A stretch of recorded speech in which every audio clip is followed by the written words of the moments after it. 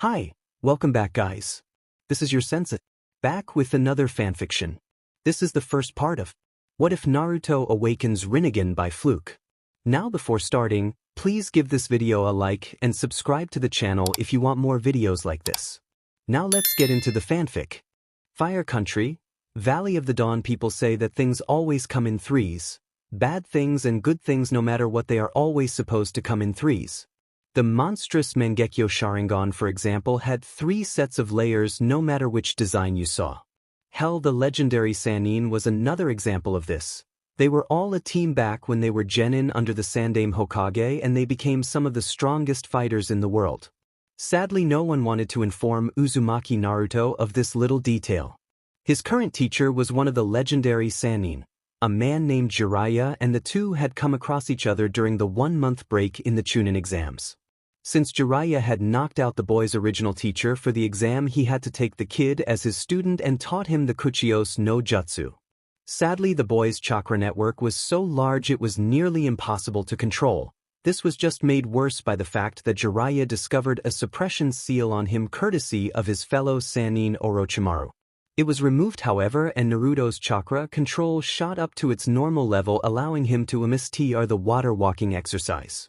After many trials and errors at the Kuchiyose no Jutsu, Jiraiya had enough and decided to have the boy try and draw out the monstrous chakra that was sealed in him by his own father. "Forgive me, Minato," Jiraiya thought before he dropped her new student on the ground. "WMI," Naruto blinked and turned to him. "Get up," Jiraiya ordered, and Naruto shakily stood. What is it?" Naruto asked, unsure.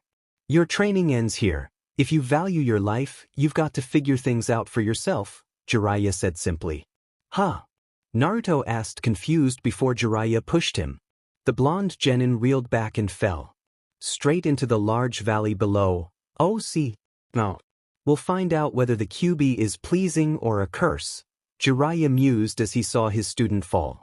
Naruto tried to use chakra, but every time he touched the wall he couldn't get any grip and kept on falling. "If I can't grab onto something, then I'll die. I'm really going to die."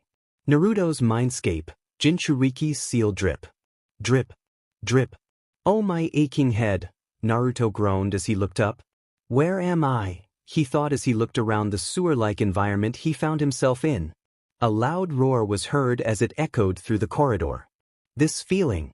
It's that chakra. Naruto narrowed his eyes as he made his way through the corridor and entered a large room. "What the heck is this?" he asked in thought when he came across the large gate-like prison. "Boy, come closer," a sinister voice said from the darkness beyond the gate. "What the dash?" Naruto jumped back as 4 large claws attempted to catch him through the bars. "I want to devour you, but this gate. This seal prevents me from doing so. It won't open. How irritating," the voice growled out in frustration. "Why, you are Kyuubi no Yoko," Naruto breathed out. "Child of my enemy, why have you come? Even those eyes of yours will not save you from me, so tell me what you want or leave, boy," the giant fox roared in fury. Naruto gulped before he smirked up at the fox. "Hey furball. I've been letting you live in my body all this time and you owe me rent. As payment I'll take you chakra." Kyuubi's sinister laughter echoed through the chamber before he responded. "You've got some nerve, brat. You are either very brave or very stupid." Just like he was. "Very well, boy, I will reward you for having such nerve, but know that I am only doing this to help ensure my own survival." Red liquid leaked through the bars and engulfed the blonde where he stood. Fire Country, Valley of the Dawn, Kuchiyose no Jutsu. Naruto called out as smoke exploded all around him.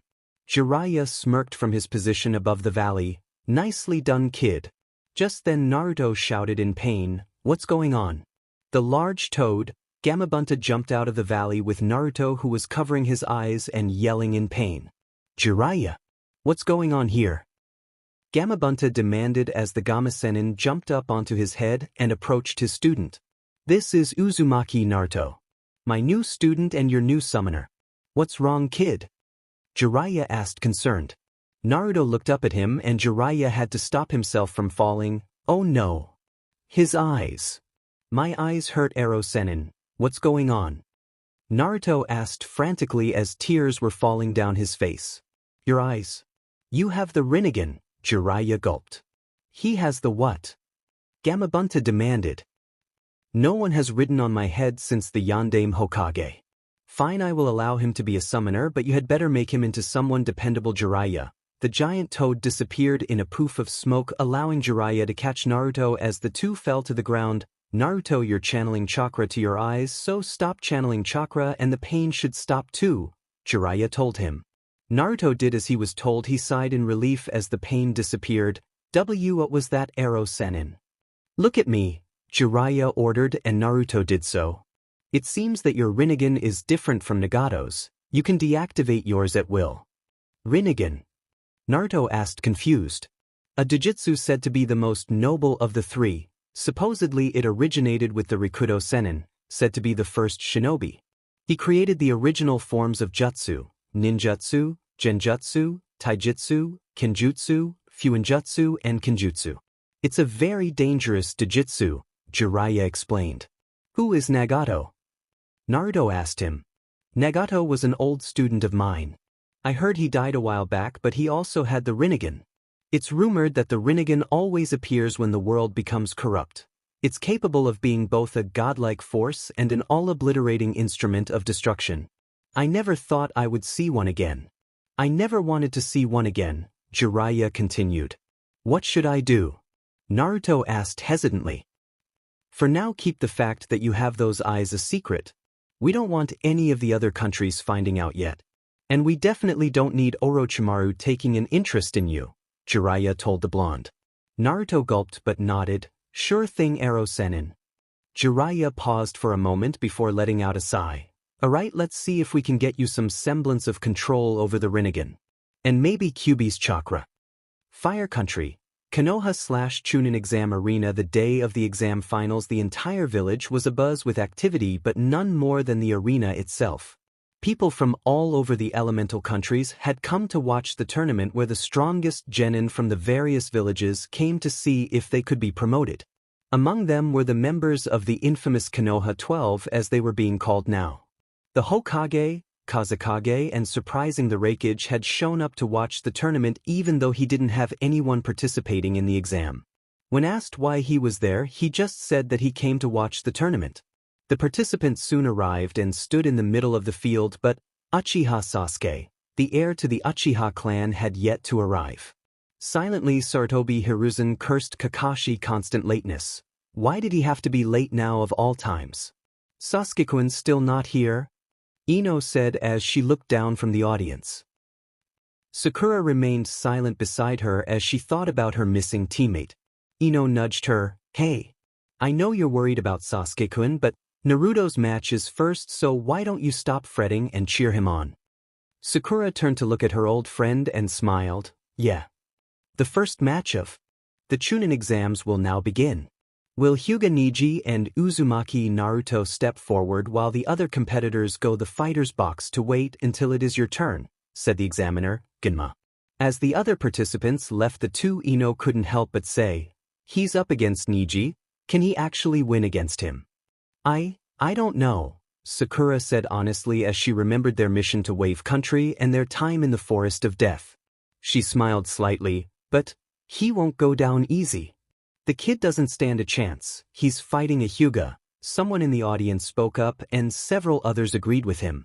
Kiba just grinned slightly at that. Yeah, that's what I thought too. Look at what happened though. I got my butt kicked. Up in the Kage box, the three assembled Kages looked down at the two fighters. So that's the Hyuga progeny? Asked the Raikage. Hiruzen nodded slightly. Yes, he is. His father was the one that died during the incident with your predecessor Raikage Dano. The Raikage nodded in understand.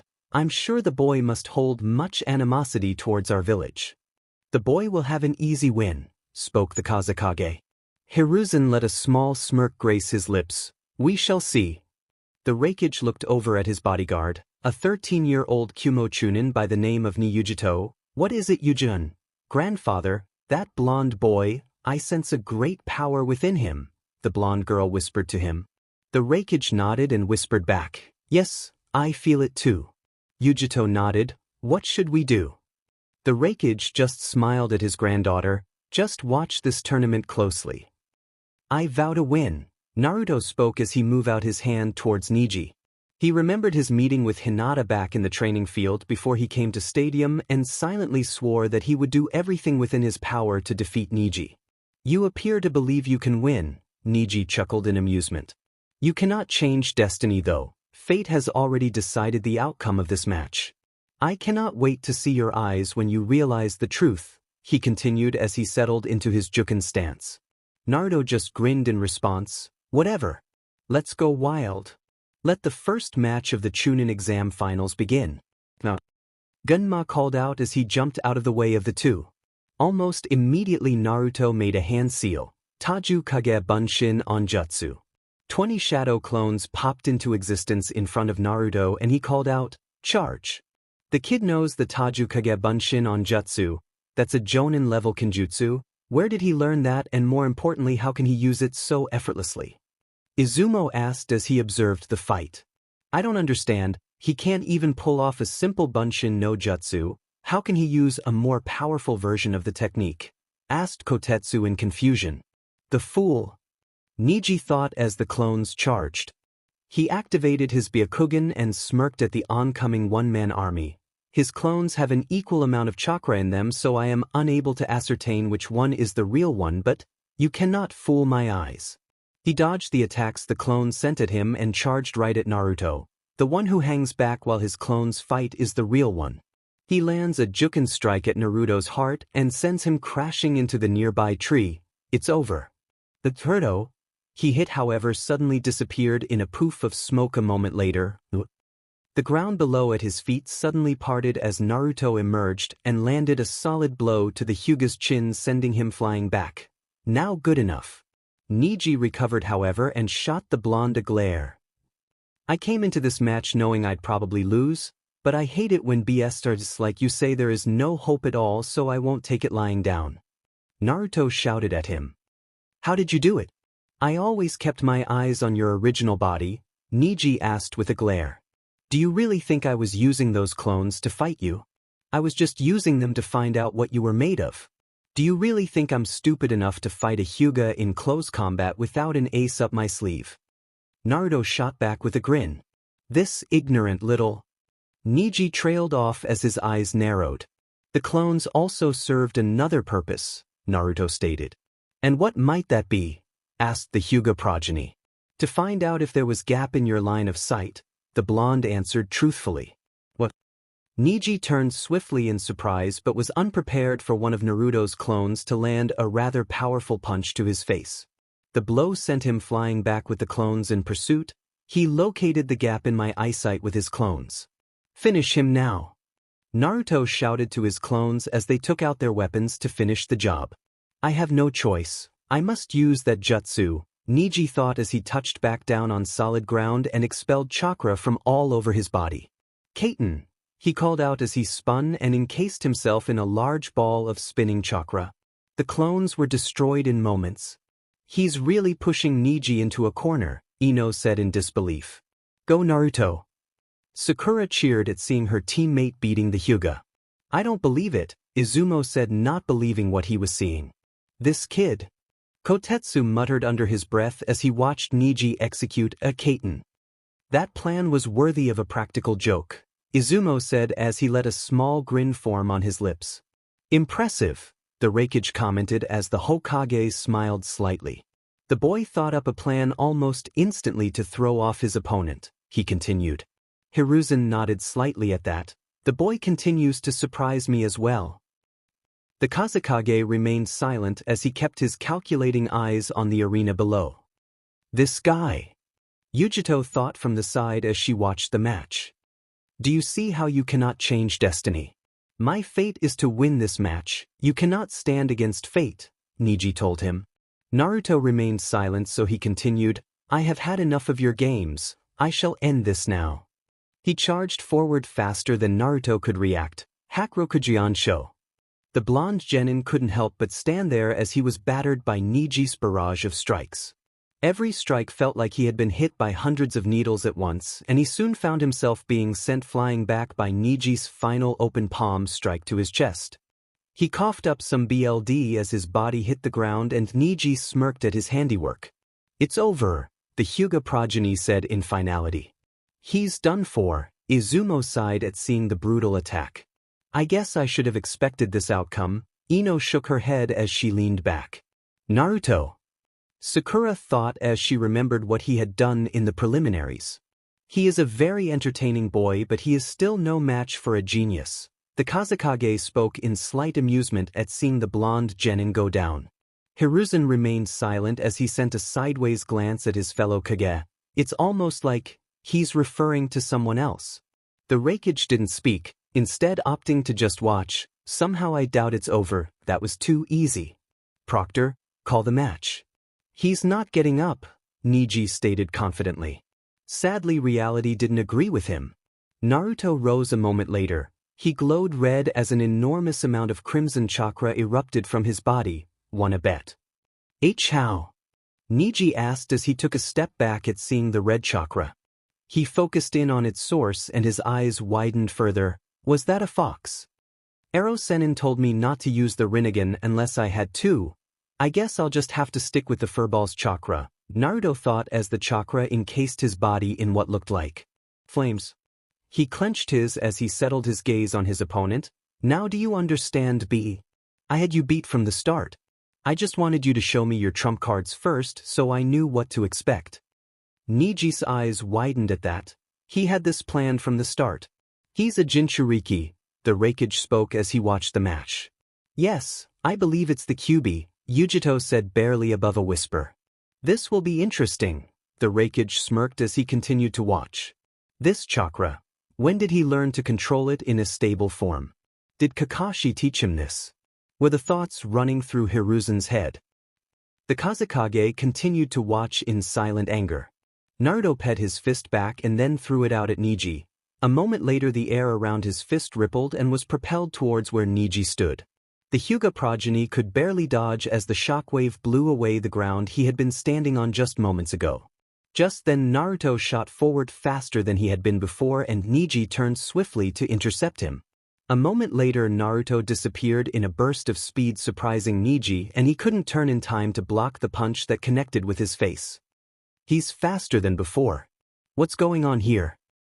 Niji thought as he recovered from the blow but couldn't stop the follow-up attacks that Naruto delivered one after another. I have to keep in close and not let him escape, Naruto thought as he delivered yet another punch to the young Hyuga's face. It's no good, Niji thought as he began to spin with chakra erupting from him. Kaiten. Naruto jumped away to avoid the boy's ultimate defense. You cannot defeat me. Fate will not allow it, he told the blonde. It may be the Hyuga way to cave into destiny, but it's not mine. If you believe that you can't change it, then don't try, just stand there and take it. Naruto shouted as he threw out a punch Niji which sent a shockwave at him. Kaiten. The Hyuga progeny spun as he released a large amount of chakra. The shockwave slammed into his chakra barrier and was harmlessly deflected. What a fool, direct assaults don't work on me. No. Naruto shot forward faster than the average eye could see, and just as Niji powered down his jutsu, Naruto struck. You shouldn't let your guard down. The blonde shouted as he ped his fist back. There's not enough time to use the Kaiten again. He had this planned. Niji's eyes widened as Naruto came within range. There was an echoing slam as Naruto's fist connected with Niji's unprotected face. The Hyuga progeny couldn't even register that he had been sent flying through the air before crashing hard into the stadium wall. He dropped out of the hole in the wall and collapsed on the ground a moment later. I am defeated, Niji thought as he tried to remain conscious. He looked up to see Naruto towering over his beaten form. I was careless. For the record, I failed the academy exam 3 times. Because unluckily for me there was always one jutsu on the exam. The Bunshin no Jutsu, Naruto told him, making his eyes go wide. My clones were pathetic. They still are, he continued. Niji looked up at him surprised. But you dash. The reason I can't create regular clones is because I have too much chakra to make them. That's why I can create Jonin-level shadow clones so easily. That's what you saw today. Not my weaknesses but my strengths. Hinata is the same way, You always see her weaknesses but never her strengths. For someone who is supposed to be able to see everything, you sure are blind, Naruto told him. Don't come to me with this destiny stuff, because unlike me you're not a failure, he finished with a grin and turned away. Winner, Uzumaki Naruto, the examiner declared as he gestured towards the orange-clad blonde genin. Fire Country, Konoha/Chunin Exam Arena, he won. Sakura shouted and the crowd burst into cheers. How did did you see that? Ino asked as she saw Naruto walk off towards the exit with his arm held up high acknowledgement as he moved. Of course I did, Sakura told her as she saw Genma say a few words to Niji before the medics took him away. I can't believe the kid actually won, Izumo said as he watched. Kotetsu nodded at that. I can't believe he was able to use its chakra in a stable form. Who would teach him something like that though? Not everyone is able to actually teach someone how to control a power like that, Izumo asked. I don't know, but whoever it is did a hell of a job, Kotetsu stated as Naruto got back to the examinee's box. Yujito smirked like a cat as it stalks a mouse. He's not bad. The Raikage let a wry smile creep its way onto his face. He's interesting. A bit reckless, but if he's given enough training he could be a very formidable adversary. He kind of reminds me of them now that I think about it. Who grandfather? Yujito asked him curiously. Namikaze Minato and Uzumaki Kushina, the Raikage whispered to her. Yujito looked at him wide-eyed. Wait, his surname is Uzumaki, you don't think that he dash? The Raikage chuckled slightly. I have never heard of a blonde-haired Uzumaki before. It makes you wonder. The others in the box, however, weren't paying any attention to them since they were already deep in their own thoughts. Very good, Naruto-kun. You will definitely make Chunin if I have anything to say about it, the Hokage thought as he looked down on the competitor's box. That brat? I must make sure he dies today. He could become a problem for me in the future if I leave him alone, the Kazekage thought as he stared down on at the arena waiting for the next match to begin. In the stands a disguised Kabuto stood confused since his MSTR had not given the signal to start the invasion by now. He had thought it was because Sasuke was not there so he could keep an eye on the boy, but now, it was almost like his emissary was waiting for something. The genin cast his gaze towards where Naruto was talking to his Nara friend in the competitor's box and narrowed his eyes. Orochimaru-sama must want you dead, Naruto-kun, if he's postponed the invasion. Kabuto thought. The next match was supposed to be between Uchiha Sasuke and Sabaku no Gaara. It turned out, however, that Sasuke hadn't shown up, so his match was pushed back to last, much to frustration of the other competitors, though each of them for different reasons. The next match was between Nara Shikamaru and Sabaku no Temari. Let's just say it was mostly one-sided. Shikamaru had thought up multiple strategies on top of strategies and finally managed to catch Temari in his shadow jutsu, which rendered her practically defeated. He of course forfeited a moment later, saying it was too troublesome to continue.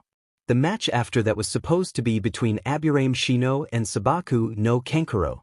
That didn't happen, however. Kankuro had forfeited before the match even began, and almost instantly Shino and Shikamaru knew something was up. Shino discreetly drained Temari and Kankuro of chakra, though his bugs refused to go near Gaara for some reason. Apparently his chakra was foul by bug standards. The final match of the quarter-finals finally began, however, between Uchiha Sasuke and Sabaku no Gaara. Sasuke had arrived just in time, though at the very last second, after being given another 5 minutes to arrive with Kakashi. By now Naruto, Shikamaru and Shino had come up to the stands and had met up with their friends. It turns out that Hinata had been healed by some umbu that was in the stadium during Naruto's match with Niji. Hey Naruto, Kakashi said as he approached. His blonde student. Naruto looked over his shoulder and greeted him. Hey Kakashi-sensei, how are you? The Kapinin nodded as they turned their attention towards the match. I'm alright. I'm sorry I couldn't train you for the finals, Naruto, but I had other matters to attend to. Naruto nodded as he clenched his fists. Yeah, like teaching Sasuke cool jutsus, I bet. Kakashi looked saddened for a moment before saying, Hey now Naruto, I didn't dash. Chidori. Sasuke called out from the arena as his fist was engulfed in lightning. You were saying? Naruto growled under his breath. He needed it in order to effectively fight Gaara, Kakashi said, trying to defend himself as he saw his prized student move to attack a ball of sand that Gaara was now encased in. Heh, Naruto chuckled slightly. What's so funny? Kakashi asked with a raised eyebrow. It's funny because even with that new jutsu of his, he won't win, Naruto said with an almost darkened chuckle. Why is it that you believe that? The Kapinin asked as his eyes narrowed. Naruto shot him a small smirk. Because he's fighting a demon container, we're not easily beaten by a thing like that. Kakashi's eyes widened in surprise as he saw Sasuke was forced to back off after he landed his Chidori attack. Sand erupted from the sphere that protected Gaara and began to batter the weakened Sasuke, much to the shock of the crowd. Just as Gaara was about to deal the finishing blow, Kakashi jumped down and retrieved his student as Gunma called the match. After Kakashi laid Sasuke down in the stands next to a now tearful Sakura, Gaara called out to the stands, "Come out, Uzumaki Naruto. Mother wants your bill." The stadium fell silent at the proclamation before the sound of footsteps could be heard. Naruto had turned and begun moving towards the stairs. "Naruto, you can't seriously be thinking of fighting that monster, are you? Look at what he did to Sasuke-kun." Sakura shouted in disbelief. Naruto just chuckled with his back towards her and the rest of the Rookie Nine, as they were called. "A monster, huh? You have no idea." He just kept walking and made to pass his sensei. "Naruto, you should forfeit. Gaara is not an ordinary shinobi, even I would be hard-pressed to defeat him," Kakashi told him truthfully. Naruto just shook his head and passed by his sensei in a heartbeat. "I can't do that, sensei, I can feel it. He's someone like me, I have to find out which one of us chose the right path." "All right then, good luck," the Kapinin whispered as he watched his blonde student head down the stairs.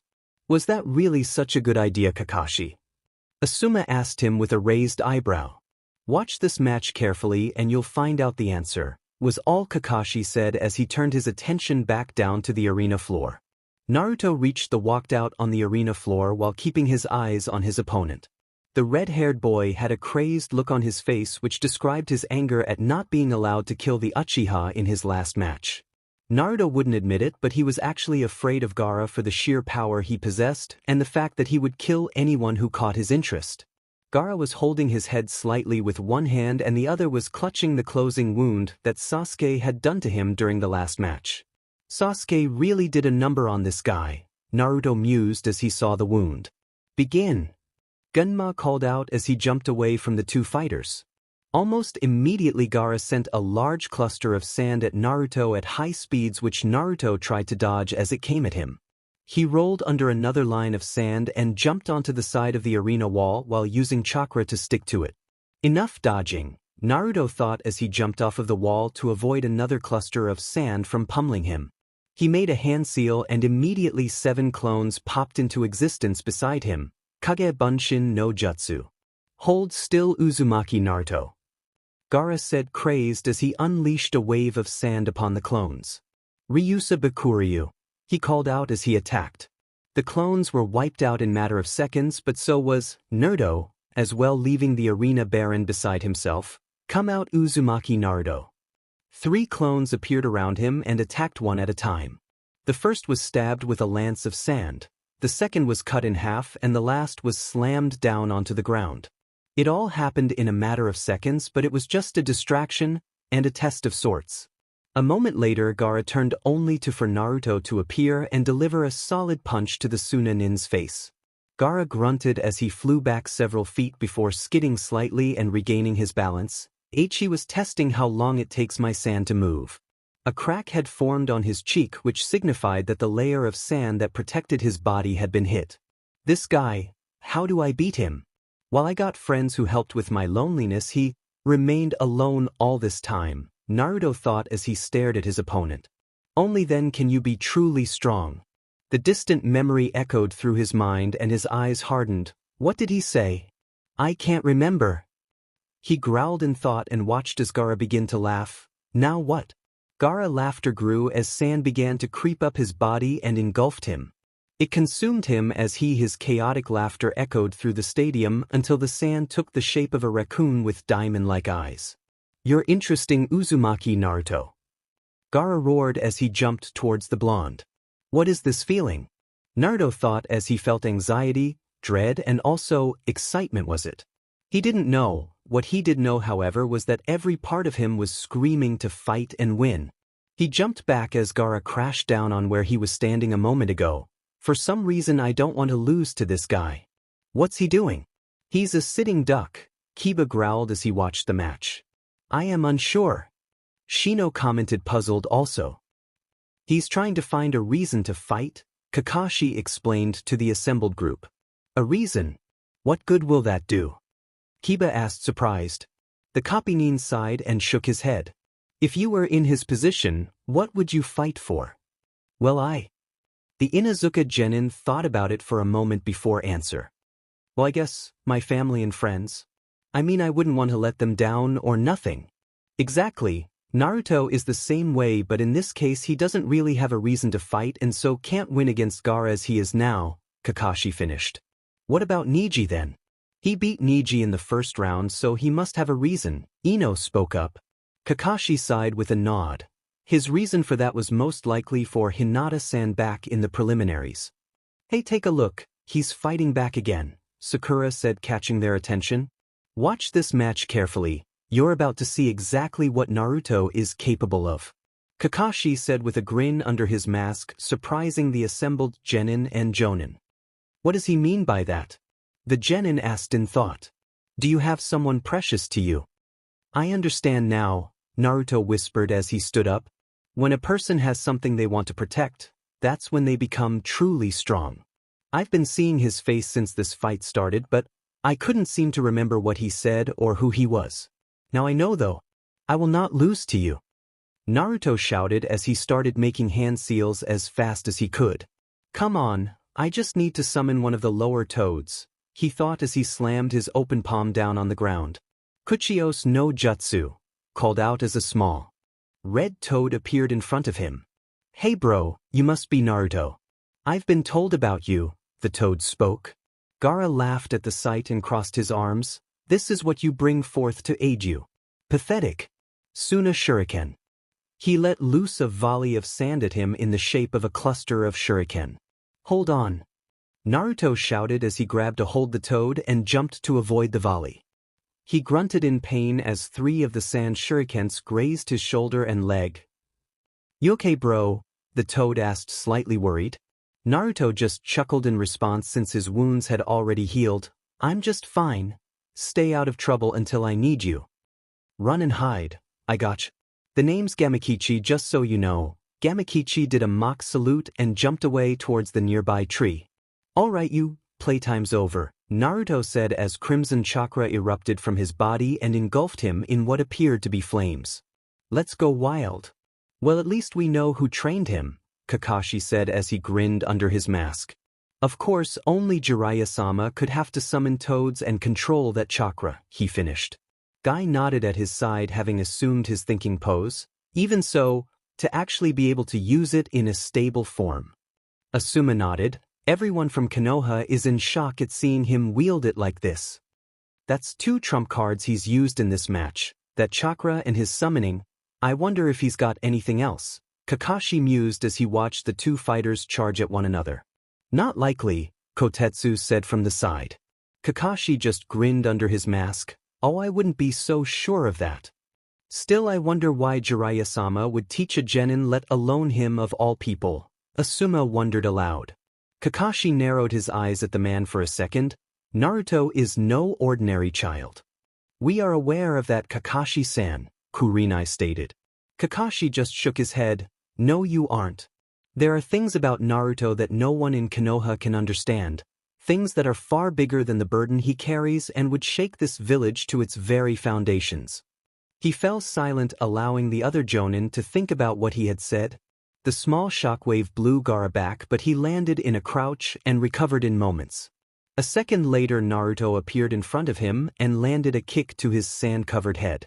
He slammed hard into the arena wall, leaving a small crater in his wake. Almost instantly, Naruto was in front of him again and punched him into the wall with his red chakra-covered fist. Dust shot out from where they stood when he landed the blow, but it cleared just as fast. Naruto grabbed Gaara's sand tail and swung him round before slamming him into the wall again with even greater force. After a few more seconds passed, Naruto was blown back by Agara's large sand claw and landed sprawled at the base of the nearby tree. "Bro," Gamakichi asked as he saw his summoner stand up. "I'm fine, he's tough," Naruto told him as he saw Gaara stand up also. "Haha." Gaara laugh echoed throughout the stadium as sand began to gather around him. "You amuse me, Uzumaki Naruto," he continued to laugh as the sand engulfed him in a column of sorts. "Now what is he doing?" Naruto asked in thought before the column of sand suddenly exploded upwards and outwards. "Diamen," he thought as he scrambled for cover. After the dust settled, he stepped out from behind the tree he had used with Gamakichi now resting on his head. Well, sheet. Where Gaara once stood now stood a 40-foot-tall tanuki made of sand. This just got a lot harder. "How do you plan on beating this guy?" Gamakichi asked him nervously. "I'm working on it." "Fire Country, Konoha/Chunin Exam Arena, what the hell is that?" Ino asked in a shout as she saw most of the higher-ranking ninja around them looking like they were having a panic attack. "That is a demon," Kakashi said simply. "What?" Ino asked in fear. "It's the Ichibi no Tanuki, also known as Suna no Shikaku," Guy explained further. "It's one of the Biju, albeit the weakest of the 9, with Kyuubi being the strongest," Asuma told the genin. "This battle has just risen to a whole other level," Kakashi stated as he looked down towards his blonde student. "Dope," Sasuke thought, having regained consciousness. "Naruto," Sakura thought worriedly. "Shouldn't we stop this?" Kurenai asked the other jonin. Kakashi, however, shook his head. "No. Let's see how this plays out." "So they are both Jinchuuriki. Interesting. I wonder what level they are both currently at," the Raikage mused upon seeing the giant sand tanuki. "I think they're on my level, grandfather. Judging by how they're fighting right now," Yujido commented. The Raikage nodded in agreement. They are both on the Chunin level normally, but when they access their inner powers like this, they look to be on the Jonin level. "What should we do, grandfather?" the Kumo Chunin asked him. "Nothing yet," he answered as he returned his attention to the match.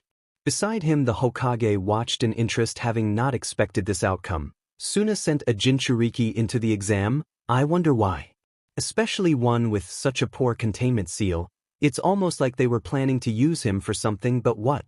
No, this isn't going like I had planned at all, the Kazekage thought angrily as he watched the match progress. "Have you got a plan, bro?" Gamakichi asked hopefully. Naruto nodded as he bit his thumb and started making hand seals. "Just one. It will take all of Kyuubi's chakra I currently have to use though," he added mentally as he finished. He slammed his open palm down on the ground and called out, "Kuchios no Jutsu." There was a sudden explosion of smoke from where he was standing, and the next thing he knew he was standing on a 40-foot toad he knew all too well. Gamabunta, the boss of the toads. He had of course drained every last bit of Kyuubi's chakra he possessed to do it without harming himself, which left him a bit drained physically, but he still had his normal chakra reserves left, so he wasn't complaining. "What the hell is that?" Kiba asked upon seeing the giant toad in samurai robes with a large dagger at his side. "That is the boss toad, Gamabunta. I never thought I'd see him again," Kakashi said surprised. "That last time he has been seen by anyone from Konoha was 12 years ago on the night the Yondaime Hokage defeated the Kyuubi no Kitsune," Asuma explained to the genin. "Really?" Sakura asked, having never read about that detail. "Grandfather, isn't that dash?" Yujido began. "Yes," the Raikage interrupted. "No genin should have the chakra to dash," she tried to finish. "I know," he interrupted again, already knowing what she was going to say. "Jiraiya definitely has been teaching this boy. Naruto Kuinyu."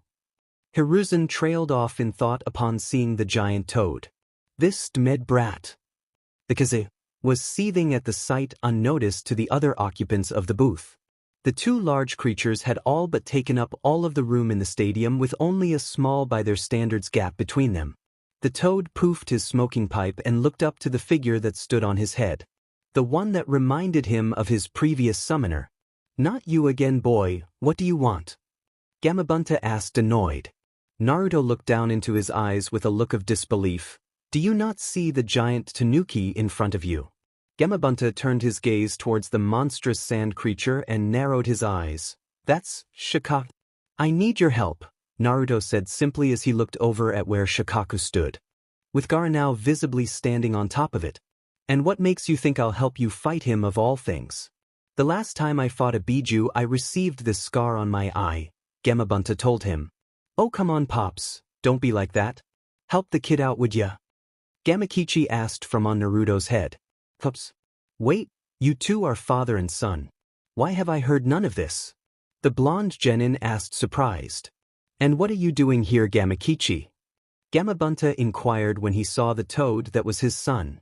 Well I came out to play a while back but that guy over there started bullying me, Gamakichi answered as he pointed towards the giant sand demon.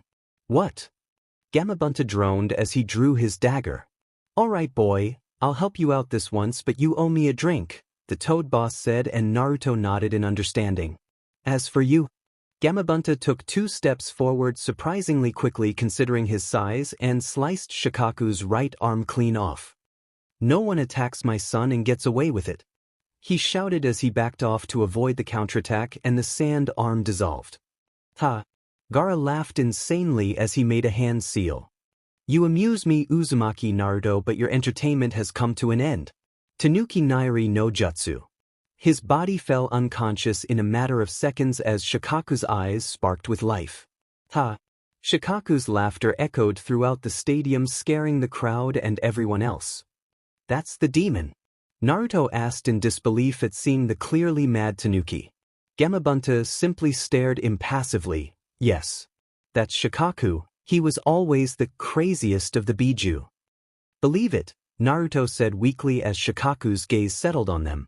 Oh goody, my first victims, Shikaku chuckled and inhaled a large amount of air. Kid, we're going to jump, Gamabunta told him. What? Naruto asked surprised only to find that the toad boss had jumped high into the air. Futon, Renkuden. Shikaku bellowed as he exhaled a large ball of concentrated wind at where the toad boss had stood just moments ago. The blast exploded with tremendous force through the wall which immediately leveled it. You won't escape. He shouted crazed as tracked them and launched another attack. Futon, Renkuden. Boss. Naruto shouted upon seeing the 3 monstrous attacks coming at them. I see them. Suiton, Tepidama no Jutsu. Gamabunta called out as he released 2 condensed blasts of water downwards. Is this a fight or a storm? Ino shouted as the 2 attacks collided and sent water spraying everywhere like it was raining. Go Naruto!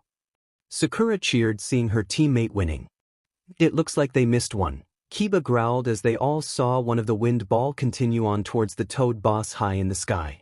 Well this is turning into quite the battle, the Raikage commented upon seeing the attacks the 2 were throwing at each other. Who do you think will win grandfather? Yujito asked him. The Raikage remained silent but the smirk remained on his face as he returned his attention to the fight. You missed one boss. Naruto shouted as he saw the wind blast coming towards them at high velocity. Gamabunta grunted knowing there was nothing he could do. This isn't going to be pretty, Gamakichi said as he covered his eyes. Time suddenly seemed to freeze for a moment as Naruto closed his eyes and breathed slowly. He slowly opened his eyes having sent chakra to them and they now looked like they had rings around the pupils and turned the color gray. Time returned to normal as he pointed his hand down towards the wind attack and whispered 2 simple words. Shinra Tensei. Almost immediately the wind bullet dissipated into nothingness and Gamabunta fell back towards the ground. He landed in a crouch at the other end of the stadium and grinned as he looked up at his summoner. Naruto stood firm on the toad boss head with his eyes glowing slightly gray and his jacket was now open and swishing slightly in the wind, just like his previous summoner. Those eyes. Shikaku shook slightly upon seeing them. The Rinnegan, he growled out no longer amused. What happened? Ino asked confused. What's up with Naruto's eyes? Kiba asked as he tried to get a better look at them. He's using chakra in his eyes, Hinata stuttered out. Why? Sakura asked confused. That's the... Kakashi's eyes widened as he heard what the sand demon had said. The Rinnegan, the first Dijitsu and has only ever belonged to the first shinobi. The Rikudo Sannin and the man who founded the shinobi world, Asuma explained, just as surprised as everyone else. Wait, you're saying the Dobe has a bloodline? Kiba asked, looked between the Jonin. Apparently so, Kakashi answered, trying to calm himself. Why wasn't I told? Dobe? Sasuke's eyes narrowed in anger at this little piece of information. What is that, grandfather? Yujito asked as she looked the where Naruto stood on Gamabunta's head. That is the Rinnegan, an extremely powerful Jujutsu, and I think it is the reason my brother asked me to attend this little event. He did say he felt something unusual coming from Konoha. Now I know what he meant, the Raikage explained. There's no doubt about it, that's the Rinnegan, but how is that possible? Neither Minato-kun nor Kushina-chan had it, so why does Naruto-kun have it? 100 thoughts and questions ran through the Hokage's head as he tried to understand what was happening. How can that failure have that Jujutsu? I cannot let him live. He could very well become an even bigger annoyance than Pain, the Kazekage thought angrily as he weighed his options. Believe it, Naruto grinned, as did Gamabunta and Gamakichi. Yeah. The young toad cheered and jumped off the boy's head as his father dashed forward and crossed the stadium. In a matter of seconds they took up most of it. Shikaku raised his one arm and made to backhand the oncoming toad when he suddenly found his left sand arm blown off of his body. Shinra Tensei. Naruto called out, having used his gravity manipulation to destroy the arm. He breathed slightly, having used up most of his chakra reserves doing so many high-ranking jutsu plus accessing Kyuubi's chakra. Grab him now. Right. Gamabunta shouted in acknowledgement and proceeded to grab onto Shikaku's shoulders. Go! Naruto jumped towards where Gaara stood unconscious on the sand creature's head. Wakey wakey. Naruto called out as he landed a solid punch to the unprotected redhead's face. Rise and shine. He slid down the Tanuki's nose as Gaara seemed to shake for a moment. Wake up, you be. Gaara's eyes snapped open and he immediately glared at the blonde for waking him. You had enough yet? Naruto asked as he suddenly started to move again. Not so fast. Gaara bellowed as sand shot up, trying to encase Naruto. Sheet, Naruto thought as he raised both of his hands in opposite directions. Shinra Tensei. Her called out as the sand was blasted away with pure gravity. He continued running up towards where Gaara stood while dodging the spears of sand that were sent at him. I have to get in close or I'm dead. Hold still. Roared the I the Jinchuuriki as the entire Shikaku body tried to break free of Gamabunta's hold. Hurry up, kid, I can't hold him for long, Gamabunta grunted as he tried to hold on. My existence will not end here. Gaara shouted as Naruto jumped up towards where he was located. Shinra Tensei. He called out as he blasted the sand away that tried to intercept him and landed yet another solid punch to the Sunanin's unprotected face. Got you, he grinned as the sand tanuki started to crack around them before finally it all fell down and dissolved. We'll be going now, kid. Come on, Gamakichi, Gamabunta said before he and his son disappeared in a large poof of smoke. The two shinobi touched down on the now sand-covered ground and sluggishly they both climbed to their feet. Gaara raised his hand towards Naruto and had the sand at the blonde's feet surround him. Sabaka-kyu. He clamped his fists together and called out, Sabaka Soso. Shinra Tensei. Naruto shouted as he blasted the sand away from him along the rest of the sand within a 20-feet radius. Those eyes won't help you here. Gaara shouted in anger as he charged forward, having expended the last of his chakra. Naruto swung his arm out towards him and shouted, Shinra Tensei.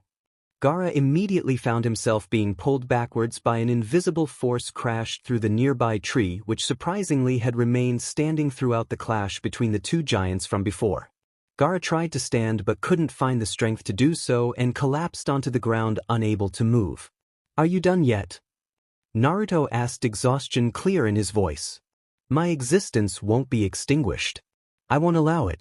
The I the Jinchuuriki cried out, almost terrified, as Naruto slowly and sluggishly made his way towards him. The pain of being alone, it's not trivial, I understand, but I won't allow you to hurt those that are important to me, Naruto told him as looked down at the fallen Sunanin. Why do you go so far for others? Gaara asked, not understanding. Because they saved me from my own darkness. Someone once told me, when a person has something they want to protect, That's when they become truly strong, Naruto answered truthfully. Gaara simply stared at him for a moment before he said, I see, I cannot win. Genma approached the two and upon hearing Gaara's declaration held up his hand to where Naruto stood. Winner, Uzumaki Naruto.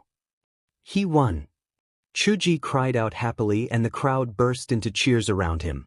He actually went and did it, Ino commented in disbelief at her side. Nice one, Naruto. Kiba cheered at seeing his friend's victory.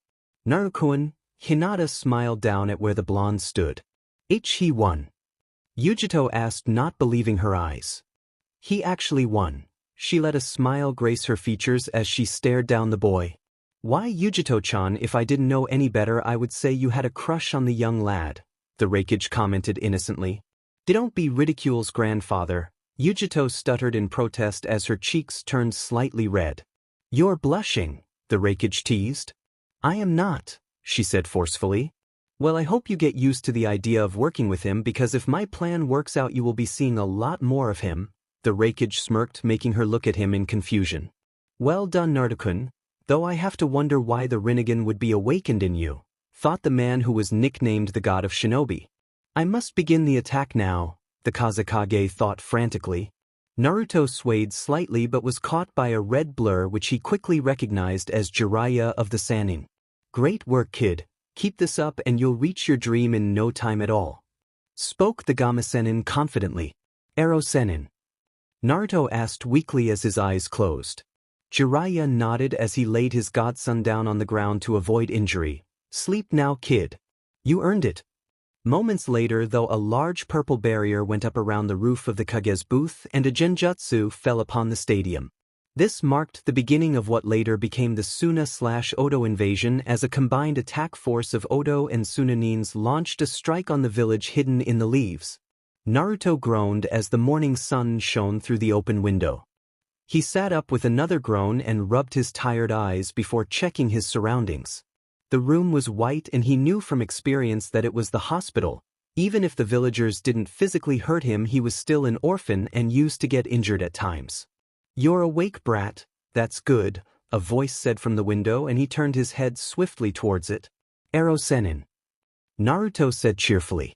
What are you doing here? To see you, of course. What? Didn't think I'd stop by and see how my student was doing. Jiraiya asked with mock hurt. Naruto grumbled at that. I bet you'd rather be off peeking though. Jiraiya grinned but his expression suddenly saddened. True. But I can't right now. Tell me, what is the last thing you remember, Naruto? Naruto rested a hand on his head before answering. I remember that I beat Gaara but then, it's a blank. That's when you passed out from exhaustion, Jiraiya told him. Nice work with the Kuchios no Jutsu by the way, though I wish you didn't use it in the middle of the stadium. Be glad no one was hurt because you'd be in a cell right now instead of a hospital bed, Jiraiya told him. Sorry, Naruto said weakly. Don't worry about it, you got off lucky, said the Gama Sennin.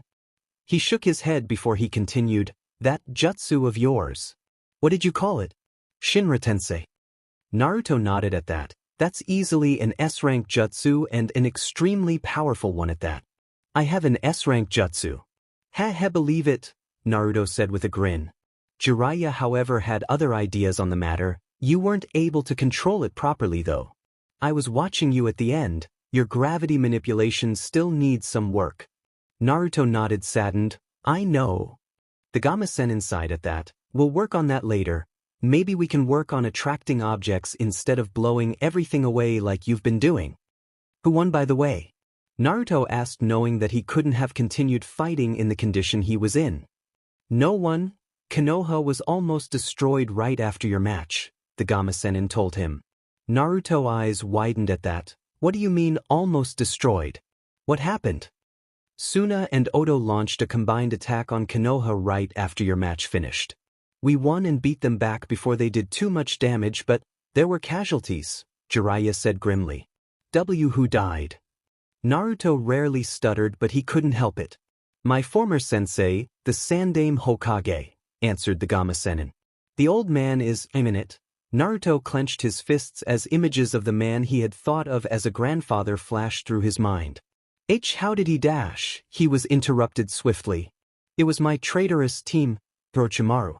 He killed Sartobi-sensei with the aid of his Oto Nins. Jiraiya answered, already knowing what he was going to ask.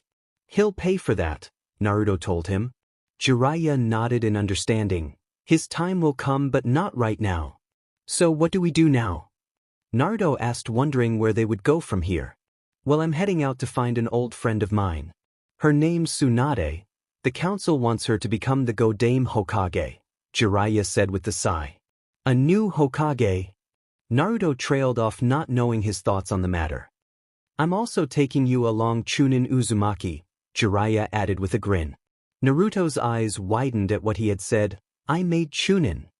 Jiraiya nodded in confirmation. You defeated the Suna Jinchuuriki before a planned invasion. Of course you made Chunin, kid. Thank you, Naruto said with a smile. You don't have to thank me, kid, the Gama-sennin told him and turned his head towards the door. Knock knock. The door opened slightly and Ino poked her head into the room. Can we come in? Done here. I was just leaving anyhow, Jiraiya told her, and she opened the door, revealing the entirety of the Konoha 12, as they were dubbed, and their sensei. Jiraiya turned his attention back to his student and said over his shoulder, I'll talk to you later, Naruto. Meet me at the southern gates after the funeral tomorrow. Naruto nodded as he left. I'll see you then. Hey Naruto, who was the old guy? Kiba asked him as he looked at where the old guy had gone. My new sensei, he's really strong too. He took out a Jonin in one attack and didn't even look like he was trying, Naruto answered, remembering his first encounter with the man. That was Jiraiya-sama, Asuma stated. You did great, man. You totally kicked Gaara's butt, Kiba said with barely controlled glee. Yeah, well, I don't think I could have done it without help, Naruto said truthfully. Yeah, what's up with your eyes anyways? I never knew you had a bloodline, Kiba asked, the question on everyone's minds. Well, I don't know really.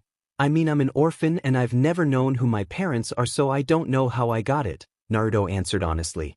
Now that I think about it, you don't really talk about yourself much, Naruto, Shikamaru commented, raising some eyebrows from the assembled group. I mean, you always brag about how you're going to be Hokage, but I've never once heard you brag about something you've actually done. You didn't even brag about what you did to the Hokage monument a while back, he explained. I don't know what you mean, Naruto said, simply wanting to get off this subject. You're not even bragging about how you beat Gaara and made Chunin, Shikamaru deadpanned, stopping whatever anyone was going to say. Why you made Chunin? Ino asked, astonished. Not even Sasuke-kun had made Chunin yet. Yeah, Naruto replied nervously. Congrats, man, Kiba said as he patted the bedridden boy. How did you know Shikamaru? I mean, only Jonin and above know who was promoted, Kurenai asked the young Nara with a knowing smile. Shikamaru sighed, defeated. I heard about it when I found out I was promoted to Chunin also. Really? Ino asked, surprised, though considering the amount of forethought he'd done in his match against Temari, it shouldn't be a surprise. Troublesome, Shikamaru muttered. Let's go celebrate, Kiba said as he stood up straight. Off in the corner, Naruto's teammates Haruno Sakura and Uchiha Sasuke each had their own thoughts on the matter. How could the Dobe have gotten so much power? How could he have a Jujutsu that was able to defeat Gaara where even my Sharingan wasn't enough? What have I been doing all this time? Were Sasuke's thoughts as he looked on Naruto's smiling face. Sasuke-kun, Sakura thought worriedly as she looked over her crush. The next day, the funeral was held for all of the ninja who fell during the Suna/Oto invasion, including the kind and strong Yondaime Hokage. It was a tearful ceremony for all who attended it, and even the sky wept for the loss of a great man. Finally it ended, however, and the sky cleared as everyone slowly left. Naruto reached the southern gates of the village and came across a rather unusual sight. Jiraiya was standing next to a girl, a 13-year-old girl to be precise. Hey Arrow Sennin, I didn't take you for a pedophile. I thought that was the Hibi team's area, Naruto said with a grin. Jiraiya looked indignant at that. I am not a pedophile, brat. This little missy right here is from Kumo. She's going to be coming with us. Naruto stared at her for a few seconds before asking, why? Apparently she's the new ambassador to Konoha, the Gama-sennin explained. Again, why? Naruto asked, not understanding. The girl looked annoyed at this, though when Jiraiya saw the look on her face, he almost mistook her for a miniature Tsunade. Her long blonde hair hung around her head and was tucked out of the way of her face. She wore a dark purple outfit which surprisingly fit her perfectly, and if he were to be honest with himself, if she put on Tsunade's cloths she would look just like the woman, only younger. Do you have a problem with this? It's not like I want to be here, idiot, the girl grumbled. What did you call me? Naruto said as he narrowed his eyes. I called you an idiot, why? What are you going to do about it? The Kumo Chunin asked with a grin. Before Naruto could retort, however, Jiraiya spoke up. She's also the Raikage's granddaughter. Her name is Yatsuki ni Yujito. Yujito looked smug for a second as she thought, now that he's heard who I'm related to, he'll act just like the rest. Naruto paused for a second before he scowled. I don't care if she's his grandmother. She shouldn't be here. I thought it was just going to be the two of us, Jiraiya-sensei. Yujito's eyes widened in surprise at what he had said. What did he just dash? Jiraiya shook his head and turned to leave. Sorry, brat, but she's coming with us. Dang it. Like things can't get worse, Naruto grumbled as he followed. Hey, wait up. Yujito called after them. After a good half a day walking, the three stopped to set up camp for the night. Or should I say Jiraiya and Naruto were setting up camp. Yujito had disappeared an hour earlier. I thought you were going to teach me a new jutsu, not walk all day, Naruto grumbled under his breath as he tried to get a campfire started. Naruto, come here, Jiraiya spoke up from the trees. Naruto moved, followed his sensei into the trees, and eventually came across what looked like rocks. Giant boulders littered the clearing, all of which looked like they had all been cut pretty deeply. What is this? Naruto asked. This is all the work of our new friend Yujito-san, Jiraiya told him seriously and nodded his head towards where said Kunoichi lay unconscious. She passed out from exhaustion a few minutes ago, he explained. She's strong, Naruto muttered as he surveyed the damage. Yes, she is. She's the I the Jinchuuriki, Jiraiya stated. You've mentioned that word before. What does Jinchuuriki mean? Naruto asked, having never heard the word before. It literally means power of the human sacrifice, but it really is a classification. It usually applies to those that have demons sealed inside of them, like you, answered the Gama-senin. Right? Naruto whispered weakly. So she's just like me, he asked. Jiraiya nodded before saying, yes, she is. I'm going to teach you two jutsus. Both of them are A-rank jutsus. You're going to teach me now? Asked the Konoha Chunin. Jiraiya nodded again. I also want you to work on trying to reverse your control on gravity. Try to attract objects instead of blasting them away. The first jutsu I'm going to teach you is a jutsu created by my former student. He wanted you to have it, and I hear Kakashi was planning on teaching it to you when you made Chunin anyways, so this works out perfectly. Who wanted me to have it? Naruto asked, confused. My former student, the Yondaime Hokage, Namikaze Minato, replied the Gama-senin.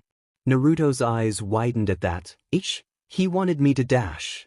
Watch carefully, Jiraiya told him as he held out his hand and started to spin a large amount of chakra in its palm. It became visible within moments and condensed into a perfect ball of power. A moment later, he slammed it into a tree, causing it to explode outwards, destroying the tree and sending shockwaves behind it. This jutsu is called the Rinnegan. Cool, was all Naruto could say. It is extremely difficult to learn, however. It took the Yondaime 3 years to create, and I myself took it. You're to learn it. Do not be surprised if you are unable to master it straight away, Jiraiya told. Naruto just grinned. I'll have it done in a month. That's a promise. Are you serious? Jiraiya asked with a raised eyebrow. He grinned when he saw his apprentice nod. Good luck then. What's the other jutsu you're going to teach me? Naruto asked him, hoping for another powerful one like the last. Jiraiya trailed off as his eyes hardened. I wasn't really planning on teaching you this one, but with another Jinchuuriki on this mission, I can't help but want to be prepared for anything, so. He made several hand seals and held out his left hand. Gojyo Fuin. He spoke as his 5 fingertips were engulfed in purple flames with kanji visible on them. This jutsu was specifically designed to disable Jinchuuriki, If it is applied to a Jinchuuriki's seal, then their biju's power will be closed off to them, the Game-sennin explained. So you're teaching me this one because… Naruto trailed off as he looked over at Yujito's unconscious form. It's just a precaution, just in case she decides to try something, Jiraiya told him. He then walked over to the girl and picked her up. Come on. We should get back to camp. Right? Naruto nodded in understanding and followed his sensei, but he couldn't stop taking his eyes off of the girl's sleeping face. She's cute, what the hell am I saying? I like Sakurin, don't I? Fire Country, Shakuba Town. It had been 2 weeks since they had left Konoha and they had made a stop at a town 10 kilometers from Konoha.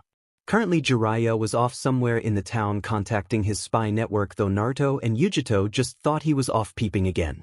Speaking of our two favorite blondes, they both were currently in the hotel room they had booked and discussing the Oto/Suna assault on Konoha 2 weeks ago, among other things. Wait, you saw me beat Gaara? Naruto asked the Kyuubi from his position on the bed. Yujito nodded. Yeah, I saw it. You were reckless and downright stupid for summoning Gamabunta of all things to fight in a Chunin exam stadium. You're just lucky no one was hurt by your attacks. Or his. Don't I know it? Naruto muttered darkly. Yujito just stared at him for a few seconds before turning away. Though, you did look kinda cool out there. Really? Naruto looked up surprised. Yujito just snorted at his tone. Don't let it go to your head, idiot. What about you? Naruto asked and laughed nervously. I mean, Ero-sennin said you were like me and Gaara, he continued. There's not much to say really, I'm an only child. My parents are long dead and my grandfather and granduncle have raised me since I was 6, Yujito answered. No, I meant about the whole Jin, I can't remember what it is again. Naruto groaned in annoyance, unable to find the right word. Jinchuuriki, Yujito corrected him. Yeah, that, I mean from what I saw of Gaara. He was brought up to be a weapon for his village. I was used to stop a demon from destroying my home. What about you? Naruto asked, curious. Yujito laughed bitterly for a moment. Me. My parents had a lot of enemies, so my father decided to give me a weapon of sorts to defend myself. He knew I wouldn't survive long since I was their daughter, so he sacrificed himself to give me the power needed to fight on. Naruto smiled sadly at that.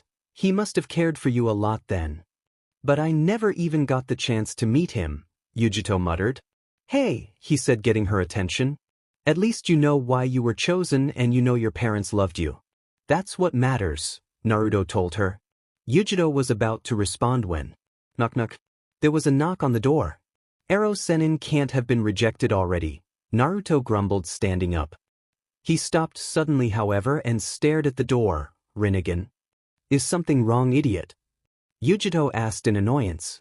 Naruto took a step back. Either my Rinnegan is acting funny or something's wrong here. What do you mean?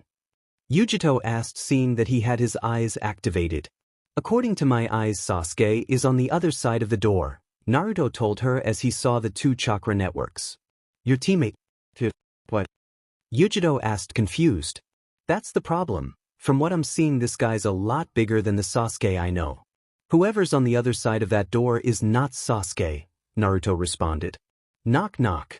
Well, whoever it is, I don't think they're leaving anytime soon, Yujito said as she slowly approached the door and drew a kunai. She opened the door slowly and took a step back at who she found standing there. Oh no. So these are the Jinchuuriki of the Kyuubi no Kitsune and the Nibi no Nikomata. I expected more from them, said a tall blue-skinned man who looked similar to a shark and had a massive zanpato. He looks just like Sasuke. Naruto trailed off as he looked to 2 over. Yujito tensed and said, I recognize them from the bingo book. They're S-rank criminals. The blue one is Hoshigaki Kisame. He's a member of the 7 shinobi swordsmen of the Hidden Mist and said to be the 2nd strongest of them all. The other, though, he's a Nuke from Konoha. He's the man who slaughtered the Uchiha clan in a single night, Uchiha Itachi. Naruto's eyes widened at that. Uchiha? You will both have to come with us, Naruto-kun, Yujito-chan, Itachi said in monotone. That's not happening, Yujito growled at him. I'll just cut off their legs so they can't escape, Kisame said, stepping forward and bring his sword down on where Yujito was standing. Come here, girlie. He grinned like a shark. Kaizuki, Yujito whispered, and her right arm appeared to ignite in pure red flames. Her arm connected with the large Zanpato, and the two set themselves into a deadlock. Yujito winced slightly as she could feel her hand being melted by her own jutsu. She knew she couldn't hold it for long, but she had to try. That's when she noticed her chakra was being drained by Kisame's sword. My chakra!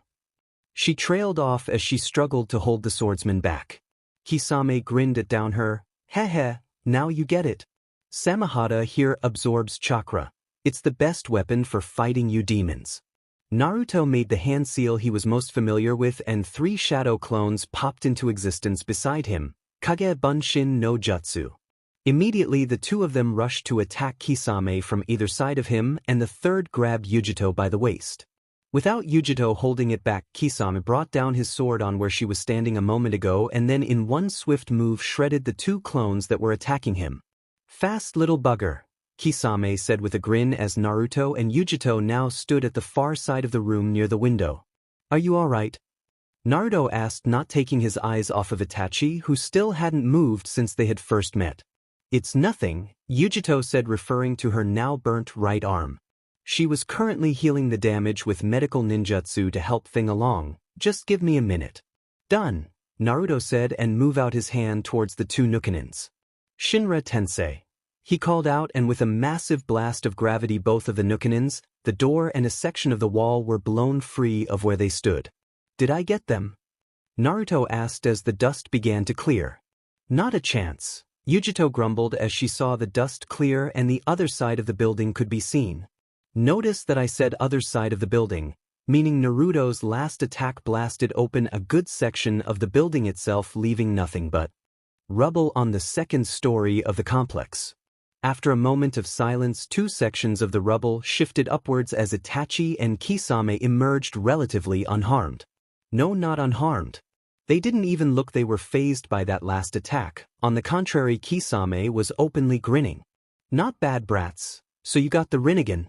Now that is a surprise, said the swordsman as he shouldered his weapon.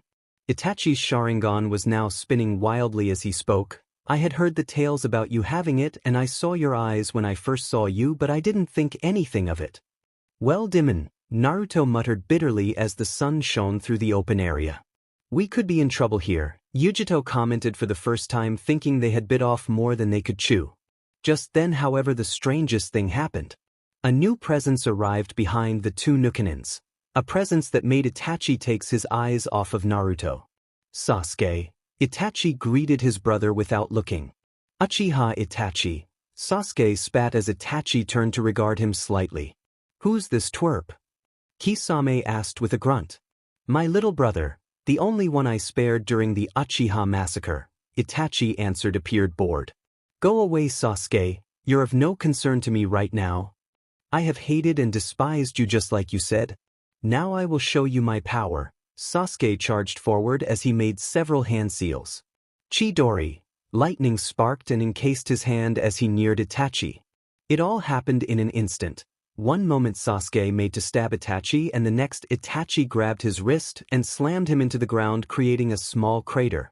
After the Chidori dissipated, Itachi lifted him up again and threw him into the nearby wall. Why are you still so weak? Is it because you don't have enough hatred? Itachi asked, barely above a whisper, though everyone heard it. Why is the gap in our strength still so large? What have been doing all this time? Sasuke asked in thought as he fought down the pain he felt. Mangekyo Sharingan, Itachi whispered as his eyes morphed slightly and he picked Sasuke's beaten body up again. The moment they made eye contact, Itachi whispered one terrifying word, Tsukuyami. Sasuke's body suddenly convulsed for a few moments before he became motionless and Itachi dropped him to the floor. Kisame chuckled at the sight. Itachi, you're too cruel sometimes. To use that genjutsu on your own brother, Dimen, that's nasty. Itachi didn't respond but instead turned his attention back to the 2 Chunin. Now where were we? Naruto, we should run, Yujito whispered to him. Naruto shook his head. Not without Sasuke. Kisame, get them, Itachi ordered, and the swordsman nodded with a grin. Just as he was about to move, however, a voice called out, Kuchios, Gamaguchi Shirbari. Suddenly they were all enveloped in some kind of corridor made of red flesh. Kisame looked around and asked, "What is this?" "My jutsu," a voice stated. Turning, everyone saw Jiraiya in a crouched position next to the unconscious Sasuke.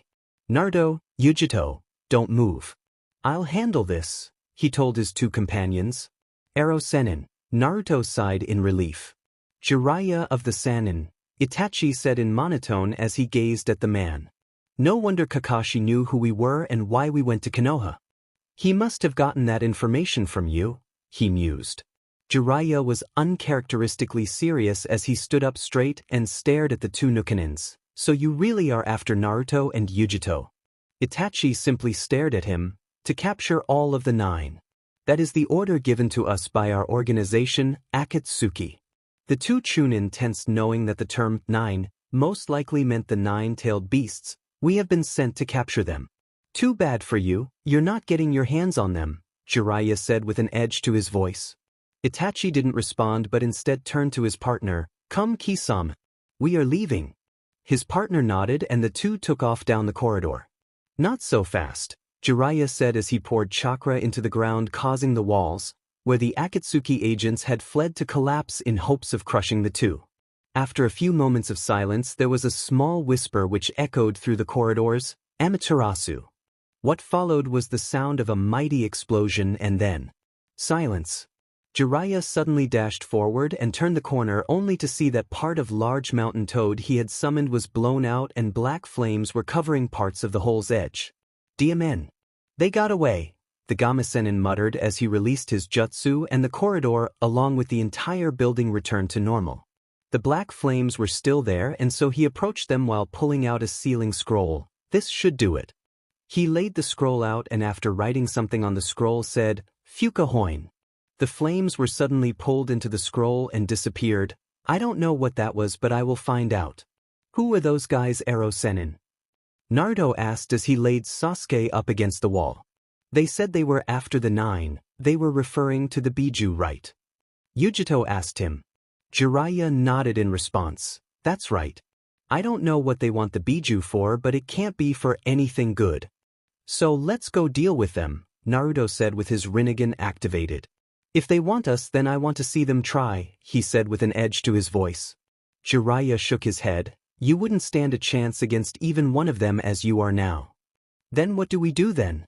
"Just sit around and wait for them to capture us." Naruto incredulously.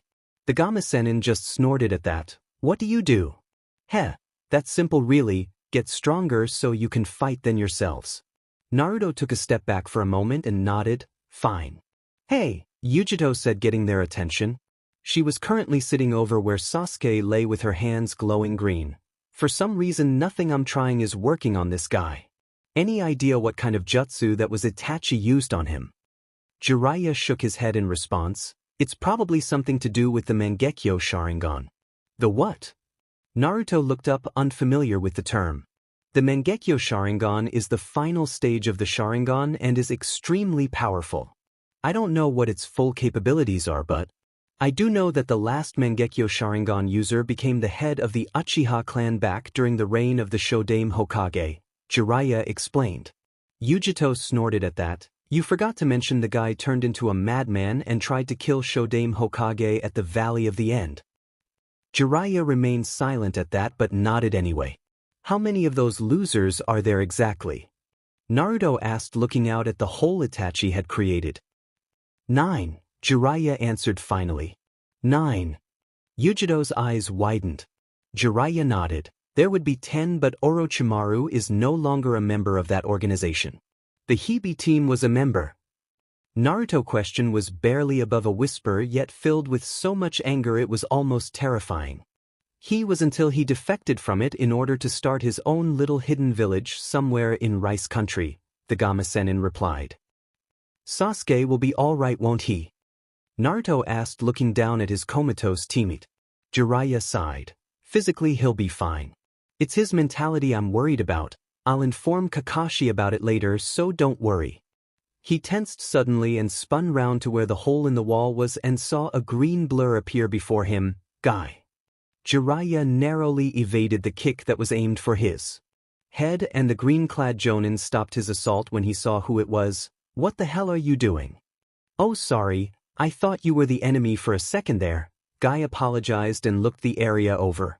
He took notice of the wall that was blown out and asked, "Was I too late?"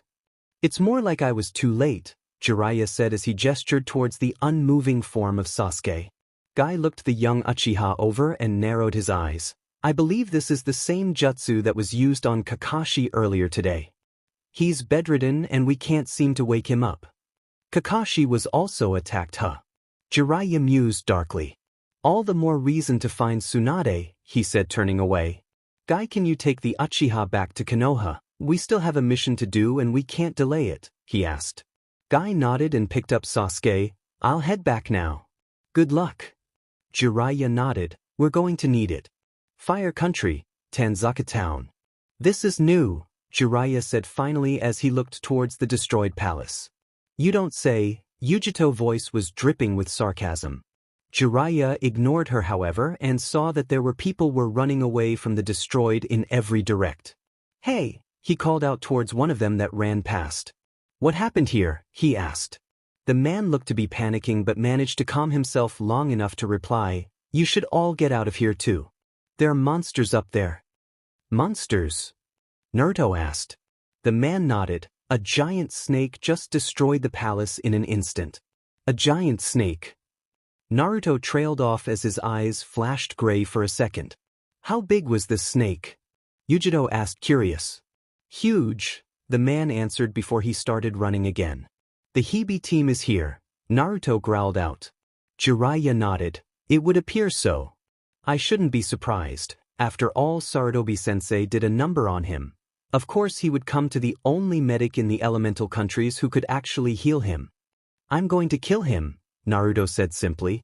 "Not as you are now, he's up there with Itachi and I. Even with the Rinnegan there's no way you can take him on," Jiraiya responded. "Not normally.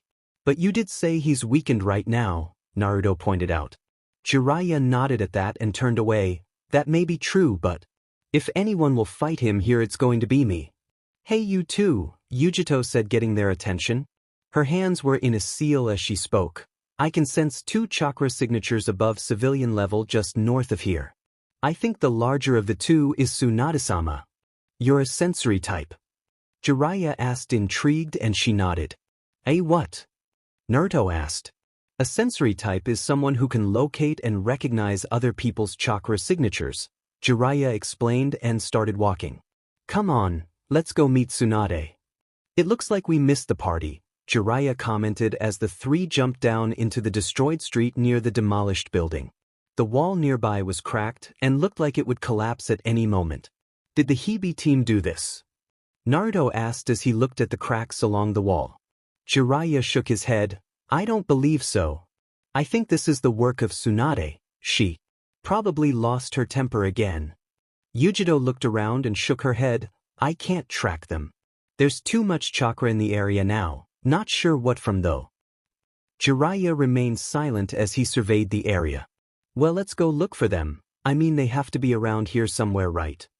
Naruto suggested as he looked over his shoulder at them. "They're still in town, but I can't pinpoint their exact location," Yujito told the 2.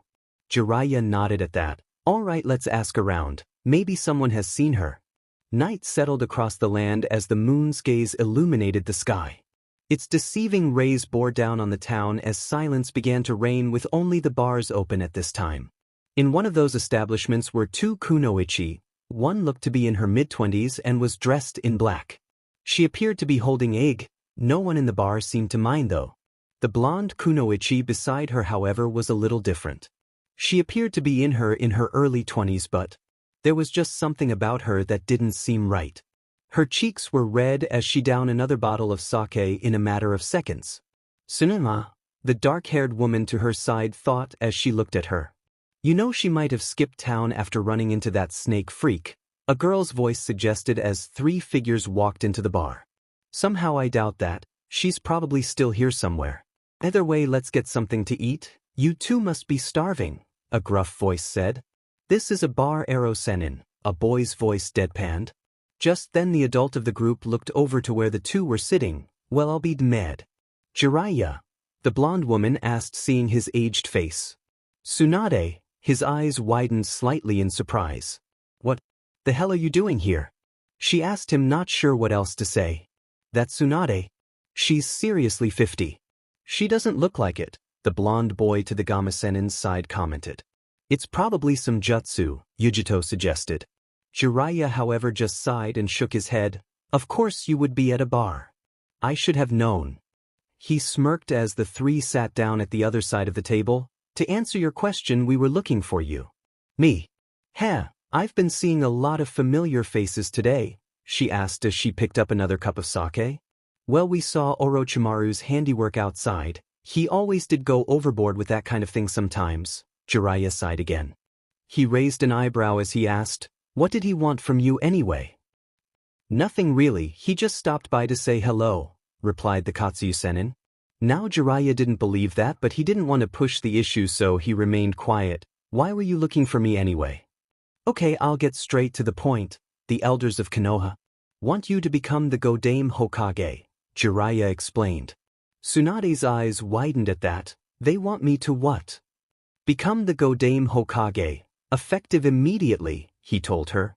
If you met Orochimaru, then you know that Sarutobi-sensei was killed by him during the recent attack on Konoha by Oto and Suna, he stated, clearly leaving nothing out. She nodded. So what do you say?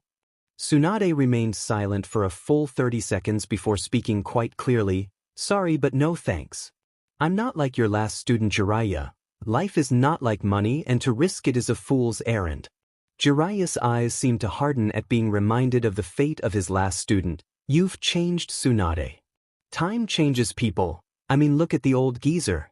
Look what protecting the village got him. A coffin 6 feet under. Just like Namikaze Minato, she chuckled darkly at her own words. This is Tsunade of the Sannin. I wonder how long she's been like this for. Yujito mused in thought at hearing the old woman's words. We might as well get out of here, Jiraiya-sensei, before we both do something we might regret, Naruto said with barely controlled anger. Senju Tsunade is dead. All that's left is this, and she's not fit to become Hokage, he finished. Tsunade looked over at him with narrowed eyes. I am the granddaughter of the Yondaime Hokage and the grandniece of the Nidaime Hokage. I'm more than fit to run that little collection of wooden homes. No, you're not, Naruto shot back with a glare. I think someone who can't even save the ones they care about isn't worthy of becoming Hokage. What do you think, Tsunade? He asked with a grin. Her eyes widened at that as she turned her gaze on Jiraiya, who looked on impassively. Ero-sennin told me on the way here what happened to the man you loved. To your little brother, and I will tell you right now. They fought to protect others with their lives. They never gave up even when they died. That's what it means to be Hokage. That's the will of fire the old man always preached about, and that is something you just don't have. The fire's shadow illuminates the village. Jiraiya mused, remembering how his former student used to say that often. You can sit there all day and tell them about what life has done to you. But if you think I'll sit by and let you insult the things that the old man and the Yondaime have done, then I will kick your butt, he snarled as his chakra flared and his eyes turned red. Tsunade just stared at him. Jiraiya? Who is this child? The Gamasenin just grinned in return. This is Uzumaki Naruto. He's that child, huh? He acts just like her. Almost instantly, Tsunade had one leg clamped down on the table as a grin worked its way across her face. How's about we take this outside, brat? It was a simple question. Fine by me, Naruto said back as he stood up from the table. Jiraiya just sighed at that. It's going to be one of those days. That idiot, what the hell is he doing? Is he trying to get himself killed? Yujito asked in thought as she, Shizune and Jiraiya followed the two. Once out in the street, the two stood about 24 feet apart. I must be going senile. I'm taking on a kid, how embarrassing. Let's go wild, Naruto said and made a hand seal. Kage Bunshin no Jutsu. 5 clones popped into existence beside him. He knows the Kage Bunshin no Jutsu. Not bad, but clones won't help him against me. She held up one finger as the clones charged. She touched the ground and suddenly the ground in front of her split in half in, too easy. She looked up at him as his clones fell into the small gorge she had created and asked, Let me ask you something, kid. Why are you so fussed over the Hokages? Naruto just grinned in return, because it's my dream to become Hokage. Her eyes widened at that. I see. Rinnegan. Time slowed for a second as Naruto's eyes changed from their blue/red haze to a darkened gray with several rings around the pupils. Tsunade's eyes widened further upon seeing what had happened to his eyes. Those eyes are, but that's impossible. I mean, the Rinnegan has only ever appeared in. Her eyes narrowed and she shot forward with her hand now pet into a fist. There's no way he can have those eyes. Shinra Tensei. Those two simple words echoed throughout the street and Tsunade suddenly found herself being blown back by an unseen force. This jutsu is. She thought as she hit the ground. She stood back up a moment later, however, it didn't have the same amount of power or pressure as hers did, but I never thought I would see those eyes again. But I have to wonder, why does he have blonde hair if he's an Uzumaki? I thought it was just a name, but if he has the Rinnegan then I'm wrong. Come on, you old hag. If you can't even beat me, then how are you strong enough to be Hokage? Looks like I was right, you really aren't worthy of the title, Naruto said with a grin. He's intentionally trying to make me angry so that I make a mistake. He's definitely got her unpredictability down right, Tsunade thought, remembering a certain red-headed tomboy. I need to end this now, but to do that I've got to catch her off guard. It's not like I can just PSS her off like I do everyone else. Maybe that jutsu will help me here, Naruto thought with narrowed eyes as he brought both of his hands together at his side. Here goes nothing. He started channeling chakra to his hands and spinning it around as fast as he could. Come on. Contain it, compress it. Don't lose control, he continued thinking as he dashed forward. That's the... Tsunade thought as her eyes widened in surprise. She got over it quickly, however, and grabbed his wrist right before he landed the attack. That was too close. She smirked at him before slamming his jutsu into the ground at her feet. The Rinnegan, huh? She looked over at her former teammate and asked, was it you who taught him that jutsu? A bit cruel of you to teach him a jutsu he has no chance of mastering. Actually, I only started him on it 3 weeks ago and he's already reached the 3rd step. It took me months to reach it, Jiraiya waved dismissively. I'd give him about a week, 2 tops before he's got it down completely. Tsunade snorted at that. And what about the Rinnegan, huh? Jiraiya's eyebrow was raised at that. What? Did you really think I wouldn't recognize that Jujutsu? The Gamasenin just looked on curiously. What do you mean? Tsunade snorted and turned away. I'll tell you later. She turned to Naruto and asked, hey kid, do you want to make a bet? What kind of bet? The blonde boy asked her. She showed him the necklace that hung at her neck. If you enter the Rinnegan in a week like the pervert says you can, you'll get this and I will return to Konoha. If you don't, I'll take all of your money and none of you will bother me ever again. Deal. Naruto thought about it for a moment before nodding. All right. A wide grin settled on Tsunade's face. Then I'll see you in a week, kid. That idiot, Yujiro sighed at the thought. It's been one of those days. Jiraiya shook his head at the sight. Later that night Naruto had disappeared somewhere without as much as a word. Yujito had gone with him out of sheer boredom, and Shizune had gotten them all rooms at the local inn. During the night, however, Jiraiya had asked Tsunade to come out and have a drink with him. She agreed, knowing he wouldn't let it go so easily. So, what did you want to talk about? Tsunade asked as she took a drink. Jiraiya shook his head at the tone. You're still so uptight, Tsunade. Heh. If you must know, I wanted to talk about Naruto. Why did you bring him, Jiraiya? More importantly, why does he have blonde hair if he's an Uzumaki? She asked with narrowed eyes. The Gamasenin raised an eyebrow at the last question. I brought him to help convince you to return, but as for being an Uzumaki, well, it's his mother's maiden name if I'm not mistaken. All Uzumakis have red hair, Jiraiya. It's always been like that, Tsunade shot back. You don't know. That kid is Minato's brat. He gets his looks from his father. Jiraiya waved his hand dismissively. Tsunade shook her head at that. That explains the hair. I knew those two got together and that Kushina was Purity, but I didn't know they had a kid. I have to ask, how did you know he had the Rinnegan? Jiraiya asked curiously. Tsunade just stared at the cup in her hand. Have you heard the tale of the Rikudo Sennin? If you mean the fact that he was the first shinobi and was the man who discovered chakra, then yes, I've heard of him.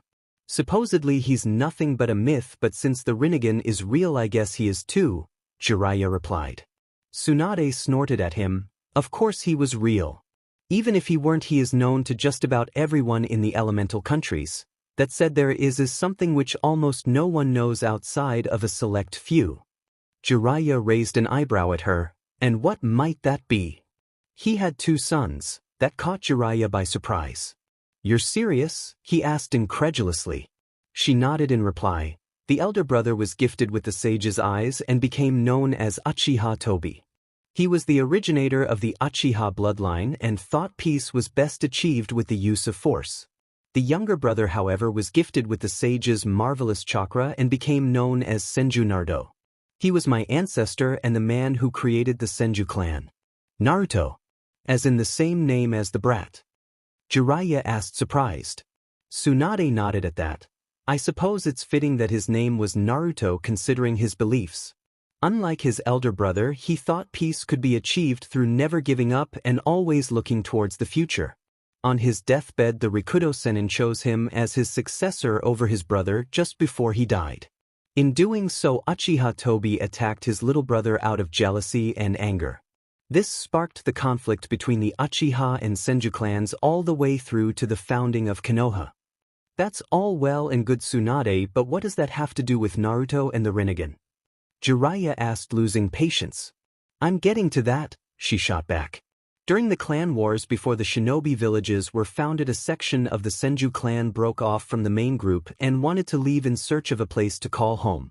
They settled on a remote island just off of water country surrounded by hundreds of whirlpools, she explained.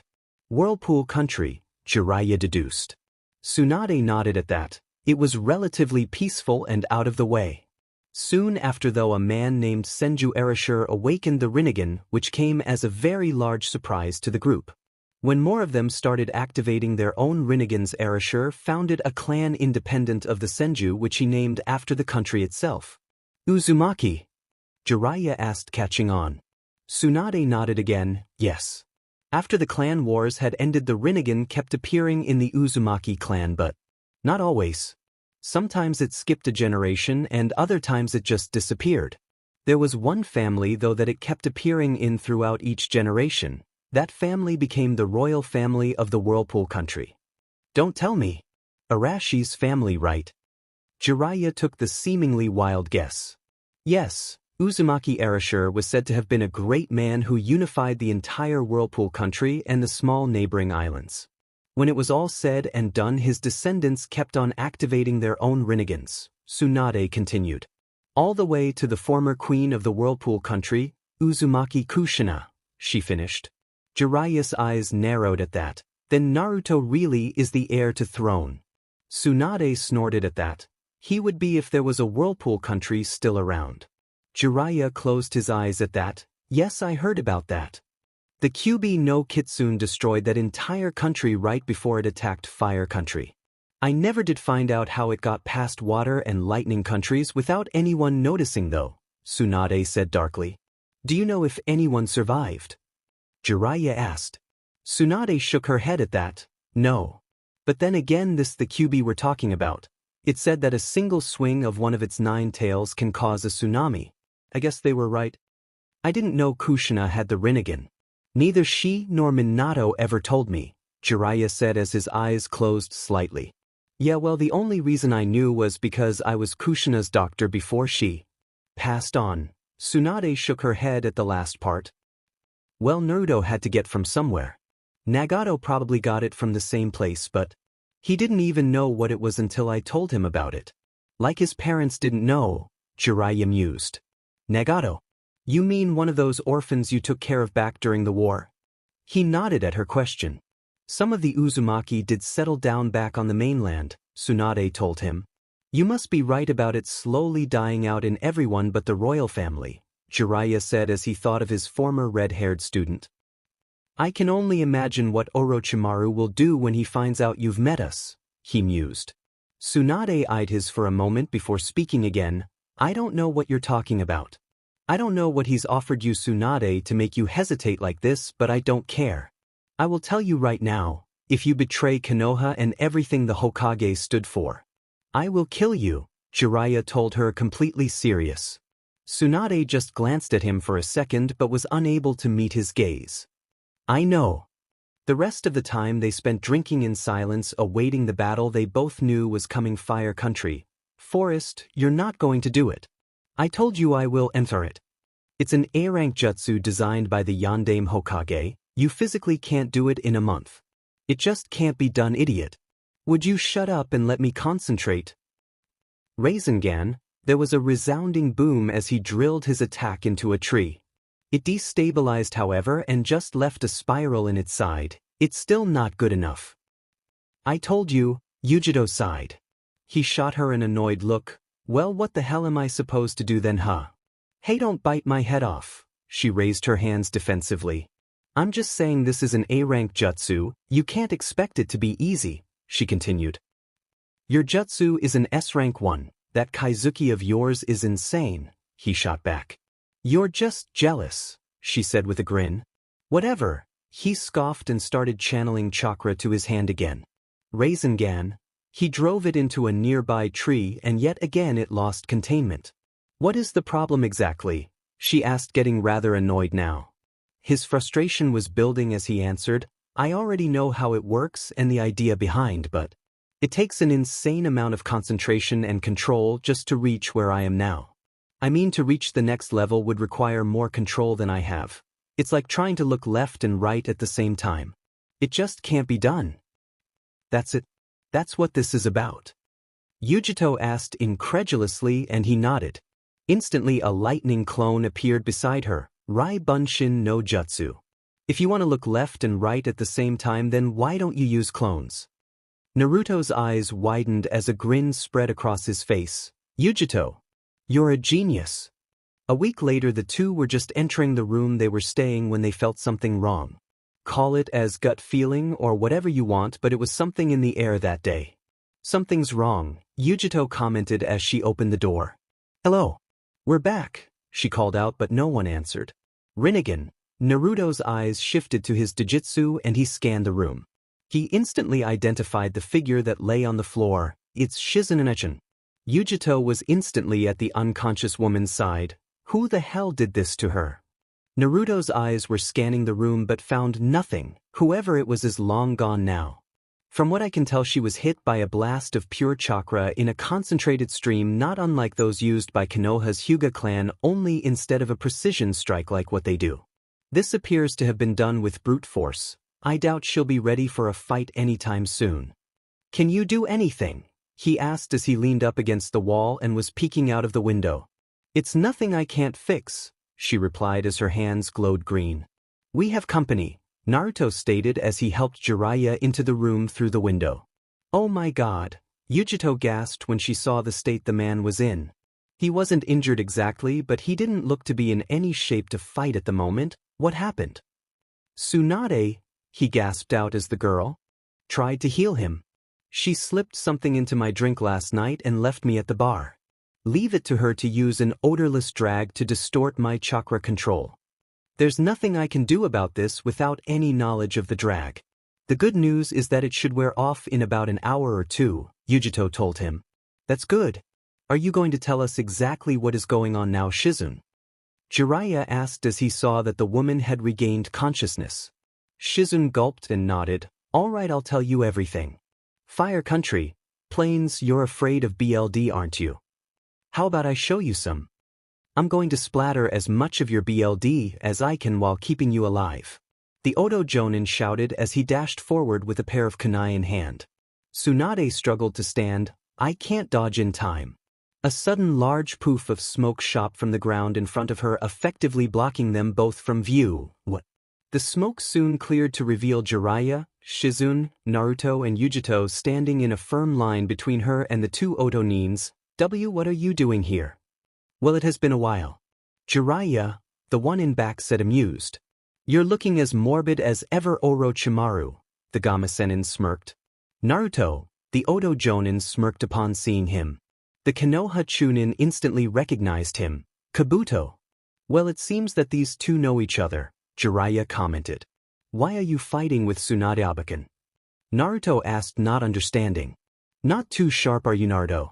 That's why you'll never be able to beat Sasuke, Kabuto said with a smirk. Naruto's Rinnegan intensified the glare he sent at him. You're a traitor. That's right.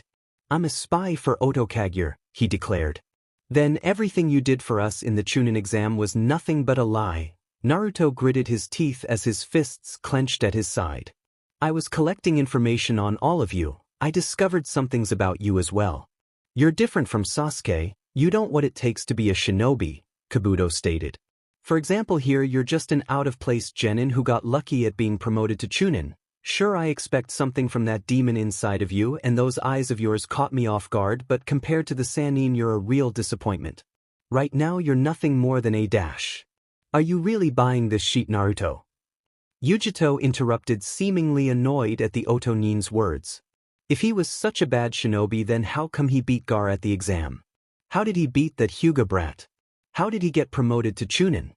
His record should speak for itself, he finished with a grin. Kabuto glared at her. Shut it, girl. You are the Raikage's granddaughter, aren't you? Yes, I am, though like Naruto's, my record speaks for itself too, she said with a cat-like grin crossing her face. You're a Jinchuuriki, the Oto Jonin stated when he saw her eyes flash purple. Do you think you can take him? Jiraiya asked the two. We'll be fine, you just worry about the other traitor. Naruto practically spat the last word. Yujito, he said, and the two suddenly dashed forward. The message was clear. I'll line him up and you knock him down. She nodded as 4 clones instantly appeared at his side. Kage Bunshin no Jutsu. Pathetic, Kabuto smirked. He drew a pair of kunai and slashed the first 2 clones, reducing them into smoke. The other 2 clones came from his side, but he quickly destroyed them too with 2 well-placed chakra strikes to their chests. Chakura no Mezu. His eyes widened in surprise, however, when he felt a shift of heat in the air. The smoke from the clones is blocking my vision. I can't see where they're attacking from. Kaizuki, he heard the whisper and immediately shot away from it. Yujito appeared out of the smoke and slashed at him with what appeared to be a flame-covered arm. He narrowly evaded the attack with the blade cutting cleanly across the front of his vest. He jumped away and was already making hand seals while in midair. I cannot let her get close or I'll be killed. He then took a deep breath and exhaled a large cloud of smoke at them. Ketan, Kasumi Indu no Jutsu. The cloud suddenly covered over the 2 Chunin, and Yujito's eyes widened as the flames on her suddenly exploded and tried to consume her. Shinra Tensei. The whisper was soon followed by a sudden blast of gravity. The flames were stuffed out instantly as Naruto caught her as she fell. Are you all right? I'll be fine. She winced as she began to heal her now burnt arm. You know, I've been trying to figure out how a loser like you, someone with absolutely no talent whatsoever, can have that Jujutsu. Sadly, no matter what I tried, I couldn't seem to get any information on you from Konoha or anywhere else. It was like you didn't exist, like you weren't even born, and yet you were born.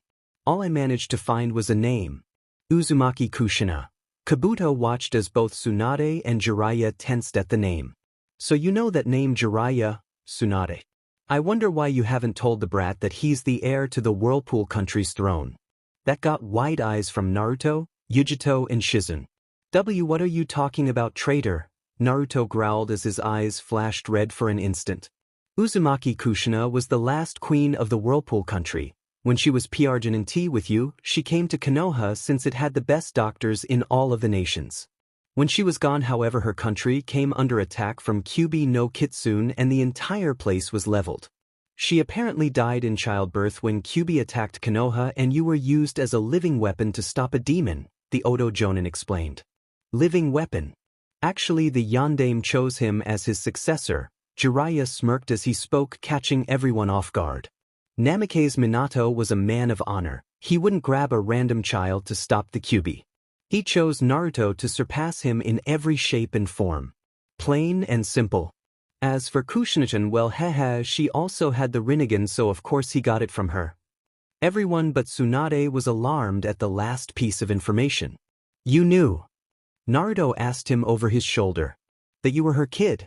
Yeah, It was pretty obvious since your personality is almost identical to hers, the Gama-senin stated. Though I didn't know you were royalty until Tsunade told me, he added. How would she know? Naruto asked, turning his gaze towards the blonde woman. I'll explain later, Tsunade told him as she struggled to stand. Right? Naruto nodded and turned back towards the two Odo Nins. Enough of this farce, Kabuto. Orochimaru smirked as the sleeve on his arm was rolled up to reveal what looked like a summoning seal. Oh shit, Jiraiya growled out after he bit his thumb and started forming hand seals just as Kabuto did the same. Kuchios no Jutsu. The two called out, followed by two large columns of smoke. When the smoke cleared, Orochimaru had summoned two snakes while Jiraiya summoned only a small toad. Gamakichi. Yo, the small toad waved. Damn it, my chakra must be royally screwed up right now, Jiraiya thought with a grimace. Orochimaru chuckled at the sight. There's still no cure for stupidity, Jiraiya. Even for an idiot like you, that's pathetic. Tsunade must have done something to you, Kukukukuku, pathetic as always. Go F yourself, pedophile. I know you've got the whole evil bad guy theme going for you, but you are seriously starting to piss me off. Yujiro shot back at him. Kukuku, little girl, you have no idea who you are messing with, the Hibi-senin chuckled at her. Obvious attempt to rile him up. And neither do you, she growled back. Kuchios no Jutsu. Naruto called out, surprising everyone as the ground below him erupted in smoke. That took every scrap of Kyuubi's chakra I could muster. Thanks for buying me the time, Yujito. He thought as a large battle toad wielding a large shield and staff blade now stood between the two forces with him, Yujito and Jiraiya standing on its head. Nice job, Naruto. Jiraiya sighed in relief and looked down towards the toad's eyes. Gamaken, it's good to see you again, the Gama-senin stated. I wish I could say the same, Jiraiya. What am I doing here exactly? Gamaken asked, slightly nervous. We need you to fight those snakes while we handle the shinobi, Jiraiya explained. Gamaken nodded in understanding. All right, I'll do my best. Leave Orochimaru to me. Shizune, you stick with Tsunade and keep her safe. Naruto and Yujito will handle Four Eyes over there. Jiraiya gave out the orders. But Jiraiya-sama, with your chakra dash, Shizune began. Even in my weakened state, I am the best choice to face him right now. Besides, his arms are useless, so I should be fine, Jiraiya interrupted. Here they come, Naruto said when he saw the two snakes barreling at them. Any time now, Naruto, Yujito said. Shinra Tensei. The two summoned snakes were instantly repelled away from them by an unseen blast of pure gravity. Jiraiya jumped off immediately towards Orochimaru, who had already lunged to intercept him. Kabuto came at the two Chunin as they touched down on solid ground once again. Gamaken went off to deal with the two snakes as Kabuto got within range of the two. Kage Bunshin no Jutsu. 5 clones instantly lunged to strike at him. He effortlessly destroyed them, however. Clones are useless here, Naruto-kun. Do you want to run away? You should know when to call it quits and save yourself. You talk too much. Naruto shouted back as his clones were slaughtered. The girl. Kabuto turned swiftly, knowing that the Kyuubi was the greater threat, and prepared to dodge the jutsu he had seen before and was expecting. Raikyu. He was shocked literally when a ball of pure lightning slammed into his chest and blew him back into a nearby tree. Shinra Tensei. There was an audible crack as the tree gave way under the violent force of nature and Kabuto's bloodied body fell to the ground. Did we get him? Yujito asked as Naruto fell back to her side. Just then Kabuto stood up seemingly unharmed. No, he appeared to be healing at an accelerated rate. Does that answer your question? Naruto shot back as he stared at the Odo Jonin. A well-thought-out plan and trick, but nothing more than that. You can't defeat me, Naruto-kun, just like you can't defeat Sasuke-kun. We will always be stronger than you, Kabuto said with a smirk. I'm going to kill you, traitor, nice and slow, Naruto said with a glare. Naruto. Yujito thought as she shot him what would count as a worried glance. He wasn't acting like his normal self since the battle had started. He was talking like he was actually fighting to kill his opponents, and truthfully she believed he would do it too. Let's see about that, Naruto-kun, Kabuto said as a challenge as he pulled out a pair of scrolls. Fuin, Kai, Instantly the scrolls went up in smoke and 27 dead people were littered out on the ground. Say hello to the dead for me, Naruto-kun, Shurikon no Jutsu. As one the group of dead bodies rose to their feet and turned towards the two Chunin. We could be in trouble here, Yujito growled as she took a step back. You monster! How dare you desecrate people's bodies like this? It is all in the pursuit of science, little girl. Surely you must understand that. Kabuto waved off the comment and took a step back. Kill them, he ordered. The army of 27 people shot forward towards the group at speeds that were inhuman. Just as they were about to get within range, Naruto looked down at the ground with his eyes closed. We can't escape. Yujito gritted her teeth as her arm was ignited in fire once again. Naruto suddenly brought his hands up in front of him as the group were mere feet away now. Two simple words whispered as the group were blown back at Kabuto's feet with enough force to send dust upwards. Shinra Tensei. A moment later, Naruto collapsed forward and Yujito was forced to catch him. Hey idiot, are you alright? I'll be fine, he said with a grunt. I think I overdid it a little with the control there, but I had no choice, he explained. Hey, it's alright, it was reckless but it's alright, she reassured him and helped him stand again. Do you think you can get him to stand still for me?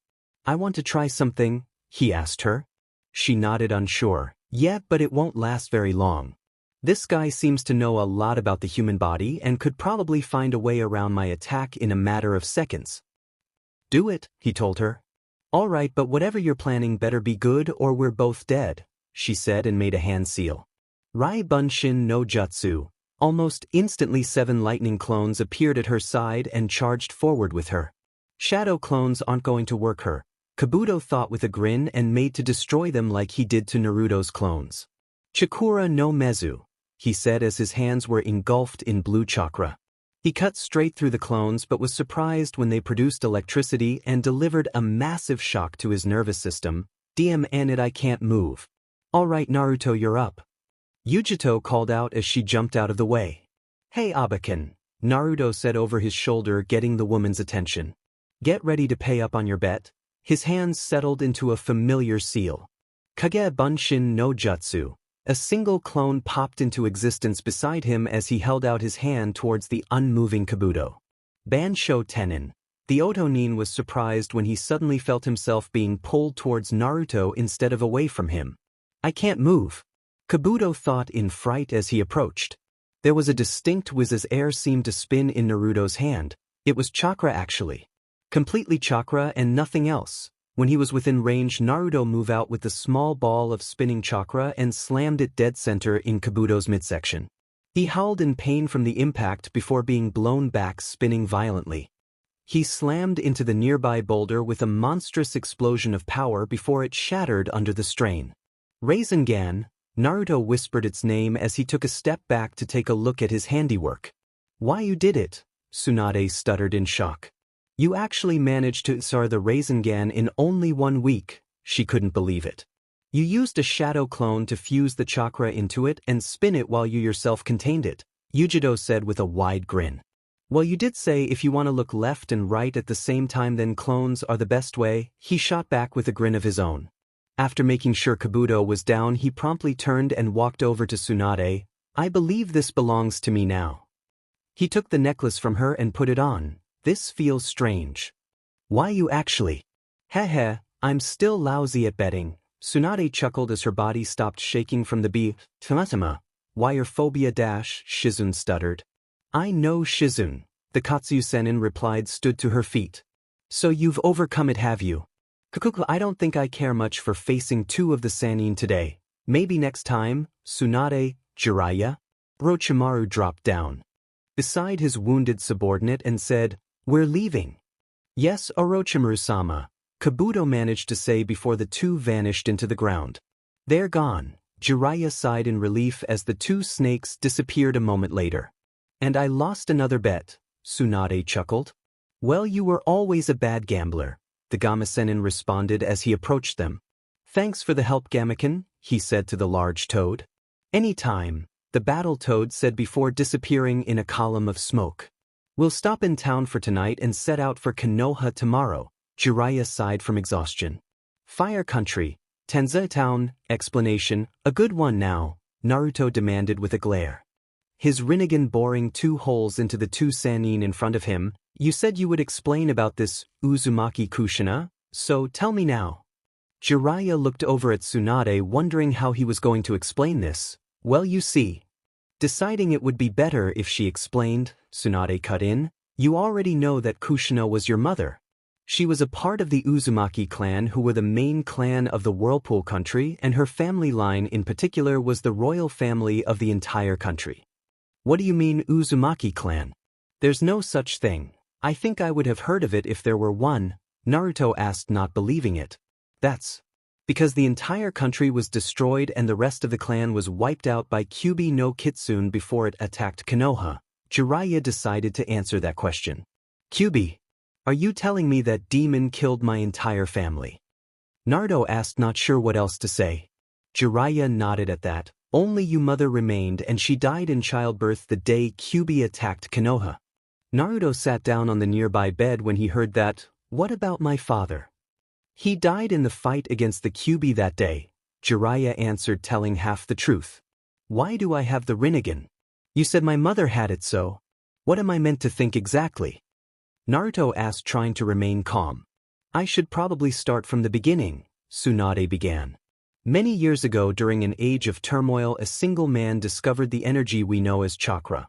I don't know his name, however I do know what he was called. He was called the Rikudo Sennin, and he also wielded the Rinnegan. In fact, he was the first to have it. Ero Sennin already told me this when I first awakened it, so what? Naruto asked, getting annoyed at the little story. The Rikudo Sennin had 2 sons, Tsunade said after a moment, surprising Naruto, Yujito and Shizun. What? Yujito asked, surprised. She'd been told about the story many years ago and knew it in detail. It never mentioned children. He had 2 sons, he also chose one of them to be his successor before he died, Tsunade continued. The elder brother was gifted with the sage's eyes and became known as Uchiha Tobi. He was the originator of the Uchiha bloodline and thought peace was best achieved with the use of force, she explained. Naruto's eyes widened. Sasuke is related to the Rikudo Sennin. All Uchiha are, Tsunade said darkly. Same as the Senju, she added. You? Yujito asked, confused. The younger brother was gifted with the sage's marvelous chakra and became known as Senju Naruto. He was my ancestor and the man who created the Senju clan, the blonde Sannin explained. Naruto? As in my name? Naruto asked. Tsunade nodded at that and repeated what she told Jiraiya previously. Unlike his elder brother, he thought peace could be achieved through never giving up and always looking towards the future. On his deathbed, the Rikudo Sennin chose him as his successor over his brother just before he died. In doing so, Uchiha Tobi attacked his little brother out of jealousy and anger. This sparked the conflict between the Uchiha and Senju clans all the way through to the founding of Konoha. That still doesn't explain why I have the Rinnegan, Naruto commented. He's right, although I do find it freaky that he has the same name as a son of the Rikudo Sennin. He's an Uzumaki, not a Senju or an Uchiha, Yujito said, trying to clear things up. That's where it gets complicated. You see, during the clan wars before the shinobi villages were founded, a section of the Senju clan broke off from the main group and wanted to leave in search of a place to call home. They settled on a remote island just off of water country they called Whirlpool Country, Tsunade continued. The leader of the group was a man named Senju Erasure, or Uzumaki Erasure as he later started calling himself, and he founded the Uzumaki clan with the others of the group. The Rinnegan began appearing in their family, and Arashi's family became the royal family of Whirlpool Country. Most of the clan only activated a Rinnegan once every 5 generations, but Arashi's family. A Rinnegan awoke in every generation, and it was always the first child who awoke it that became the heir to the throne. Naruto took a moment to let all of the information sink in. So then, since I'm an only child, you are the heir to the throne, Tsunade finished with a nod. So what now then? Yujito asked after a moment of silence. Jiraiya sighed and stood up. We should head back to Konoha now so Tsunade can assume the Hokage's position. When did I say I was going to do that? Tsunade asked with a small smirk. Everyone looked at her with confusion. What do you mean, Tsunade? You made a bet with the kid, remember? You lost, so you have to become Hokage, Jiraiya said sternly. Actually, I only agreed to return to Konoha. I never agreed to become Hokage, Tsunade told him, surprising the group. But if you don't, then who will? I sure as hell am not going to take the job, Jiraiya stated. I might have an idea, Tsunade shot him a grin.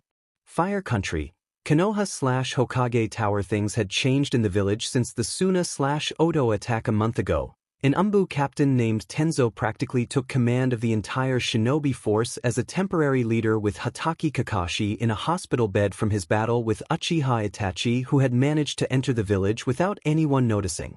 When Senju Tsunade had returned, much to the surprise of everyone in Konoha, and healed Kakashi, he was given command back. The elders were shocked to say the least when they discovered that both Jiraiya and Tsunade spoke to the daimyo himself, practically going behind their backs, and got the daimyo and the council to make Kakashi the Yondaime Hokage, saying he was the best man for the job right now. That leads us to the current situation. This is torture, Kakashi grumbled from behind the Hokage's desk as he scanned over the many sheets of paper on the table. Why did I accept this job again? He asked with a groan. Because Tsunade-sama and Jiraiya-sama said you were the best choice, his new assistant, Shizune answered as she brought in another stack of papers. I'm not sure if I should be insulted by the fact that they both turned it down, or flattered that they have so much faith in me. The masked Hokage sighed and leaned back. How did you survive this torture, Minato-sensei? He asked in thought as his eyes settled on the vast amount of paperwork. Knock knock, come in, he called and sat up. The door opened and his former students entered. You're late. We got lost on the road of life, Naruto shot back with a grin. The blonde Chunin had changed his attire some after he had returned to Konoha. He still wore a jumpsuit, but this one was covered in more black than orange and suited him a lot better than his previous cloths. Think his jumpsuit from part 2.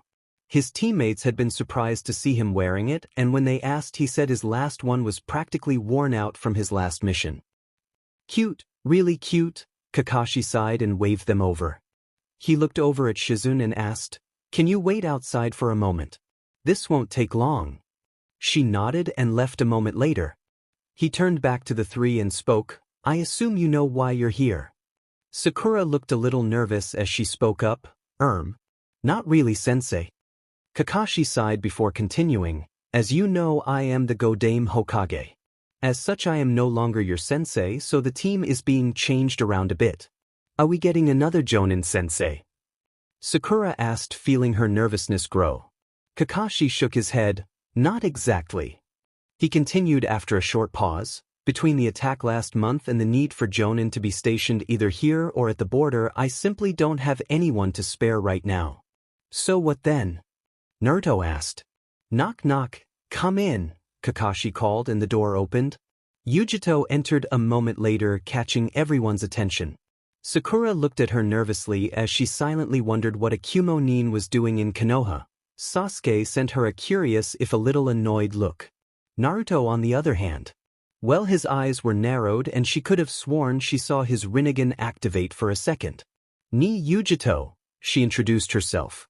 "You wanted to see me, Hokage-sama?" she asked respectfully. "Yes, I did," Kakashi said with one of his eye smiles. "I have been told by Jiraiya-sama that you are the ambassador from Kumo, correct?" he asked. Yujito nodded at that, paying no heed to the reactions of the two genin in the room. "That is correct. Because you are a shinobi, a messenger from the Raikage requested that you be part of a joint village team," Kakashi continued. "With Suna now an ally again, they have done the same with a young girl called Temari. I've assigned her to one of the other genin teams," he concluded. "Where am I being assigned to?" the Kumo Chunin asked. "Team Kakashi, led by Uzumaki Naruto," the Hokage stated, surprising the group. Sasuke's fists instantly clenched as his face remained in its neutral state, even though he could feel a dull ache coming from the back of his neck. "But Kakashi-sensei, Narutobaka is Sakura began. "A Konoha Chunin and is your superior, Sakura," Kakashi cut her off. "Like I said, I have no one else to spare, and besides, Shikamaru is doing the same with Temari since Asuma is on the front lines right now," he finished. "Who has command?" "Both Naruto and I have the same rank," Yujito asked as she took note that Naruto had gone unusually quiet. Since it is a Konoha team, Naruto has tactical command, but you are second in command. Like I said, Shikamaru is doing the same with Temari. They were both promoted to Chunin, but he has tactical command, Kakashi explained. After a moment of silence he sighed. If there are no questions, I have a mission for you. What is it? Naruto asked, speaking for the first time since Yujito entered the room. It's an A-rank SCRT mission to Snow Country, Kakashi stated, surprising the four. We're spread pretty thin, so I'm assigning you to take care of this, he said as he handed them a sheet of paper along with what appeared to be a photo. Her name is Fujikaze Yuki. She's an actress and a good one. She plays the lead character in the Princess Gale movies. You might want to see it before taking the mission. We'll get right on that, Naruto said. Is there anything else? His voice didn't seem to hold any of the childishness from the last time Kakashi saw him. The Hokage just shook his head. That's everything. Good luck, and dismissed. The four Nins bowed and Kakashi watched as they exited the room. You've changed, Naruto. Once outside, Sasuke immediately turned to Naruto. Dope. Just to get things straight, I don't care what Kakashi says, you are not the E-dash. Naruto rounded on him, grabbed his collar and slammed him up against the wall. I don't care, team. You don't like me and I sure as hell don't like you, but while we're on this mission you will do everything I say. If you don't follow my orders, I will consider you a traitor, and believe me when I say you don't want that. Naruto, you can't talk to Sasuke-kun like Tadashi, Sakura raged. Sakura, shut up. You're annoying, Naruto shot back, causing her eyes to wide from the memory of someone else saying those exact same words. Naruto turned his attention back to Sasuke and said simply, follow my orders and we won't have a problem. It's as simple as that. He let go, allowing Sasuke to regain his footing. Sasuke grunted but said nothing else. Naruto turned away and started walking. Let's go see this movie that Sensei was talking about. At the very least we'll know what this actress looks like. What about her? Sakura asked, gesturing to the Kumo Nin walking with them. I have a name, you know. It's Yujito, she said, annoyed. I worked with her on my last mission. I know what she can do, Naruto said, not even looking back as Yujito made to follow him. I don't like this, Sakura muttered as she followed soon after. That was the best film I've ever seen, Yujito said as the four made their way out of the movie theater. A brave and strong heroine faces impossible odds as evil tries to stop her from continuing her glorious quest. A cat-like grin made it onto her face. You were watching her. I preferred to keep my eyes on that handsome Michi who played Sukiakuro. I wish I could just watch him all day long, Sakura said before she realized what she was saying and turned to Sasuke. Of course he doesn't compare to you, Sasuke-kun, she said, trying to cover it up. You really need to sort out your priorities, Pinky, Yujito said, giving her an annoyed look. Sakura sent her a glare in return. Shut it, Cloud Girl. Make me, Yujito grinned back as her eyes flashed purple for a second. All right, settle down you two, Naruto said, stopping them from continuing any further. Then the strangest thing happened. Well, a few actually. The first was someone who looked a lot like the woman they were assigned to protect jumped past them riding a horse. About 20 samurai followed her, also on horses, and seemed to be chasing her through the streets. Was that Princess Gale who just rose by? Sakura asked in a stutter. No, that was the actress that plays her. She's being chased, right? Yujito asked, pointing down the street the woman and the samurai had rode down. Yes, she is. Let's go, Naruto said, and the four took to the roofs to catch them. They quickly caught up with the horses that were galloping through the village. Disable them. Don't kill them unless you actually consider them a threat. Got it, Yujito and Sakura said at the same time while Sasuke just gave a chin.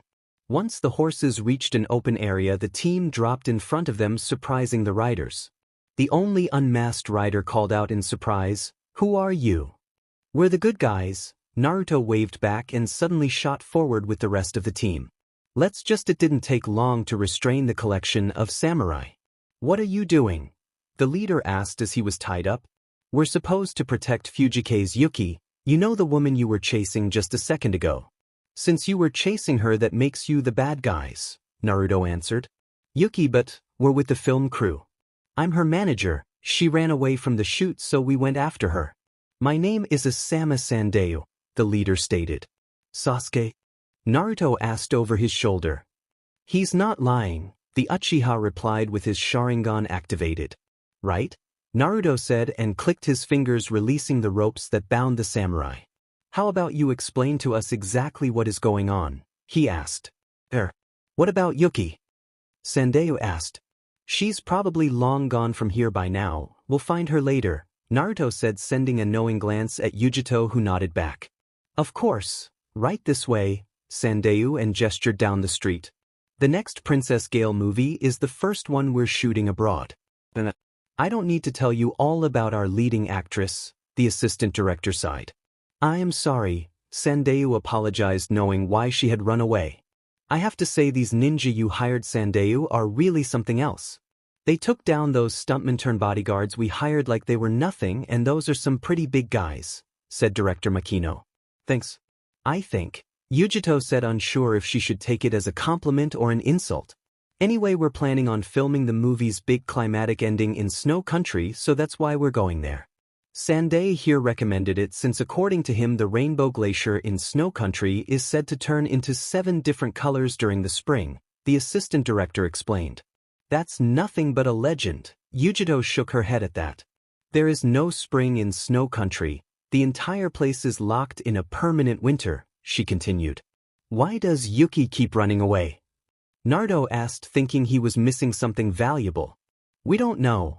She just started when she found out we were going to Snow Country, Makino explained. Naruto remained silent for a moment before he turned to his team. Let's go get her. The sooner we find her, the sooner we can finish this mission. Yujito. She's in a bar on the other side of town, the Kyuubi answered. How do you know? Sakura asked, shooting her a confused look. I'm a sensory type, I can sense specific chakra signatures over large distances, Yujito explained, a little annoyed. Let's go then, Naruto said, and they were off. Fire Country, Tanzuka Town, are you sure this is the place? Naruto asked as the team arrived with Sandayu right behind them. Yujito nodded, she's definitely inside. Alright, I'll go in first, try and talk to her.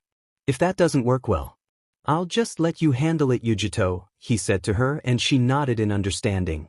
Good luck, Yujito said as he entered the establishment. He found Yuki sitting at the darkened counter and approached her carefully. Excuse me, he said as he narrowly passed a man wearing a hat which covered his eyes, putting himself between the actress and the man. The man just kept walking as Naruto turned to the actress sitting at the bar. Fujike's Yuki, I presume. Who wants to know? She asked, sending him a sideways glance. Uzumaki Naruto, the Chunin answered simply. You're a little too young for me, kid, she told him, trying to get a rise out of him. It didn't work, old enough to kill, old enough to screw around. He turned his attention downwards to her neck, and something caught his attention. Quit staring, pervert, she shot at him. Naruto just ignored it, however. That necklace you have. She froze at the mention of it. What is this feeling? It's like the feeling I got from the Shodame's necklace, but it's different. It's nothing, Yuki said, turning away. Naruto shook it off. Who are you really? She looked at him for a moment before she answered. I'm nothing but a lie. Nothing but words on paper that are expected to be alive. What about you? Who are you really? I don't know anymore. Or perhaps I never did, he answered truthfully. Yuki chuckled darkly. Then you should just go home. You're right, Naruto said and turned back towards the door. You're broken, nothing but a shell for a lie, he said as he passed her towards the exit. She shuddered slightly as he passed her. That boy. He's just like him, she thought, remembering the man who had saved her 10 years ago. Well, how did it go? Sakura asked once he was outside. Not as well as I'd hoped. Yujito, get to it, he said, and the Kyuubi nodded. She entered the bar a moment later with the others close behind. We should make this fast. Raikyu, Yujito whispered and sent a small ball of lightning at the actress, causing her to instantly freeze up and fall into unconsciousness. I only used enough chakra to disable her. There's no permanent damage of any kind. Good, Sasuke help me with her, Naruto said as he threw her arm over his shoulder and the Uchiha reluctantly got the other arm. Naruto turned to the manager and asked, where to now? Snow Country, unknown location, she has the hex crystal, There is question that she is Kazahana Koyuki, your niece, the leader of the Yukinin stated as he bowed on one knee. The Snow Daimyo merely chuckled. Interesting. She's not alone however. My spy says she is being guarded by Team Kakashi, the leader finished. Kakashi. As in the Hatake Kakashi. The female of the group asked with a small smirk. It would appear he has personally trained her SCRT though he does not appear to be a member of the team, the leader replied with a nod. I heard he became the Hokage, the last man mused. Even without Kakashi the team is extremely dangerous on their own, the leader continued. The leader of the group is Uzumaki Naruto, the holder of Rinnegan. Uzumaki? That's a name I haven't heard in a while, the daimyo said. I thought they all perished at the fall of the Whirlpool country. He's probably that woman's brat, he mused. So the Prince of Whirlpool, huh? Sounds like fun, the female said as a grin spread across her face. His teammates are nothing to joke about either. The heir to the Uchiha clan, Uchiha Sasuke, is on the team as well. Then there's the Raikage's granddaughter who appears to be acting as an ambassador to Konoha now, the leader stated clearly.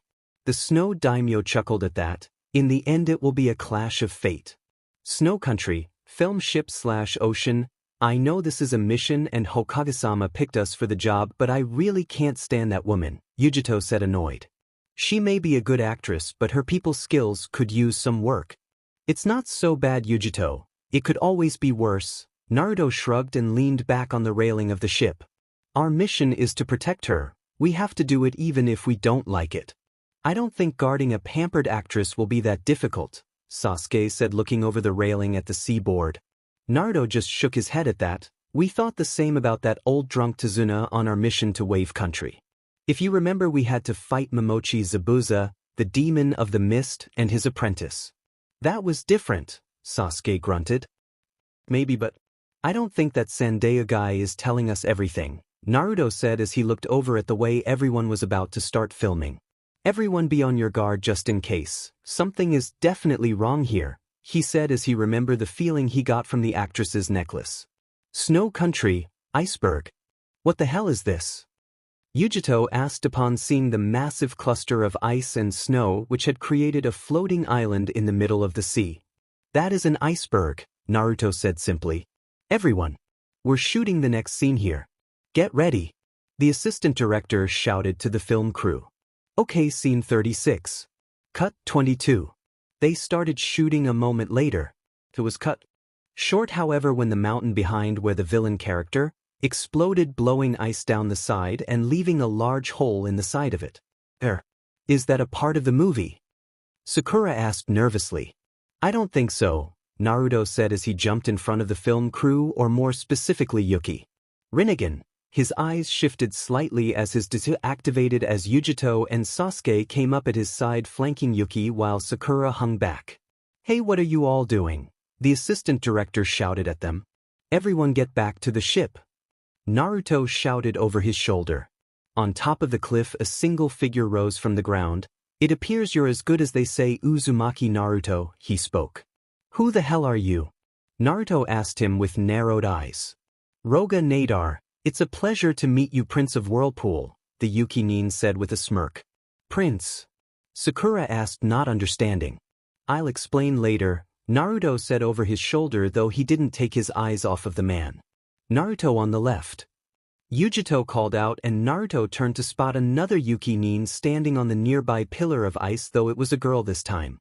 Greetings Princess Koyuki, I do hope you're still carrying around the hex crystal, the girl said with a smirk.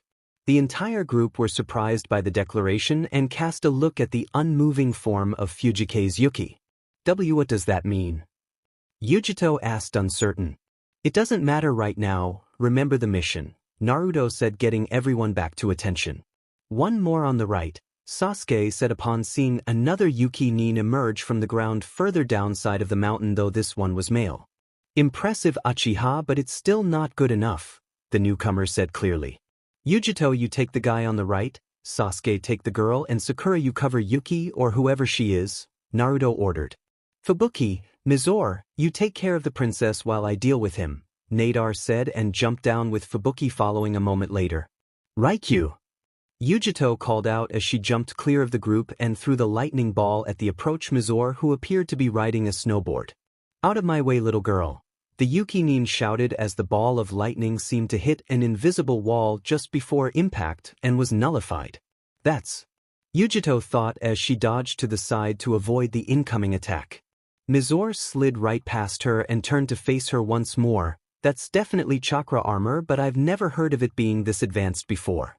"Katan, Hozenka no Jutsu," Sasuke called out as he expelled 7 small blazing fireballs at the pink-haired Yukinin. Fubuki dodged most of them, but the ones that hit just seemed to splash along some kind of invisible barrier. "What is that? Is that the best you've got?" Fubuki chuckled and backflipped away from him while she quickly made several hand seals. "Heiro no Jutsu," she whispered as she touched back down. The ground in front of her expanded in the form of ice towards where Sasuke stood. "I'm going to freeze your ball off, kid." Sasuke grimaced and jumped away only to be caught by the ice. His body suddenly changed into a fire lamp with an explosive tag connected to it. The tag exploded, sending ice shards scattering across the battlefield. Sasuke suddenly emerged from the ground below Fubuki, and she turned to face him only for her eyes to wide upon seeing his attack. "Chidori," the Uchiha called out as he struck with the technique, only for that diamond barrier she had to hold it back. She knocked him away and took to the skies on a pair of robotic wings. "I fractured her armor, but nothing short of another Chidori is going to be enough to break through it." Shinra Tensei, the top of the mountain exploded as a result of the sudden of a massive blast of concentrated gravity. Nadar landed on the edge of the main slope and smirked. Naruto stood atop one of the neighboring snow pillars. "This guy is as strong as Kabuto, maybe stronger. If you keep that up, you're going to bring the whole mountain down on us, you know." The Yuki leader smiled knowingly. "Guys, they're using chakra armor. Ninjutsu and genjutsu are useless against them as long as they're wearing those things." Yujito shouted out the rest of the team. "We know." Naruto shouted back as Nadar made a hand seal. "Hayatan, Haryu Moko," the Yuki leader said with a smirk, and suddenly the mountainside came alive as a half-dragon half-tiger formed from the gathered ice. "Shinra Tensei," Naruto whispered, and the barreling ice beast shattered. He looked up at the where the Yuki leader stood grinning. "Demon, this guy, there's no openings at all." "Give up, kid. You can't beat me," Nadar spoke confidently. In response, Naruto raised his hand towards him and whispered 2 simple words. "Bansho Tenin." Nadar was surprised when he felt his body being pulled towards Naruto, who had already pet his other fist back. "You're in butt. You know that," he yelled as he landed the monstrous punch to the Yuki leader's face. "That hurt," Nadar growled out as he stood up from the snow again. "You're going to pay for that, Your Majesty." The old Naruto would have most likely kept fighting until one of them fell, but things had changed. Despite feeling the same way as before, Naruto knew that his team were at a serious disadvantage here, and it was only a matter of time before they all fell. He made a quick decision without taking his eyes off of the Yuki leader. "Sakura, use every explosive tag you have. Blanket the entire iceberg. Sink it."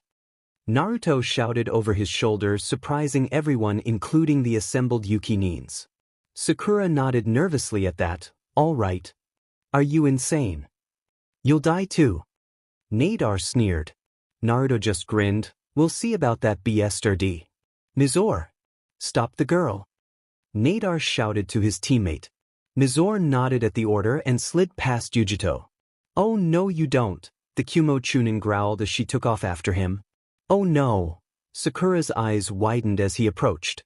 Just before he reached her, however, Yujito jumped down between the two with her arm now covered in what looked like flames. "Kaizuki," she called out as she made to slash the Yukinin and appeared to clash against some kind of barrier. "Demon it, I can't hold him forever. Hurry it up, Pinky." Yujito called out over her shoulder. Sakura nodded and opened her cloak, revealing dozens of kunai with bags attached to them. She started throwing them up towards the mountain one after the other in quick succession until they were all gone. She then drew a kunai with an explosive tag and threw it at the wide array of bags. "Sakura Fubuki no Jutsu, enjoy." The tag detonated in a magnificent light, followed by the booming sound of an explosion. This was soon followed by the contents of the bags exploding as well, increasing the blast tenfold. The entire iceberg shook as the ice splintered and cracked under the pressure and heat from the blast. "Every get back to the ship," Naruto shouted as he jumped away from Nadar. The rest of Team Kakashi disengaged from their own fights and hurried towards the ship they had come on where the film crew had already fled. The team's snow couldn't catch them in time since they had to worry about escaping the shattering iceberg themselves. Back on the ship, Team Kakashi and the film crew watched as the entire iceberg shattered and its remains floated on the ocean surface. The ship had already started moving away from the area as Team Snow watched them leave. "I think this mission just got a lot harder," Naruto sighed. Snow Country, film ship/ocean. The room was dark on board the film ship where Koyuki slept in bed. Naruto stood next to the window and kept on looking between both her and the necklace she wore, which was now on the table beside the bed.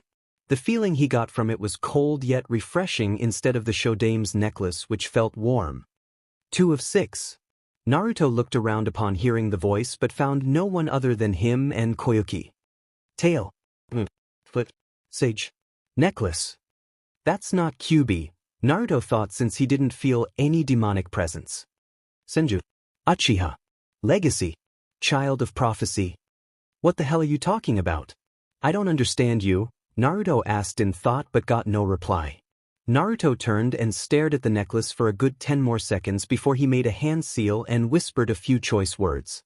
A second later, a single shadow clone appeared in the room and transformed into a copy of the necklace. A second later, he suched the two and placed Koyuki's necklace in his pocket. "Greetings, Princess Kuki. I do hope you're still carrying around the hex crystal. What's so DMN important about this crystal?" Naruto asked in thought as he remembered the Yuki Nin saying those words. There was a knock on the door before it slid open slightly, allowing Sandayu to look in. "The ship pulled into dock a moment ago. Everyone else is waiting in the conference room," he spoke simply. Naruto nodded. "Yeah, you've got some explaining to do." Sandayu nodded and the two walked to the conference room, making sure to close the door behind them. "Naruto, what did that snow guy mean when he called out Prince? Why would he call you that?" Sakura asked, though it sounded more like a demand. Yujito shot her an annoyed look. "Why do you think Pinky?" "It's because he's the heir to the Whirlpool Country's throne and the only child of Uzumaki Kushina." Naruto sighed. "It's true. Why didn't you tell us?" Sakura asked in surprise and almost a little hurt. "Would you have believed me? I was the dead last of our class, Sakura. Even if I'd known about it back then, no one would have believed me. Besides, I only found out recently, so it really doesn't matter at the moment," Naruto responded. Sasuke remained quiet as he watched him with narrowed eyes. "What I want to know is what's up with Yuki, if that's really her name," Yujito said as she leaned against the wall near the window. "Sandayu-san." "Explanation, a good one now," Naruto said with a hardened tone which surprised Sakura and Sasuke. The manager calmed himself and sighed. "All right." He took a deep breath and began. "Fujike's Yuki is only an alias. You're actually guarding Princess Kazuhana Koyuki, the rightful heir to Snow Country's throne," he stated. "I'm sorry, what?" Naruto snapped. "And when the hell were you going to tell us this?" I didn't think they would come after her so soon," the manager stammered out. "I'm a former resident of Snow Country, so I know her," Sandayu continued, unable to meet their gaze. Yujito cast a look over at Naruto. "She's just like Naruto. I served the princess's father, the former daimyo of Snow Country, Sosetsu-sama.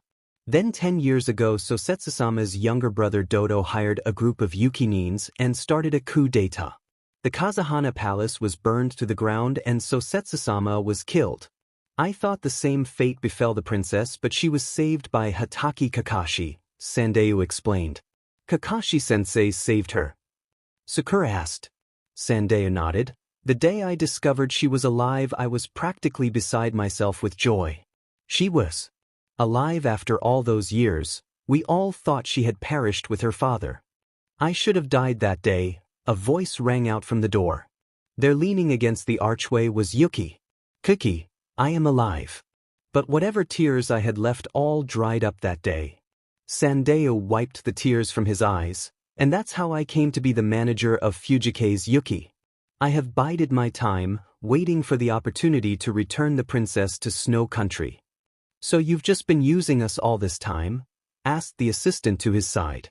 I'm terribly sorry for deceiving you all, but it was for Snow Country's people, Sanday said as he stood and moved in front of the Snow Princess. He dropped to his hands and knees, pleading with her, Please, princess. I beg of you, confront Doto and assume your place as the leader of our home. Cookie stared at him impassively. Not a chance. I refuse to throw away my life in some fool's dream. But you highness Sanday began. You can forget it, I don't care. No matter what happens you can never get rid of Doto, the princess said with a glare. Why don't you shut your mouth? Naruto growled angrily at her surprising his team. This man is on his knees, begging whatever self-respect you have left in hopes of accomplishing his greatest dream. Insult him like that again and mission or not, woman or not, I will beat you into the ground. The room fell deathly silent after that, tensions running high as the two bit back their own sneers. And just who are you to tell me what to do? Koyuki asked, never taking her eyes off the blonde boy. I can be your best friend or your worst enemy, Naruto answered as his Rinnegan activated, creating a pressure in the air. It's not like you have a choice. With this Doto after you now, your only hope is to keep moving. He let that sink in for a few seconds before continuing, like it or not. We're your only hope, deal with it. Koki didn't know what to say to that. Yujito spoke up next. Normally on a mission like this we'd return to the village, but with Doto after us we'd be slaughtered before we escaped. Let's just deal with them here, it's nothing we can't handle, Sasuke grunted with his arms crossed. Sasuke-kun is right, we won the last fight, Sakura added in her 2 cents. Naruto nodded reluctantly, no we didn't. They ambushed us, we barely escaped without any serious wounds. They'll be prepared next time. But then again so will we. Uchiha Sasuke walked along the length of the ship, his mind not on the ocean or the ship itself. Instead it was on his team, his second family. He cared for them, for the bonds between them, but something was missing. Something that was important. His goal. Why are you still so weak? Is it because you don't have enough hatred? Uchiha Itachi. The man who murdered everyone he cared about, the man who slaughtered his entire clan, the man who was once his brother. He had been on Sasuke's mind since their encounter a month ago. He had thought that Itachi had returned to finish him like he did the rest of the Uchiha clan. Instead he not only all but ignored Sasuke's presence. His reason for returning was to capture his teammate Naruto. It was ludicrous. It went against everything he stood for. He hated it. The dobe was Itachi's target. He didn't even bother taking Sasuke seriously. At first he didn't really pay much attention to the orange-clad idiot, but the Chunin exams. Between now and their time in the academy, it was unnatural progress. At first he thought it was the Rinnegan that was giving him power, but that didn't account for their mission to Wave Country. The dobe had beaten the guy who had defeated him and was still conscious. He didn't have the Rinnegan back then, so how did he not only survive but win against his opponent? Why was Itachi interested in him to begin with? Just who was Uzumaki Naruto? Judging by the conversation earlier, Naruto was the prince of the Whirlpool Country. He'd never heard of it before. It was strange, especially considering the blonde's bloodline. Naruto had the Rinnegan, so naturally his clan had it also, right? Surely if there were a clan of Rinnegan users, someone would have noticed, right? If there were such a clan, then why hadn't he heard anything about them? Questions plagued Sasuke's mind, but he couldn't seem to find any answers. There was also Yujito to consider. He'd never cared much for feelings, physical or otherwise, preferring to retain his seemingly cold appearance. The ambassador from Kumo seemed to embody what he'd always thought kunoichi were supposed to be like. She was strong, didn't need protecting, and was capable to defending herself. Given time, she would be a force to be reckoned with, especially considering she was the granddaughter of the current Raikage. Though for some reason, which he found frustrating, he couldn't seem to copy any of her jutsus with his Sharingan. Dobe, I will find out your secrets. Yours and that girl's too, Sasuke thought as he stared out at the sea, completely oblivious to the cold. It's interesting how things had changed since their academy days, Sakura thought as the ship pulled into dock and everyone began to disembark. Back in the academy, everything was normal, and she knew where everything fit. Sasuke was the cool genius who always won. Naruto was the dead last who always asked her out and she always hit. She was the most popular girl in school and wanted to get to know Sasuke better. Things changed when she joined Team Kakashi, taught her a very important lesson. Look underneath the underneath. In other words, don't take anything at face value. Kakashi had lain out Sasuke like he was an old rug. Naruto had not only mastered the ability to create clones but also managed to make them solid. Where Sasuke was beaten badly by Kakashi, Naruto had come up with a plan in the middle of the test and though it was useless managed to surprise the scarecrow-like man. Then the mission to Wave Country. She would never forget it, how Sasuke easily dispatched two Chunin Nukanins like they were nothing. The look on Naruto's face. And his vow. It was unbelievable and yet terrifying at the same time. Then they were attacked by Momochi Zabuza, the demon of the mist. He was able to catch Kakashi off guard, though that was only because he had to protect his students while fighting. Zabuza had taunted them, scared them beyond all recognition, and just as they were about to run away in fear, Naruto did something that she'd never seen from him before. He didn't give up, he didn't run and didn't back down. He stood his ground and made up a plan which he along with Sasuke managed to implement. The plan surprised Zabuza and freed Kakashi from his prison, who then proceeded to defeat Zabuza. That was the first time she had really seen that Naruto wasn't what he appeared in the academy and Sasuke wasn't that strong when compared to others. It happened again when Zabuza came back with his apprentice and nearly killed them. She had thought Sasuke was killed, but he was just put in a near-death state. Naruto, on the other hand, had not only defeated the masked Nin, but he didn't seem to have a wound on him. She'd thought Sasuke had won the fight since Naruto wasn't that hurt, but when Sasuke asked her if Naruto defeated the masked Nin, she knew that wasn't the case. After they returned home, they were entered into the Chunin exams, and yet again Naruto defied every image she ever associated him with. He beat opponent after opponent. Where Sasuke ran out of chakra and energy, Naruto just seemed to go on forever. Then during the finals she found out that he had a bloodline, and not just any bloodline but the same bloodline only the Rikudo Sennin had. It had been months since the tournament, and if she were honest with herself she thought that she was the only no-name on the team. Then there was Yujito. Sakura didn't care much for her. In her opinion, the blonde-haired girl was a cross between Ino and Temari. She was annoying, stuck up, and she was sure the girl wanted her Sasuke-kun. I mean, why else would she have joined Team Kakashi? Surely it had nothing to do with Naruto. Okay, he had improved greatly, but he was still an idiot. Not that it mattered. Sasuke-kun would be all hers. One way or another. Snow Country, mountain range. After everyone had disembarked from the ship, they had all used the small convoy of vehicles they brought with them to continue their journey on solid ground. It took several hours before the convoy reached the other side of the mountain. They had used a small tunnel going through it which had once been used by the railway, which was once used by the natives. When they stopped to rest, however, things became complicated again.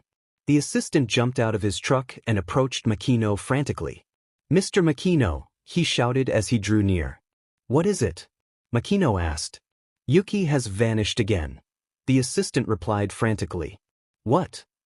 Makino exclaimed. Naruto looked over at Yujito and said, "Find her." Yujito nodded and took off. "No way, I am not going back there," Koki thought as she dashed through the frozen forest. Suddenly she tripped and rolled across the ground until she finally came to a stop at the bottom of a hill. Why? Why is this happening? Why do you run away? Koyuki's eyes widened slightly at the voice, but she didn't move. "Senju, child of prophecy, are you done?" Koyuki looked up and saw Yujito standing not too far away. "Come on, everyone's waiting," the Kumo Chunin said as she pulled the princess to her feet. How did you dash?" Koki began as Yujito suddenly holstered the woman up onto her back. "I'm a sensory type. I had you picked out before you even ran away again," Yujito explained as she took off with the woman clutching her back. "You can run as far as you like and I'd still be able to track you," the blonde stated. Koyuki remained quiet at that as they neared the entrance to the tunnel. "Why do you run away from your fate? It can't be just self-preservation, it's got to be something more than that," Yujito said as she slowed to walking speed.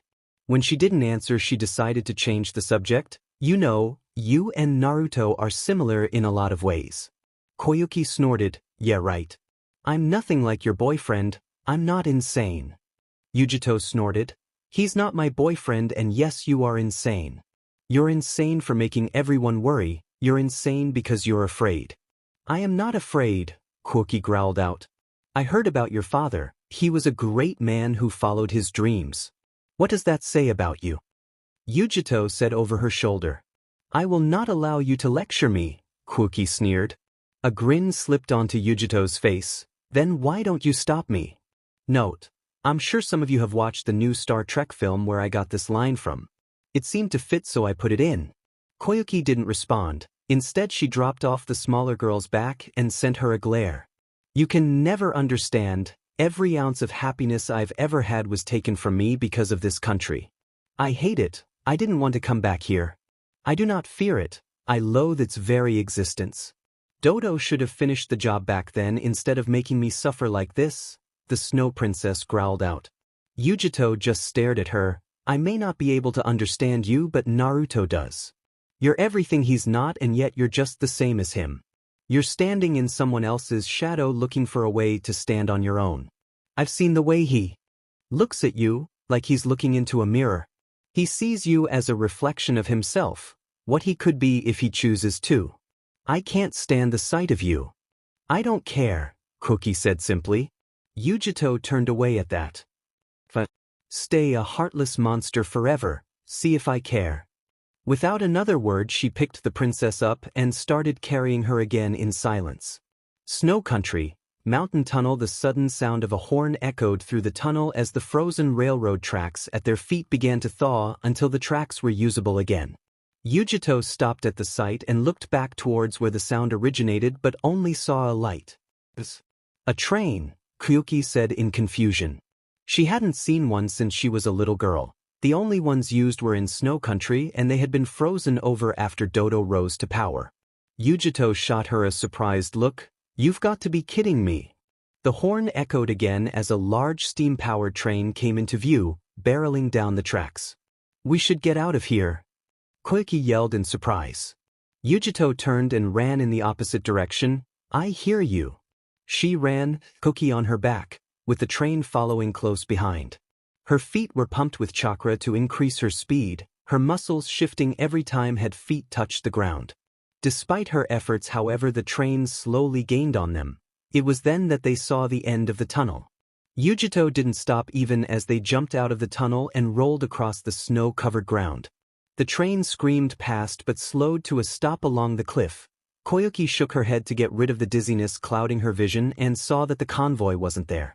However, stand atop the platform on the train was her uncle, Dodo, the man who ordered her father's death. She didn't know what to say. It's been a long time. Koyuki, the snow daimyo said into the mic he held with a smirk on his face. Doto. Fear consumed Koyuki for that single moment. It's been 10 years. Come now. Don't be shy, let's get a look at that face, Dodo said with that same demon smirk. Yujito stood up in front of the princess, causing Dodo to narrow his eyes. Hey pedophile. It's against the law to hit on your niece, you BSE. Dodo sneered at her. Mind your place, little girl. Make me, she growled as her eyes flashed purple. Before Dodo could answer her challenge, several logs barreled down the hill and slammed into the side of the train, surprising them. They looked up and saw Sandayu standing with an army of samurai, ready to put an end to Dodo once and for all.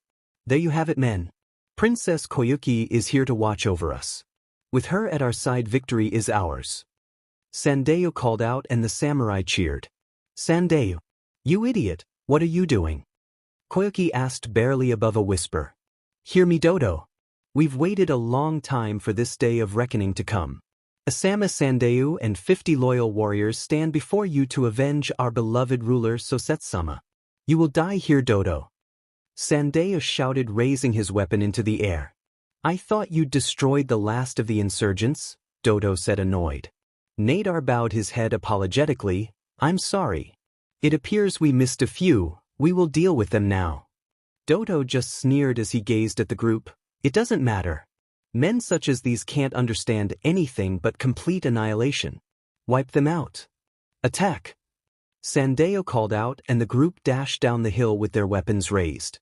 The side of the train opened however to reveal dozens of tubes along the carriage. A nameless Yuki-nin stood at the controls. He turned the gears and suddenly dozens of kunai shot out from the tubes creating a wall of flying kunai. The samurai stopped dead in their tracks as their eyes widened at the approaching swarm of death. Shinra Tensei. The ground cracked as the kunai were suddenly hurled to the side like toys. Naruto stood next to Sandu, his arm raised towards the train and his eyes glowed with a dull gray. Katan, Gukakyu no Jutsu. Sasuke exhaled a large fireball from the side which slammed into the side of the train, a section of it to explode in a column of fire. Doto clutched the rail as the train shuddered from the impact. Get us out of here, he barked and the train started moving again. The moment it was on the bridge a bit further down the track, Sakura detonated 2 of her explosive notes. The back end of the train collapsed as the bridge under it was consumed in a pair of miniature suns. The front end of the train kept moving however as it released the damaged sections, allowing it to escape. Sasuke and the samurai were about to go after them when Naruto called out, "Hold it! They want us to go after them. If we're going to face them it will be on our terms, not theirs."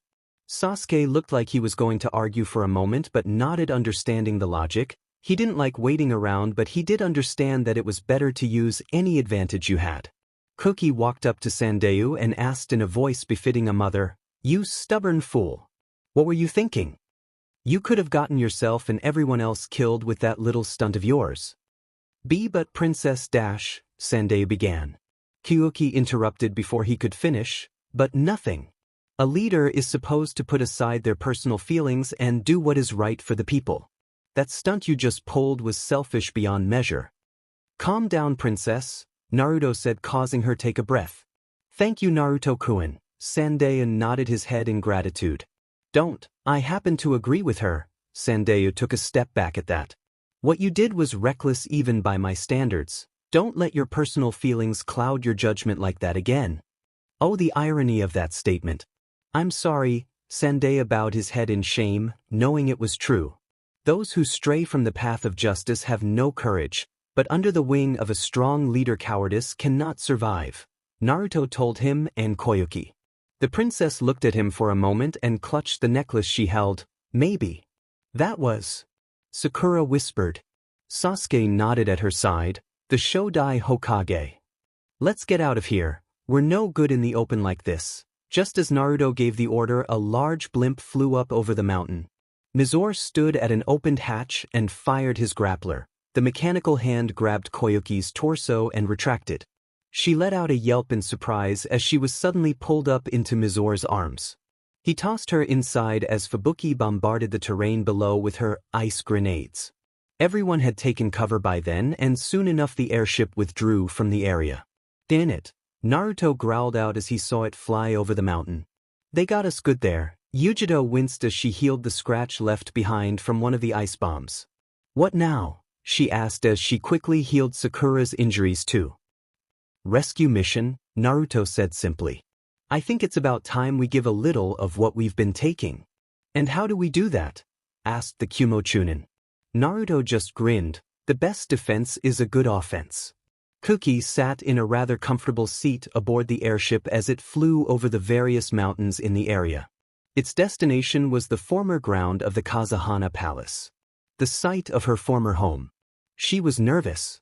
She was scared. She was absolutely terrified, yet she was also calm.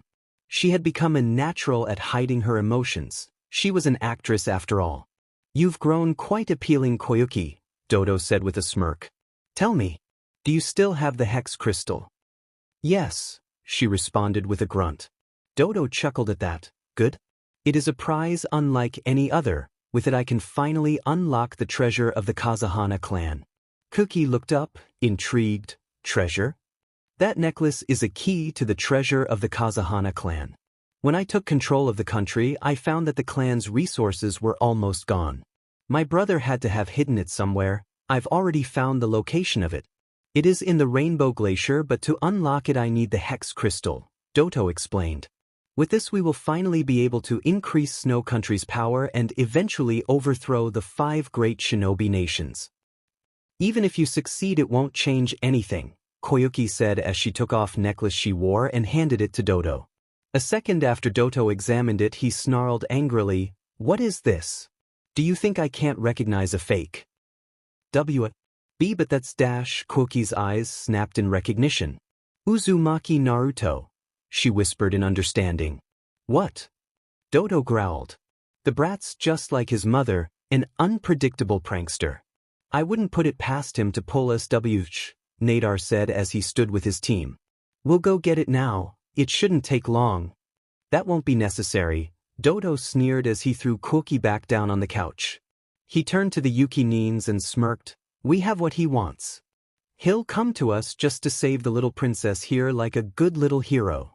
"Snow Country, Snow Fortress, the place is crawling with guards," Yujito whispered as she sensed the various chakra signatures in the area.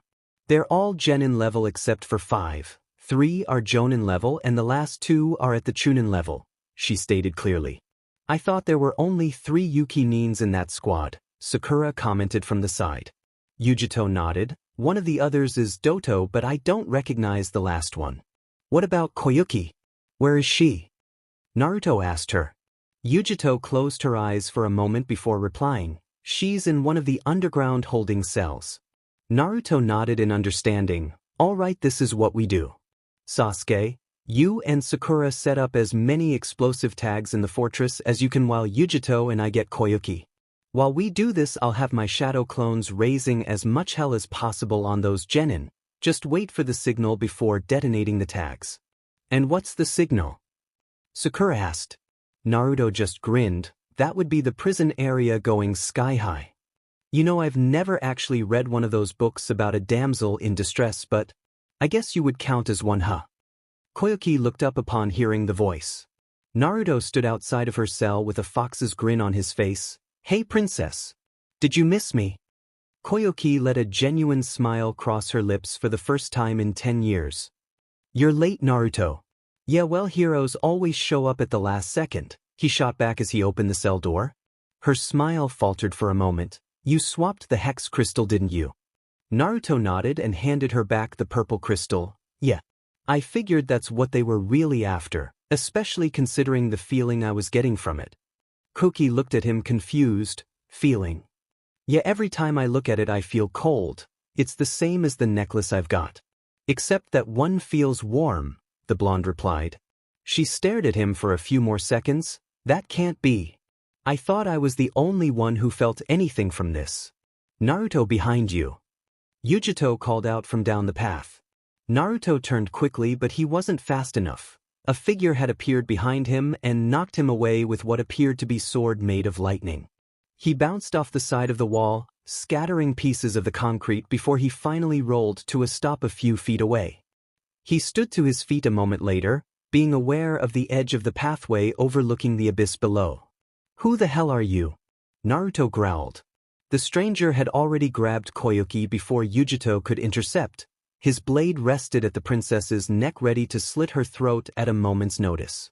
A sudden clapping echoed through the prison area and everyone looked up to see Doto descending from the lift. "Well done," Doto said with a smirk as the stranger threw over the hex crystal along with the princess. "Dispose of them while I take care of more important business." Koyuki struggled to break free but to no avail. He released his cloak, revealing his new chakra armor and took to the air with his mechanical wings. The stranger smirked as he turned to the Konoha Chunin. "My name is Rokusho Aoi." He turned his head towards Yujito. "It will be the last name you ever hear. He's a nuke nin from Konoha who stole the Raijin, the sword that was wielded by the Yondaime Hokage.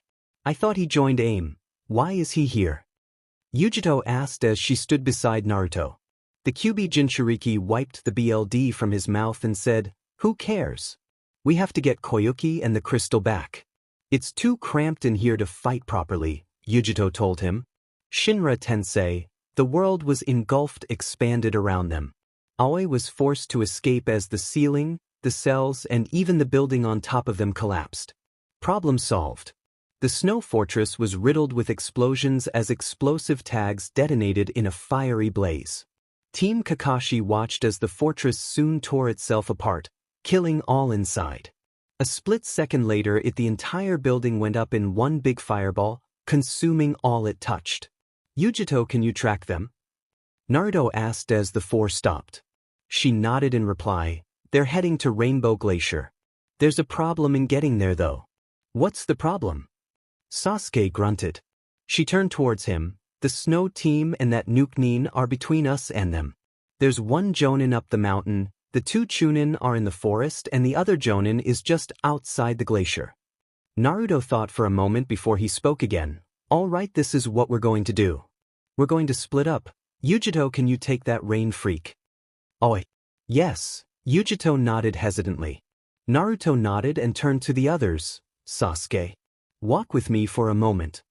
The two walked a little ways from the girls and said simply, do you think you can take on two Chunin by yourself? Sasuke grunted at that. It's nothing I can't handle. What? You and I both know Sakura's no match for a Chunin. If she came with Yujito or I, then we would be slaughtered. The only choice I have is to have you protect her while fighting. Can you do it? Can you protect her while fighting two Chunin? Naruto asked. Sasuke grunted again, mostly in annoyance. It shouldn't be a problem. Naruto smiled at that. All right then. He spoke louder so everyone could hear. There is one last thing. When you win, don't come to aid the others. Head straight for Dodo and Koyuki. Until Dodo's plan is stopped and Koyuki is saved, nothing else matters. Snow country, glacier borderline, so you decided to face me, huh? Let's get this over with, little girl. Aoi gave a mock bow. That's an interesting sword you have, Yujito said when she saw him activate it in a blaze of yellow light. It's amazing, isn't it? I tricked this stupid genin named Idate into stealing it from me. Too bad he escaped before I could kill him. Oh well, not like it matters, the Aimnin said with a smirk. He leveled the sword at her. Shall we? You know, with a sword that big you'd think you were compensating for something. A cat-like grin stretched across Yujito's lips. Aoi sneered at that. I was originally just going to kill you outright. But after that comment, I think I'll enjoy myself first. I wouldn't count on it, Yujito growled back. A split second later, 7 lightning clone appeared behind Aoi. It all happened in an instant. He twirled the Raijin around and with pure lightning manipulation alone, he absorbed the clones. He stopped a moment later and chuckled. Really now, using lightning against me? When I have the Raijin? Surely you had to have realized it is useless to resist. After all, no one can stand up to the power of the Raijin, to my power. I just wanted to check, BSD. I needed to make sure of something. That's all, Yujito shrugged with a small grin. And what might that be? He asked, intrigued for a moment. I wanted to test your reaction time, she said simply and suddenly burst into static electricity. She was a clone. His eyes widened at that thought. Yujito emerged from the ground a moment later with her arm covered in what looked like pure fire. Kaizuki, she called out as she slashed at him. Aoi brought his sword to bear and the two clashed between them. Sparks flew off to the side as they broke apart. Tsuin Kaizuki. Her other arm was suddenly engulfed in flames and she spun around to catch the Aimnin's unprotected side. He parried the attack though and was surprised that she had not keeled over in shock from the electricity running through the sword. The blow came faster and faster. Eventually he was brought the sword down to cleave her in half, only this was a mistake. A mistake that cost him. She brought both of her arms up and locked the weapon between her two fire blades. Then in one swift motion, her arms moved like scissors and cut the sword at the handle. Aoi dropped the weapon in shock. This had never happened before. He wasn't able to think properly after that as Yujito cut right through him from back shoulder to thigh. His body melted into nothingness, forever erasing his presence from the world. She sighed in relief and turned towards where the two sections of the Raijin lay on the ground. She only took a moment to catch her bearings and seal the two pieces for future use. Maybe she'd be able to repair it once they returned to Konoha. If they returned to Konoha. For now though, she still had a mission to complete. She just hoped everyone else was alright. Snow country, snow mountain, This is such a fitting arena, wouldn't you agree, Uzumaki-san? Nadar asked as the two stood across from each other. Naruto just stared with his Rinnegan activated. You're in my way. Nadar smirked at that. Then how about we finish this little dance, huh? Fine by me, Naruto said and formed a hand seal. Kage Bunshin no Jutsu. A single shadow clone popped into existence beside him. Alright then, the Yuki leader responded and made several quick hand seals. Hayatun, Roga Nadar no Jutsu. He called out as snow began to barrel down the mountain in the shape of a dozen wolves. Naruto dashed forward, chakra spinning in his hand as the clone moved with him. The clone jumped into the air, which was soon followed by Naruto a moment later. Naruto then proceeded to jump off the clone as if he were a platform and in doing so avoided the avalanche-like attack. He fell towards where a surprised Nadar stood and swung his attack down upon him. Rasengan, the blonde called out as the jutsu connected. Nadar backed off a moment later as the attack died down. The device on his shoulders sparked and shattered. He looked at it for a moment and chuckled slightly. Impressive kid, for a child no older than 13 to break chakra armor is unheard of. You should feel honored, Nadar said in a mocking voice. And you shouldn't let your guard down, Naruto responded as a clone appeared behind the Yuki leader. What? Nadar turned swiftly when he felt the presence, but it was already too late. The clone struck him dead center in the face, knocking him off the cliff and down towards the trees below. Naruto jumped after him a moment later, 3 clones popping into existence with him. The 4 clones grabbed Nadar in midair and slammed him into the ground, blowing dust into the air with the impact. Naruto fell on him a second later, his knee firmly planted in the Yuki Nin's midsection, causing him to grunt in pain. Shinra Tensei. The blonde called out as gravity increased on Nadar's body. A crater formed around him from the jutsu and he felt every bone his body shatter. Naruto then proceeded to punch him repeatedly, again and again and again. Naruto didn't stop, however. He raised his hand into the air and immediately a clone started charging his next attack. Rasengan, he called out as he drove the spiraling sphere of destruction down upon his opponent. It was during this time that Nadar dissolved into snow, indicating it was a snow clone of the Yuki Bunshin no Jutsu. The shadow clones around the blonde disappeared in clouds of smoke a moment later as Naruto stood.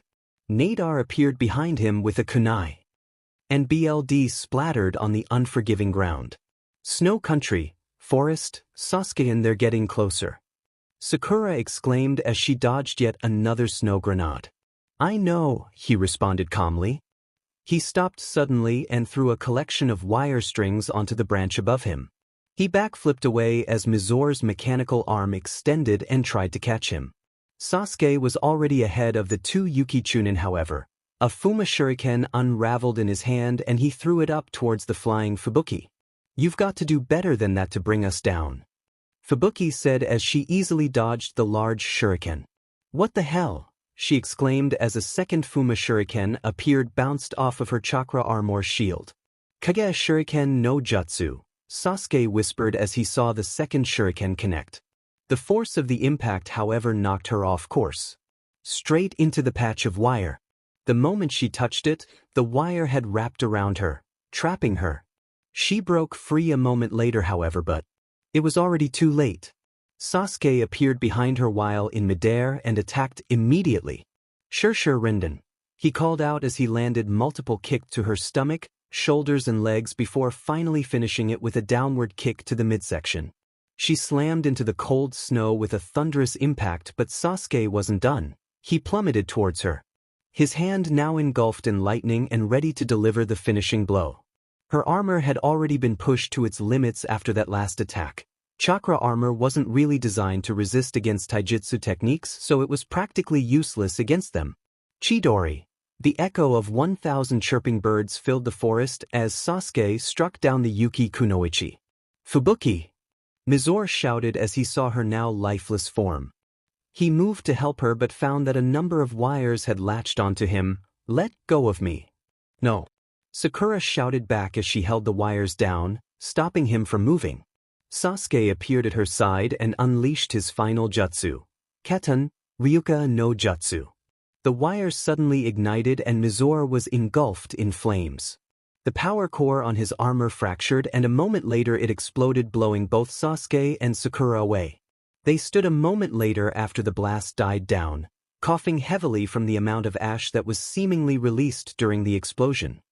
What was that? Sakura asked after regaining her footing. Sasuke shook his head. I don't know, but that was definitely not my jutsu.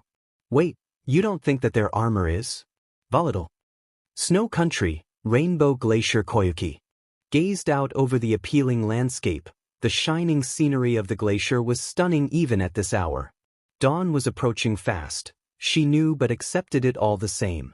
Her eyes drifted to her uncle, a man driven mad by his lust for power and the man who had ordered her father's death. She hated him yet. He was family and she could never wish for his death. If you believe in the future, then spring is sure to come. Those who stray from the path of justice have no courage, but under the wing of a strong leader cowardice cannot survive. I'm at the end of my journey. Father, I don't know if I can believe. Tears slid down Koyuki's face as she watched Dodo stand before the altar.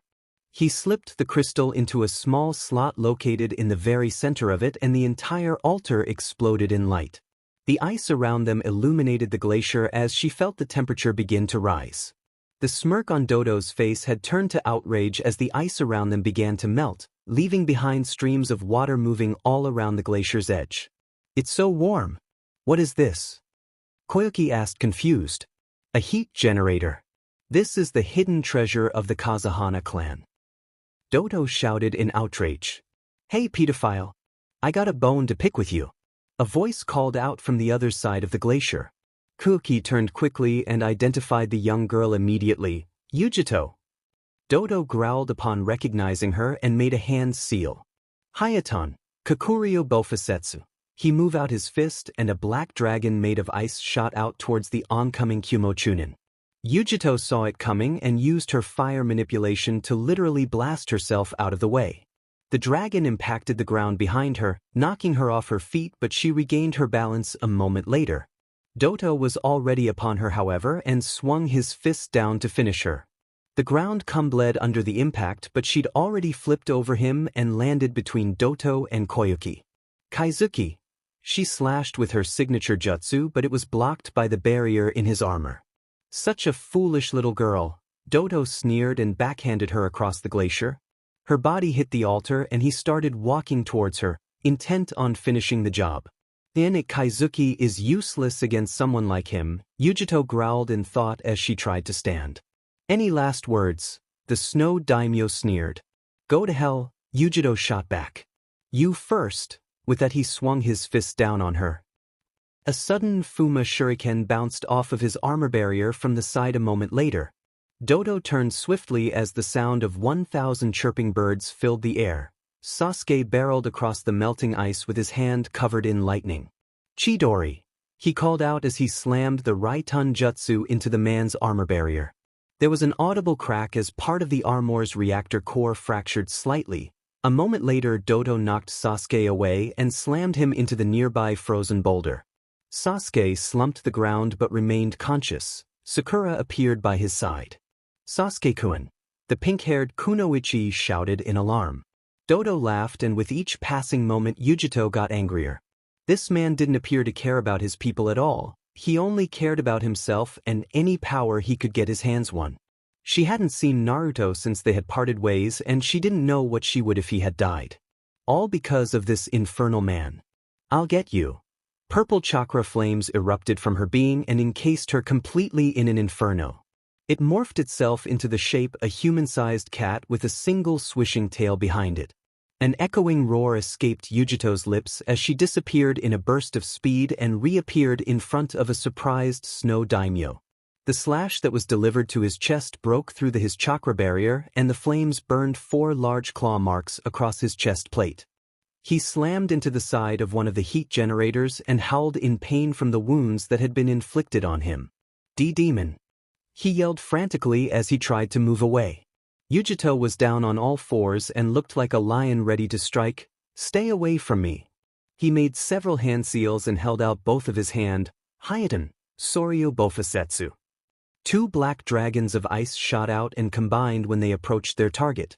They formed a pitch-black tornado of wind and ice which started pulling in everything in the glacier.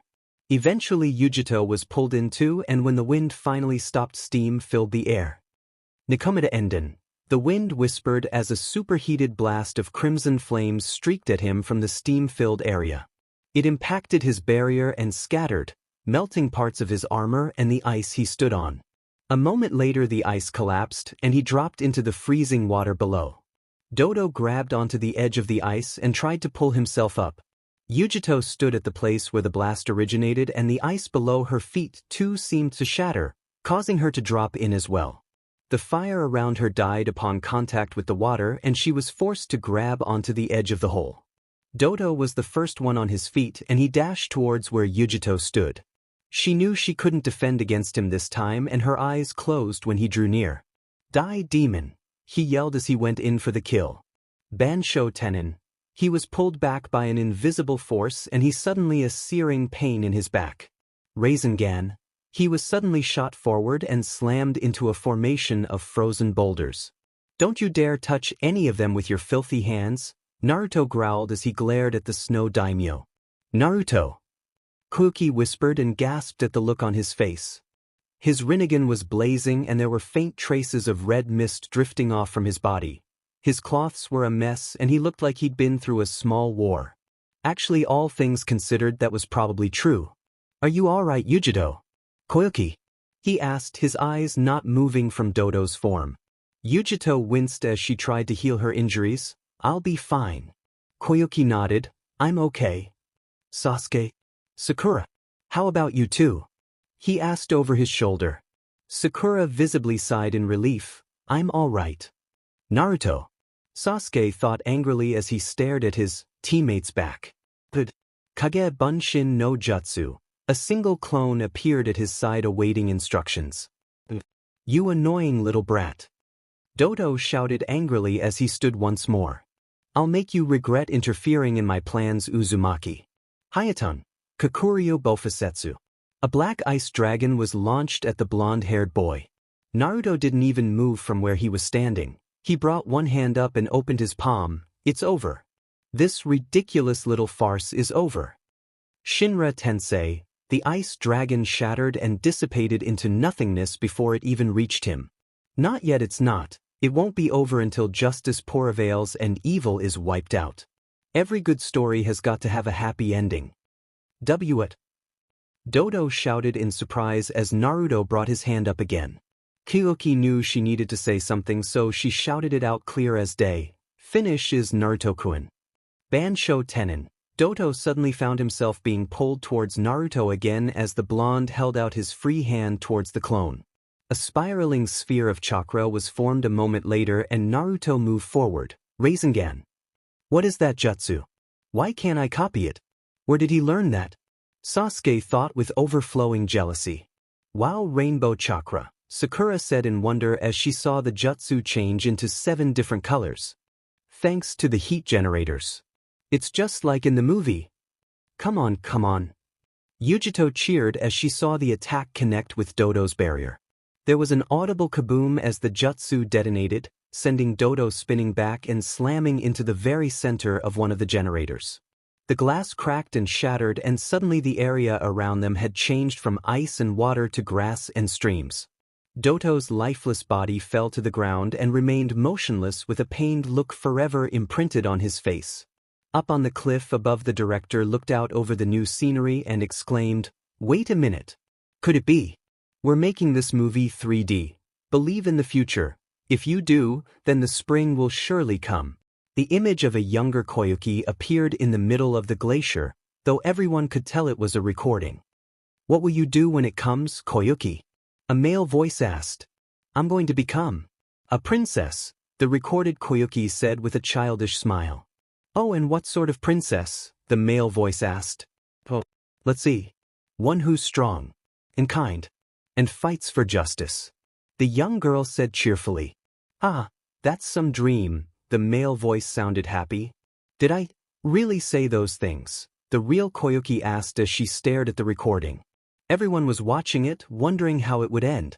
Suddenly a man much taller than the young Koyuki appeared with a smile. He was dressed in green robes and was wearing glasses.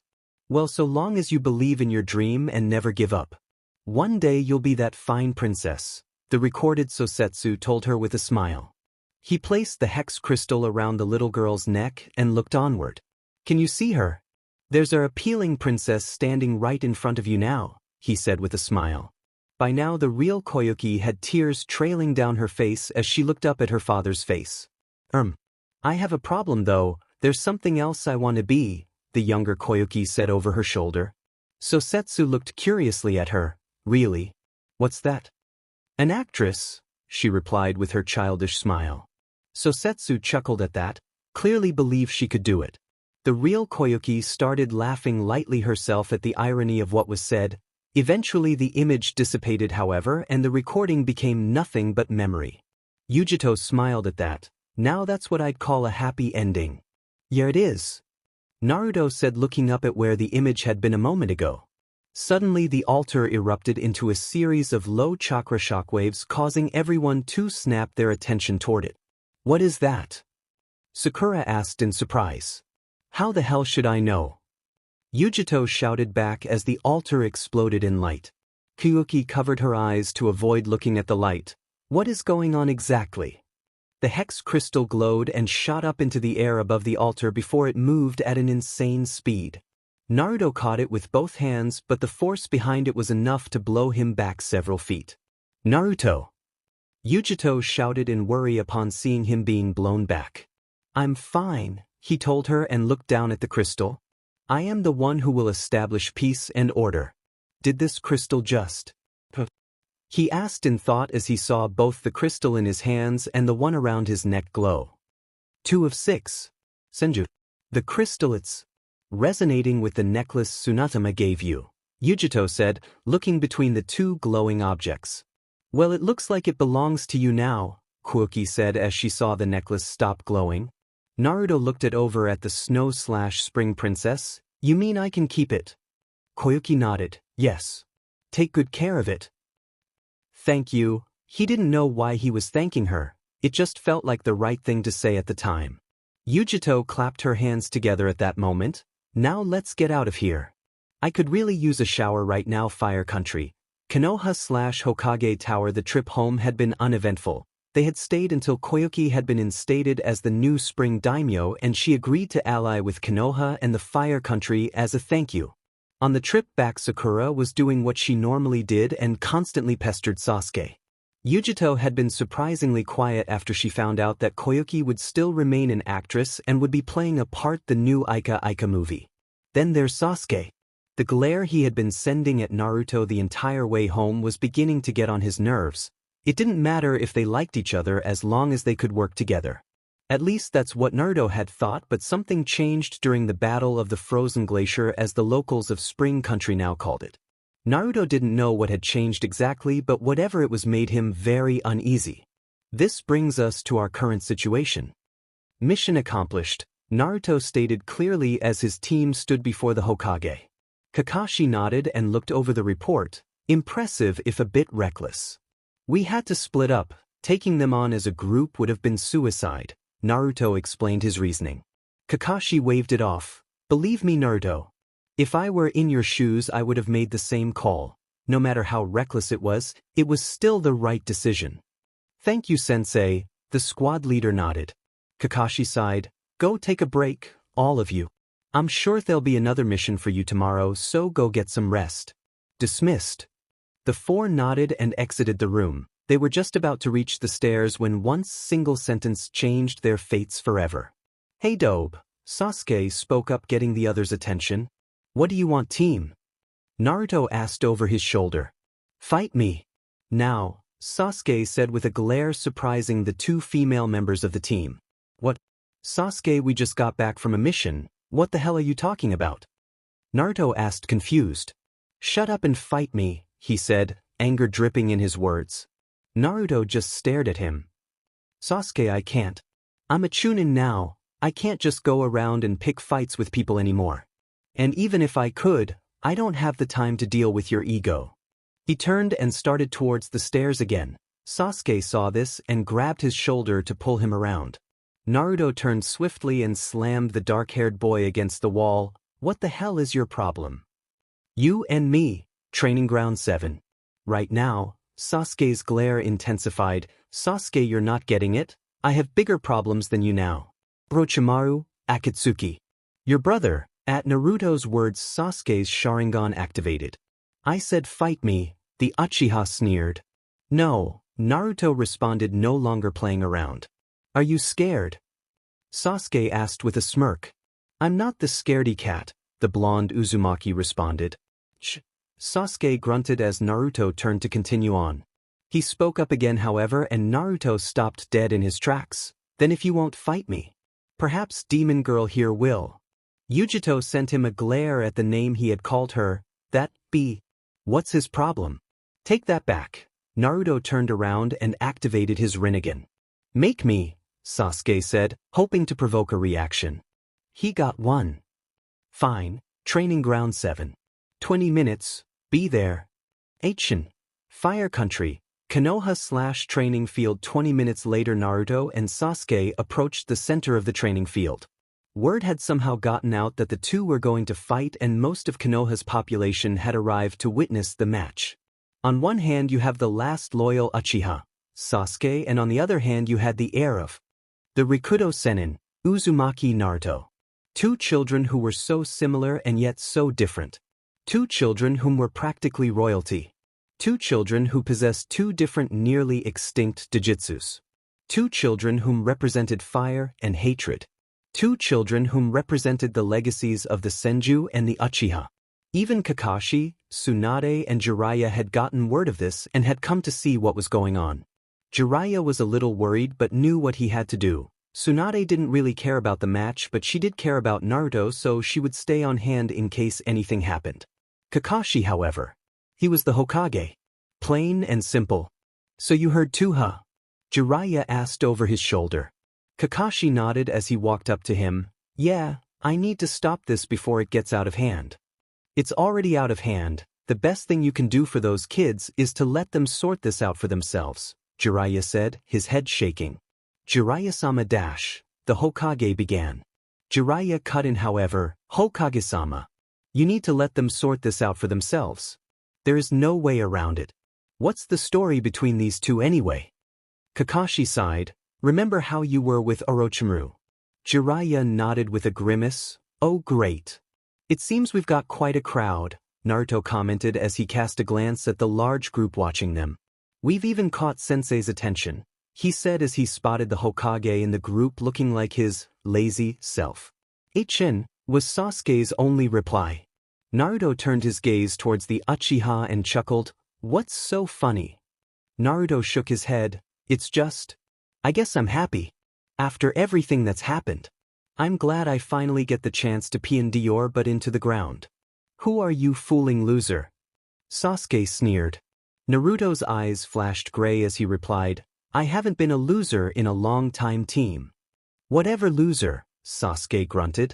I bet you only became Chunin because of that demon girl from Kumo. Naruto's shifted red for a second. Say that again, I dare you. Sasuke sneered at him. What are you going to do if I do? Naruto's grin was terrifying. The same thing Haku did to you when you fought him. Sasuke scowled at the memory of his first defeat. Shut up. Naruto smirked at the response. Apparently he was enjoying this little mind game. Now that I think about it, with the exception of that guy from the preliminaries, you've never actually won a fight. Why are you so weak? Is it because you don't have enough hatred? That did it. Sasuke's anger consumed him as he dashed forward, intent on tearing the blonde apart. Naruto saw him coming and reacted by blocking the fist that was aimed at his face. He recognized the move as one of Rock Lee's taijutsu attacks. In fact, if it wasn't for his quick reflexes, he would have been taken out with the first strike by that attack. Naruto slid away and formed a hand seal. So you're using Fuzzy Brow's taijutsu and speed, huh? Alright then, how about I even the odds a little? Kage Bunshin no Jutsu. Instantly dozens of physical clones appeared around the Uchiha. Sasuke looked around only to see an ocean of orange and black. As the clones attacked, he was forced onto the defensive. One clone, then 2, 3, 4, 5. They just kept coming. They were keeping him pinned and he knew it. It was then he such tactics. He jumped high into the air above the training ground, his hands already in his seal. Katan, Gukakyu no Jutsu. Sasuke called out as he expelled a large ball of fire towards the large number of clones. They were consumed in the fiery blaze a moment later. Pathetic. Shinra Tensei. The flames were snuffed out instantly. Naruto stood in the center unharmed with his Rinnegan activated. You didn't think it would be that easy, did you? Sasuke grunted as he touched back down on solid ground. Fight seriously, loser. Even you can't be this pathetic. You want me to fight seriously? Fine. Naruto brought his open palm up towards the Uchiha. Bansho Tenin. Sasuke was surprised when he felt his body being pulled towards Naruto. What is this? Is this one of his Rinnegan's jutsus? Sasuke asked as he drew near. A kunai appeared in Naruto's hand a moment later, and just as Sasuke was within range struck out. The blade cut the Uchiha's shoulder. Nothing fatal, just enough to provide a demonstration that the match would have been over if Naruto had aimed for the head. Sasuke hit the ground with a loud slam where he rolled to a stop. H was on his feet a moment later, however, and looked over at where Naruto was. The blonde was walking away, as if there was no reason to stay. Hey Dobe, where are you going?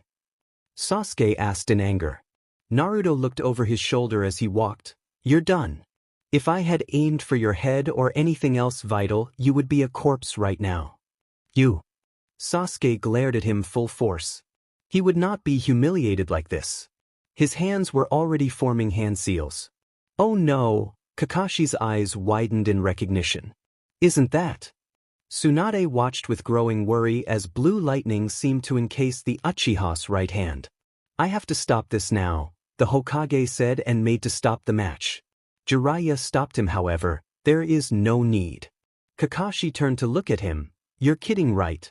Those are my students out there. That jutsu Sasuke's using is designed to kill whoever it's aimed at.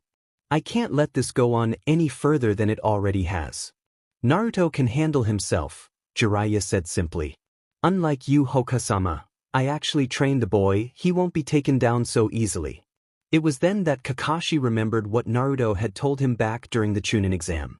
Flashback no jutsu begin. It's funny because even with that new jutsu of his, he won't win, Naruto said with an almost darkened chuckle. Why is it that you believe that? The Kapinin asked as his eyes narrowed. Naruto shot him a small smirk. Because he's fighting a demon container, we're not easily beaten by a thing like that. Flashback no jutsu and Hro. What you said back then, you weren't just referring to Gaara. You were referring to yourself as well. You knew you'd face Sasuke eventually, Kakashi realized in surprise. Be careful, you idiot, Yujiro thought as she watched the fight continue. Sasuke-kun. Naruto, Sakura knew she couldn't stop it. And that just made it worse. Chidori. Sasuke's voice echoed through the training ground as he shot forward. Naruto knew it was coming and he didn't have much time. Still, he couldn't believe it had come to this. He knew what he had to do. He turned quickly and created a shadow clone at his side. Is this everything we've ever meant to you? Naruto's voice bellowed as Sasuke drew near. The clone finished charging the jutsu and he swung his hand out. Rasengan. The world was consumed in light. Everyone watched in amazement as the two clashed with their most powerful techniques, sending wind and sparks in every direction before finally the area where they stood exploded. The two Konoha nins were blown away from each, Sasuke crashing into one of the many trees while Naruto slammed hard into one of the 3 wooden posts in the area. They're really trying to kill each other, Yujito said upon seeing how the fight was going. She didn't know what she feeling, was it anxiety? Or was it fear? She didn't know. We have to stop this, Sakura said in horror at the way the two were fighting. Yujito shook her head. It's too late to be stopped now. This is bad, Tsunade commented. Kakashi didn't know what to do in this situation. On one hand, they were shinobi of Konoha and so would fall under his jurisdiction. On the other hand, however, his students fully intending to smash each other into pieces. He couldn't stop them now. It's only going to get worse, Jiraiya stated. What the hell was that jutsu he just used? Sasuke thought angrily as he stood up again. Close combat would be bad if he can use that jutsu of his. I can only do Chidori one more time safely. Better stick to long range. The Uchiha readied some wire for his next attack. You're really trying to kill me, aren't you, Sasuke? Naruto asked as he too stood up. Sasuke didn't answer, instead preferring to dash to the side and into the trees where he could possibly stay out of sight. Naruto looked over the area where he disappeared with his Rinnegan but couldn't detect even a hint of chakra. Suddenly wire erupted from the ground around him and caught him while he was surprised. "Ain't it he got me?" Naruto's eyes widened as he looked to where the wire was connected to. Sasuke's hand were already in his seal. "See you in hell, loser." He breathed on the wire and it caught fire. "Kennen, Karyo Enden. Diamenet." Naruto was engulfed in a blinding crimson light as the flames drew near. "Ah, brat, you should be thanking me for this. Me and that blasted Yondaime Hokage who sealed me in here." "Oh shit." Tsunade shouted as a column of red chakra spiked out from Naruto's position. "Is that Dash?" Kakashi began. "Yes it is," Jiraiya confirmed. Yujito's eyes widened at the sight. "This is the first time I've seen him unleash it to this extent. This is nothing like the Chunin exams. Did this happen on the mission to Spring Country? What is going on?" Sakura asked as the light died down to reveal. Naruto lowered onto all fours, red chakra encasing his body and taking the shape of a fox with a single swishing tail. It's just like that demon girl, Sasuke thought when he saw it. He realized the danger, of course. This will not be so easy as I thought it would be. "What do you think, Scaredy Cat?" Naruto asked in a sinister-sounding voice. "You're a demon," Sasuke sneered. "You really are a monster, just like her." "A demon? You don't know the meaning of the word." Naruto shouted as he shot forward at amazing speed. Sasuke didn't see the fist coming until it collided with his face, blowing him back and crashing him through a tree. "I didn't even see that." The Uchiha thought it shock. He looked up at Naruto and his eyes began to shift slightly, concentrate. Suddenly his Sharingan evolved into its next stage as Naruto shot forward again. "I can see him now." Sasuke dodged the first strike unlike before, but this time the chakra exuding from Naruto moved on its own and slashed him along his face. He flew back, hitting the ground with a loud thud before rolling to a stop in the center of the clearing. "What was that?" "It's like that chakra of his has a mind of its own," Sasuke thought as he recovered. "I'd best stick to purely long-range attacks. Close combat is useless right now." "Had enough yet, team?" Naruto growled out. Sasuke sneered as he formed a hand seal. "Hardly." He suddenly expelled a large ball of fire at the chakra fox. "Ketten, Gakakyu no Jutsu." Naruto didn't dodge it, however. Instead he took it straight on and didn't even flinch as it slammed into him. Sasuke was in shock as mist cleared and Naruto stood completely unharmed. That chakra must be protecting him, Sasuke realized. Naruto held out his hand and the chakra shot out towards the Uchiha. Sasuke's eyes widened, but he was unable to do anything as the claw snagged him and with a slight tug brought him towards Naruto. The blonde's right hand was glowing red as he drew near, and then suddenly the fist collided with the Uchiha's face. Sasuke was blown back with tremendous force, ricocheting off of 3 trees before finally coming to a stop at the posts. All was silent for a time until...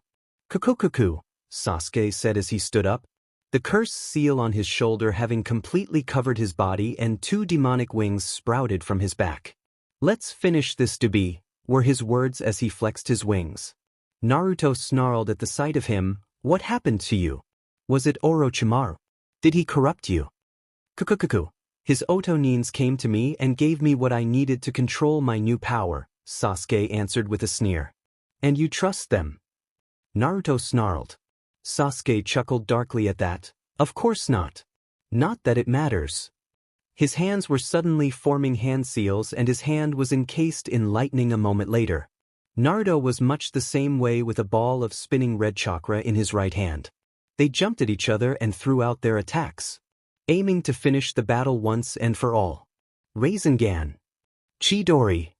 Fire Country. Konoha/hospital. He hurt. He hurt a lot. Pain flooded his senses as his eyes began to flutter open. a groan escaping his lips as the sunlight hit him in the face from the open window. Seriously, why were the curtains not closed for sleeping patients? He shook himself awake and tried to look around to see where he was. At first glance he knew he was in the hospital and remembered what happened. "You're finally awake," a voice he recognized said from the window. Jiraiya smirked knowingly. "Your mother was as stubborn as you are." "What happened, Ero-sennin?" "The last thing I remember was..." He thought back but couldn't seem to find the battle's conclusion. "You and the Uchiha brat were going at it pretty damn heavily," Jiraiya grunted. "You won. In fact, you broke the guy's left arm with a Kyuubi enhanced Rinnegan." Naruto looked at him surprised for a moment before he sighed. "I'm sorry." "What for?" Jiraiya asked but already knew the answer. "For getting into that fight. I shouldn't have done it," the blonde replied. Jiraiya snorted at that. "Trust me, you're not the first one to put their teammate in the hospital despite the rank difference. Hell, I put Orochimaru in the hospital when he was a Jonin and I was a Chunin because I couldn't stand the guy." Naruto chuckled hearing that. "Still. I'm sorry." Jiraiya just sighed. "It doesn't matter, kid. In fact, what does matter is where you want to go from here." Naruto looked at him confused. "What do you mean?" The Gama-sennin smirked at him. "What I mean, kid, is, do you want to come with me for training as my apprentice?" Naruto's eyes widened at the offer. How long would we be away?" 3 years, Jiraiya answered truthfully. "You know about Akatsuki, right?" The blonde nodded in reply. "Well, they're gonna start hunting Jinchuuriki in 3 years, so you need to be able to defend yourself by then." "Alright, I'll do it." "Thank you," Naruto said with a nod. Jiraiya just chuckled and turned to leave. "Don't thank me yet. You still have a lot to learn." "My student." "You're leaving?" Yujito asked the Rinnegan user. They were currently at his apartment, which was filled with bags he was using to pack for the trip he was going on later today. "Yeah," Naruto answered as he stuffed away the CRP littering the floor. "Hey, he's a 12-year-old guy living alone. Give the guy a break." "How long will you be gone?" she asked the question. Naruto smiled sadly at her. 3 years, give or take a few months."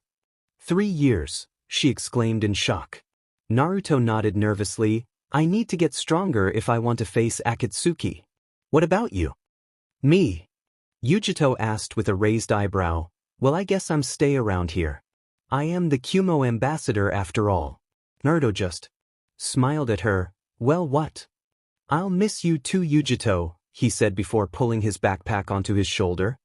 He walked past her and tossed her the keys. "The place is yours. For as long as you want it." Yujito didn't know what to say to any of that. She quickly came to a decision, however, and ran to catch up to him. "Ready to go, brat?" Jiraiya asked his new apprentice. He was standing beside Tsunade, Kakashi, and the Konoha 12, as they had been dubbed minus Sasuke and Sakura. "Yeah, I'm ready," Naruto said as he waved to the Genin and Shikamaru. "Troublesome blonde. I'll give you one guess who." "What was that, Shika?" Ino asked in an all-too-friendly tone. "I'll see you in 3 years. Bye, guys." "And girls," Naruto said hastily after getting a glare from Ino. The Sennin and his apprentice were just about to leave when a voice stopped them. "Hey, idiot, wait." Naruto turned around as Yujito came to a halt in front of him. He stared at her confused. "What is it, Yujito?" She didn't reply. She simply grabbed both sides of his face and pulled his lips to hers.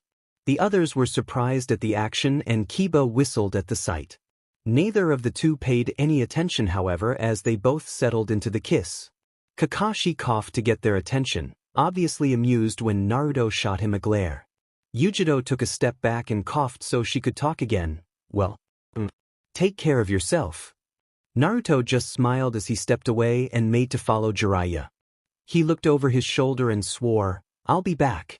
"That's a promise of a lifetime." Yujito nodded as she watched them walk out of view. Everyone started to walk away from the scene now that the two were gone. Tsunade walked up to the girl once everyone else was gone and asked, "Are you going to be okay?" Yujito nodded, "I'll be fine." He promised to come back. Tsunade nodded with a smile. He always keeps his promises. Yujito smiled at that. "I know." "How would you like to become my apprentice?" asked the Katsuyu Sennin. Yujito looked up at her surprise. "Thank you." It's an honor, Tsunade-sama.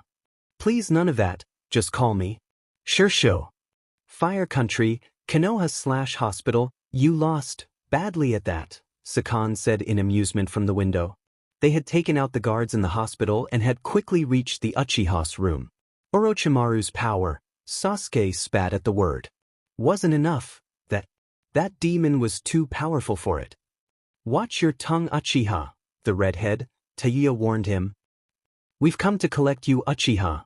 Orochimaru wants you. He can give you the power to defeat your brother, Sakan goaded, and it worked. Sasuke smirked at them. Fine then. As long as I get the power I want. I don't care what it takes to get it. Later that night Sasuke was walking the path out of the village.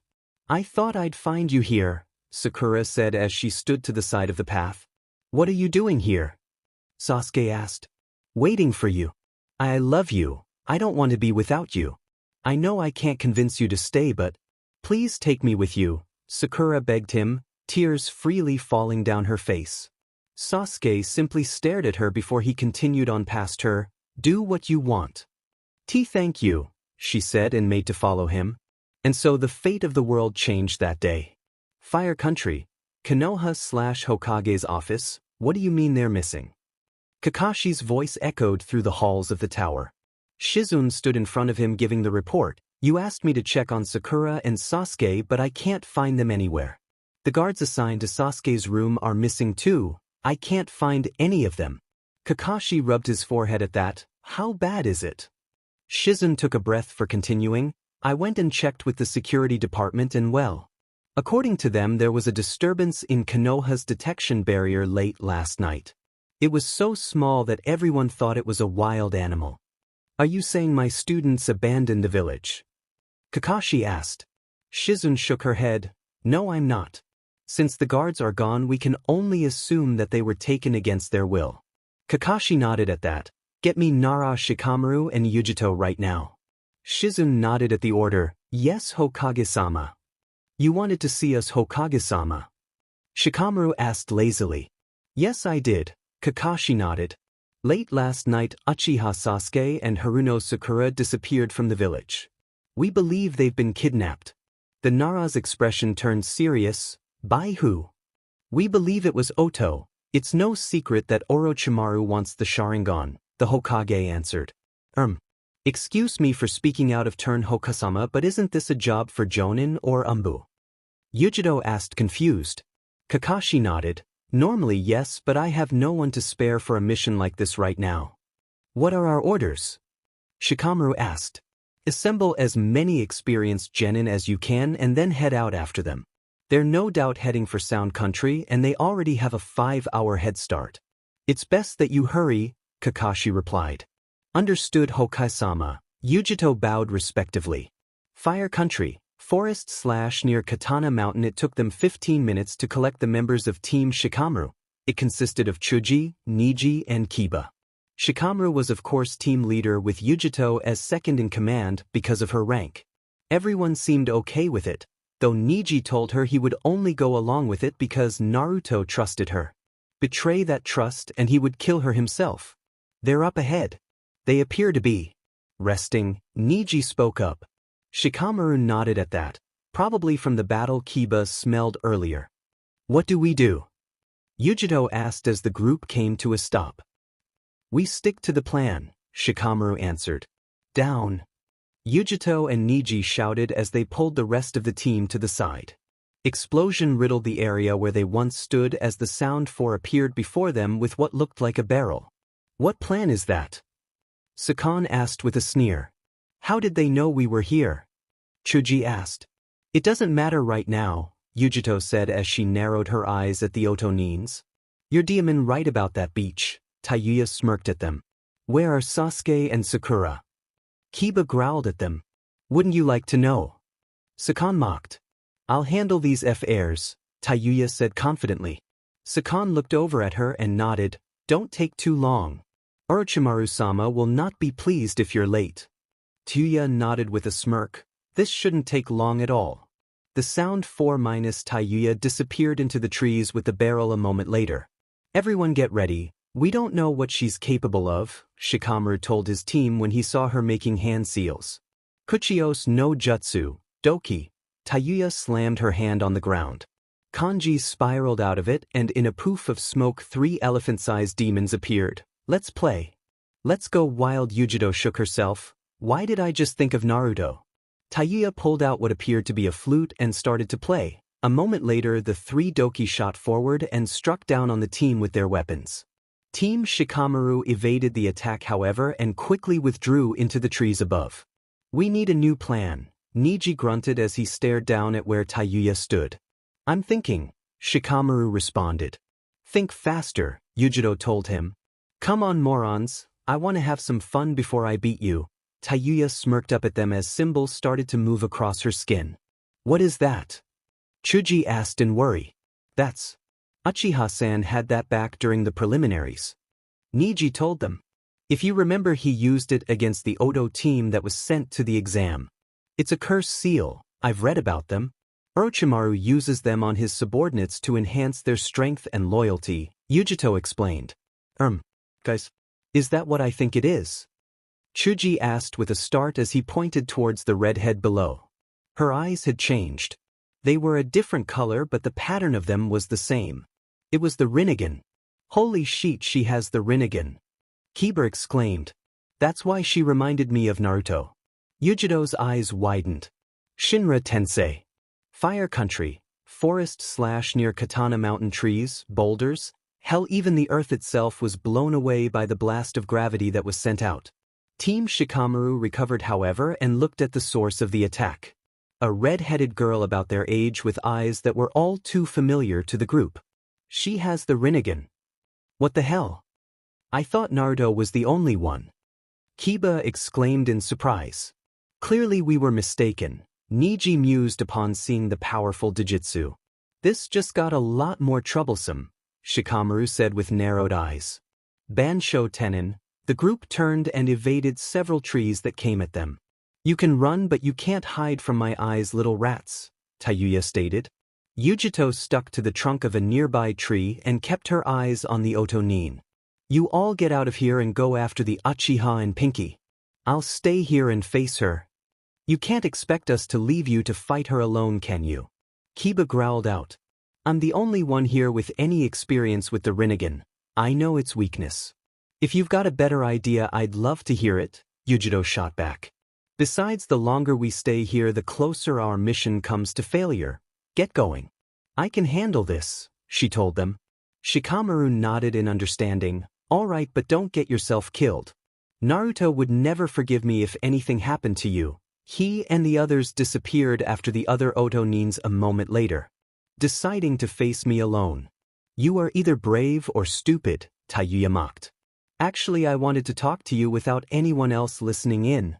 Yujito smirked unimpressed. I want to know where you came from, Uzumaki. Tayuya's eyes widened at the name. Yes, I know your clan name. Only an Uzumaki can wield the Rinnegan since they are descended from the Rikudo Sennin, so that makes you one. What I want to know is where did you come from when I know for a fact that the homeland of the Uzumaki was destroyed years ago? As if I'll tell you anything, Beach, Tayuya snarled. Yujito's eyes narrowed into a glare. Then I'll make you talk. Shinra Tensei. Dust was blown up as gravity blew away another section of the earth. Damn it, she has more control than Naruto, Yujito thought as she recovered. Mitiki, Genbuso Kyoku, Tayuya whispered and played her flute. A doki came from the side and swung its large club at the blonde girl. Yujito dropped down below the branch to evade. Another doki was waiting for her, however. It held some kind of large double-edged sword and slashed at her as she fell. Yujito used her fire manipulation to literally blast herself out of the way and land on the ground below. Kaizuki! Yujito called out as she turned swiftly and slashed at where the final doki was located. It evaded the attack, however, and instead she cut through a tree, causing it to melt. Not bad, Beach, but not good enough, Tayuya said with a smirk. Why don't you come down here and say that to my face? Yujito growled up at her. Tsuin Raikyu. 2 spheres of lightning chakra were hurled at the redhead, whom just let the grin on her face widen. Shinra Tensei, she whispered as the 2 lightning ball were dispersed. She even has Naruto's defense capabilities as well, demon it. I'll just have to get in close and attack from there. This better work, Yujito thought and ignited her arm in a blaze. Kaizuki, the blonde said as she slashed the ground in front of her, causing smoke to erupt upwards. Smoke screen, Tayuya caught on and raised her hand. Shinra Tensei. The cloud of smoke was blown away a moment later, leaving a grinning Yujito. What are you smiling at, Beach? The redhead mocked but became wary when the grin widened. Sheet, Mitiki, Genbuso Kyoku, she said as she started playing her flute again. Yujito appeared behind her and slashed with her flame-covered arm, Kaizuki. Before she could land the hit, however, a doki came from the side and caught her with its club. Yujito flew several feet before crashing through a tree and landing in a heap on the ground below. The blonde stood clumsily a few moments later as the three doki surrounded her and Tayuya stared down at her. No one has survived the sound of my flute, the redhead said simply. Makio no ran, Tayuya whispered as she played a different tune. Now what is she doing? Yujito asked in thought and saw the three doki spew out some kind of fog monsters. What the hell are those things? Her eyes widened as the three monsters caught her. These spirits will drain your chakra until there is nothing left. You will die here. That's all there is to it, Tayuya said simply as the fog monsters wrapped themselves around the blonde. She's right there draining my chakra. Damn it, I'll be dead in minutes if this keeps up, Yujito growled in thought as she attempted to break free but no avail. Suddenly her eyes flashed in recognition. If I can't break free, maybe I can give them a stomach ache. Yujito started channeling the Nibi's chakra, which was then drained from her system by the fog monsters. The spirits broke away, releasing a screech of pain before dissipating into nothingness, surprising Tayuya. What did you just do? The redhead exclaimed upon seeing the fog monsters disappear. As if I'll tell you anything, Beach, Yujito said, mocking her words from before. Tayuya's face became red in anger. You dare mock me? Fine, let's see you handle this. She dismissed her doki knowing they were useless at this point and brought her flute to her mouth once more. Mitiki, Muganansa, she whispered as she began to play. The world seemed to distort around them. The sky changed into what looked like a red ocean. Wires hung from the ceiling and pinned Yujito the ground. Around her were hundreds of bones. Yujito struggled to break free, but it proved in vain as she looked at her arms. They seemed to melt before her eyes as she let out a pain-filled scream. Game over, Tayuya whispered as she approached. Once she was literally right in front of the blonde, she raised her hand. Shinra Tensei. Yujito gasped as a loud crack echoed through the forest. A moment later she fell backwards and hit the ground with a thud. Tayuya stood over her with clenched hands. She stood there looking down at her fallen opponent for a few good seconds before turning away. I'm sorry I had to kill you, but I can't risk my secret getting out. Now I need to deal with your friends before they have the chance to say anything, the redhead said and started away. She didn't get far, however. A deafening roar echoed out from where Yujito lay as the blonde was engulfed in a torrent of purple light. Tayuya turned quickly in surprise as Yujito seemed to pull herself up. The purple chakra around her ignited into flames and condensed to form a cat-shaped cloak around her body with a single tail. What the F is that? Tayuya exclaimed as her eyes processed what she was seeing. That chakra is alive. Her eyes widened in shock as Yujito suddenly disappeared from. She turned swiftly but was unable to dodge the chakra/flame-enhanced slash that swiped across her chest. Madhaf. The redhead crashed through the nearby tree as Yujito touched down in front of her. Come on, Uzumaki. Don't tell me that's the best you've got. Tayuya stood up from where she crashed and glared at the chakra/flame cat. Her curse seal had absorbed most of the attack, but she knew it couldn't take many more like it. Eventually it would have to retract or it would corrupt her body from the inside out, even with the drags Orochimaru had supplied them with.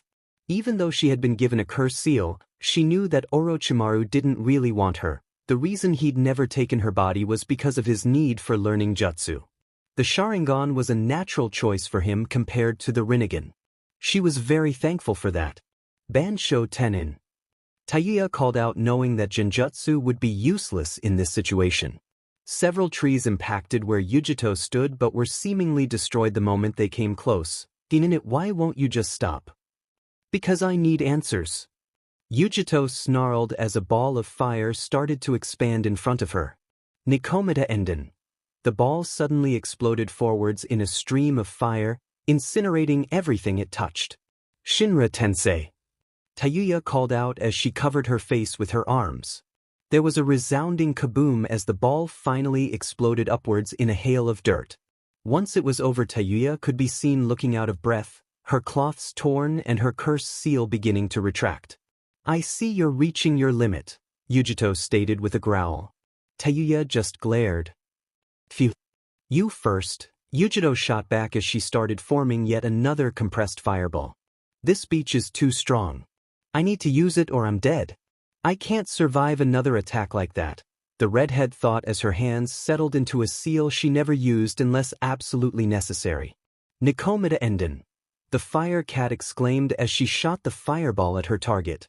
Tayuya saw it coming and released her own jutsu, Chibaku Tensei. And the world was consumed in light. Senju Tsunade never did like the way Konoha did things, not even when she was a child. Her grandfather knew what he was doing when he founded Konoha with the Uchiha Madara, but he was too naive when it came to plans for the future. An example of his naivety is when he handed the Biju out to other countries to maintain balance in the elemental countries. He was a good man, however. He did create a beacon of light amongst this chaotic world they lived in.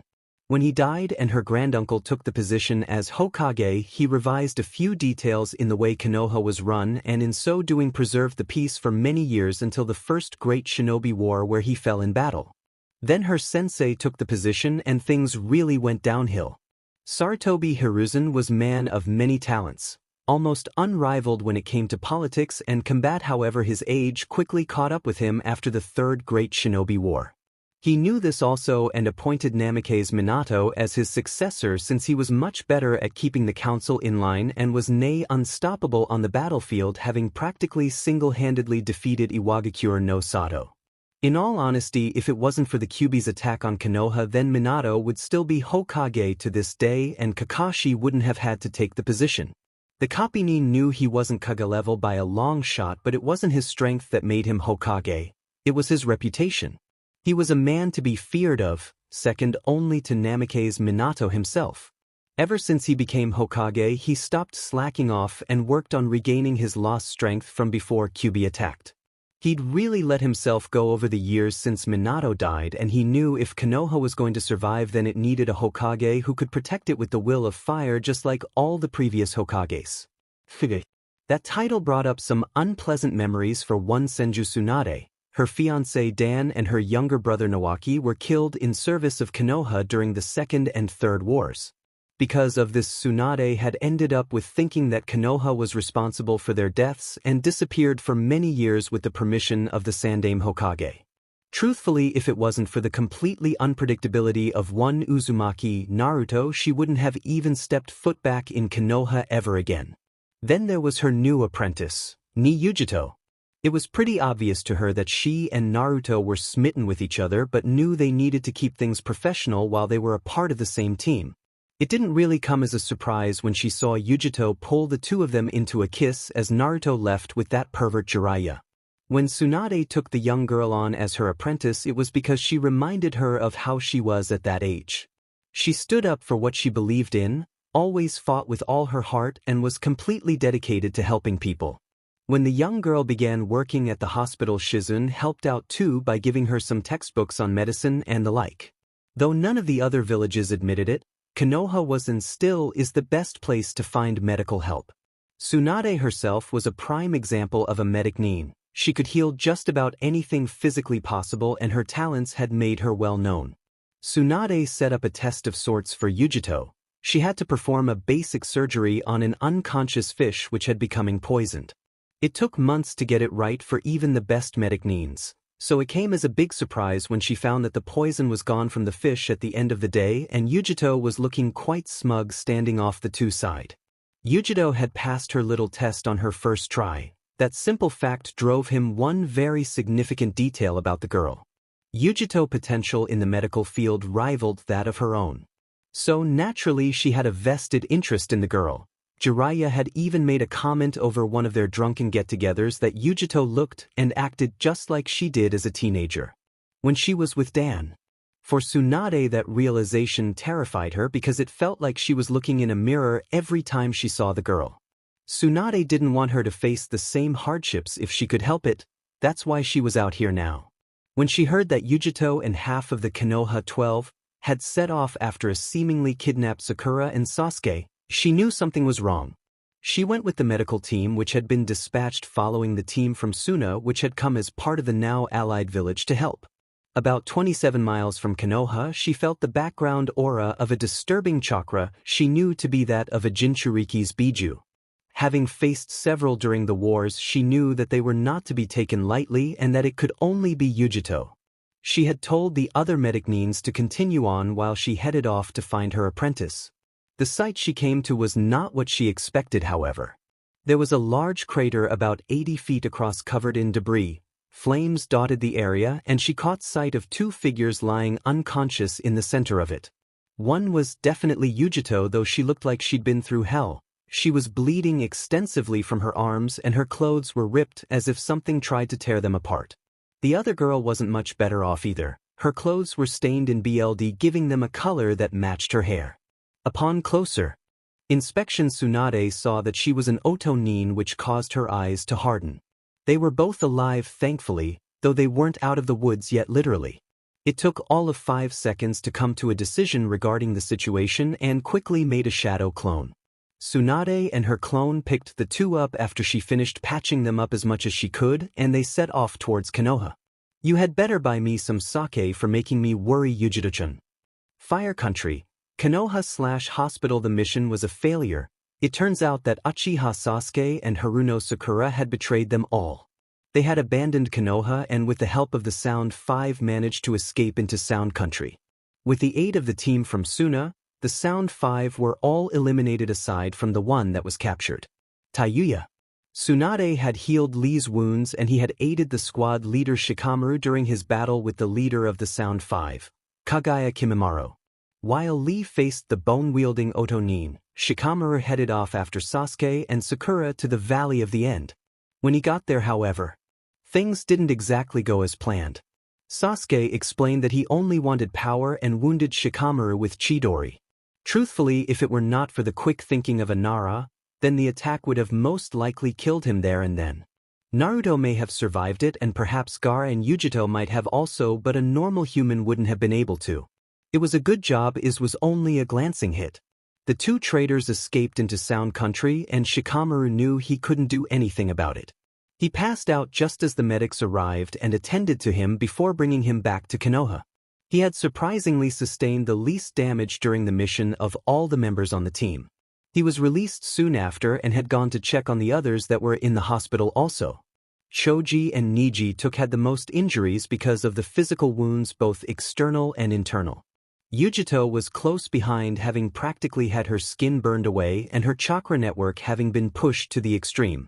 Kiba was bedridden like the others, but his wounds weren't life-threatening and they said he could leave in a few days. There was nothing you could have done, Kakashi said as he appeared beside the young Nara.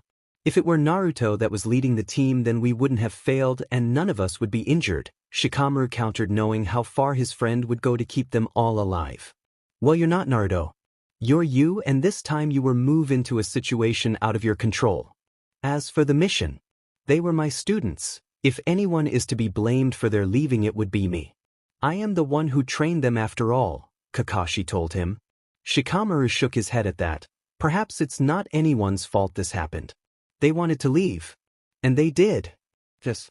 And now I have to write up a Nuke-Nin form for them both. The Hokage turned and headed towards the security section of the hospital, where the prisoner was located. Yujito groaned as her eyes fluttered open. The effort alone caused her to wince. The light shone through the window, which made her ask why it was even there. I mean, what's the point in it other than to make its patients miserable? She shifted slightly and sat up with great effort, sending painful jolts throughout her arms. I hate hospitals. Oh, the irony. Why did you choose to become a medic, Nin? Tsunade asked from the chair to the side. It was a good idea at the time. Yujito groaned and painfully turned over to face her. How long was I out? 3 days, the Katsuyu Sennin answered. You gave me quite the scare for a while there. It's a good job you have the Nibi inside you or you would be dead right now. Oh. Well, what happened exactly? I remember fighting that Uzumaki and then everything went blank. Where is she? Yujito asked as she painfully sat back up. So you already know, it was a statement not a question. We just ran a DNA check on her. She's definitely an Uzumaki but we weren't able to find a name. Any idea where she came from? She can't be from Whirlpool Country. Kyuubi would have attacked when she was a baby or something, the Chunin asked. Tsunade nodded at that. Jiraiya and I checked Whirlpool Country several times over. There was no one left when it was destroyed, and even if there was, you just can't leave Whirlpool Country, at least not by regular means. Hell, the only way in or out is to either reverse summoning or walking the whole way. Ships can't get anywhere near it because of the large number of whirlpools in the area. They're so strong they can destroy a freighter in a matter of minutes. So if she'd not from Whirlpool Country, then where is she from? Yujito asked with a frown. Tsunade took a few seconds before responding. You already know. She's Kushina-sama's daughter, isn't she? Yujito asked with a sigh. Tsunade nodded. Yes, she is. So that makes her Naruto's sister. As well as the Yondaime Hokage's daughter, Yujito mused, surprising the Sannin. Please don't insult my intelligence, Shursho. All Uzumakis have red hair. Naruto doesn't. Tsunade sighed, clearly feeling her age for once. That leaves a question though. How the hell was she born when I know for a fact that Minato and Kushina only had one child? Tsunade asked the one question she wasn't able to answer. Yujito looked over at her. I think a better question is how did she end up in Orochimaru's forces? We're just going to have to ask her. Let me effing go now. Tia shouted as the Umbu forcefully restrained her. Kakashi stood in front of her bed with his arms crossed. I said let me go. You're in no position to demand anything. The Hokage shot back as the Umbu tied her to the bed so she couldn't escape. He motioned for the Umbu to leave. Hawk, Cat, you're both dismissed. What are you going to do to me? Couldn't you have just killed me outright? Why did you have to prolong my suffering? The redhead asked with a faltering glare. I didn't have you executed because I need information. Information that only you have, Kakashi began. I want to know where you came from. Whirlpool Country was destroyed years ago and there hasn't been an active Rinnegan besides Jiraiya-sama's 2 students. The Rinnegan is considered a random mutation which only appears once every 5 generations for an Uzumaki outside of the royal family, and even then it always dies out eventually. Only the royal family has ever been able to sustain it, and I've had my people do a DNA match for you. Your DNA matches with Uzumaki Kushina and Namikaze Minato. 2 very important figures to Konoha and to me, he continued. Knock knock, enter, Kakashi said, not taking his eyes off of the redhead. An obviously injured Yujito entered a moment later with Tsunade, right on time. What is she doing here? Tia spat as she saw the blonde girl she had been fighting. She's here because I want her here, Kakashi said plainly. He turned to the redhead and continued. Now why don't you tell me where you came from and we'll continue from there, okay? Why should I tell you anything? Tayuya shot back.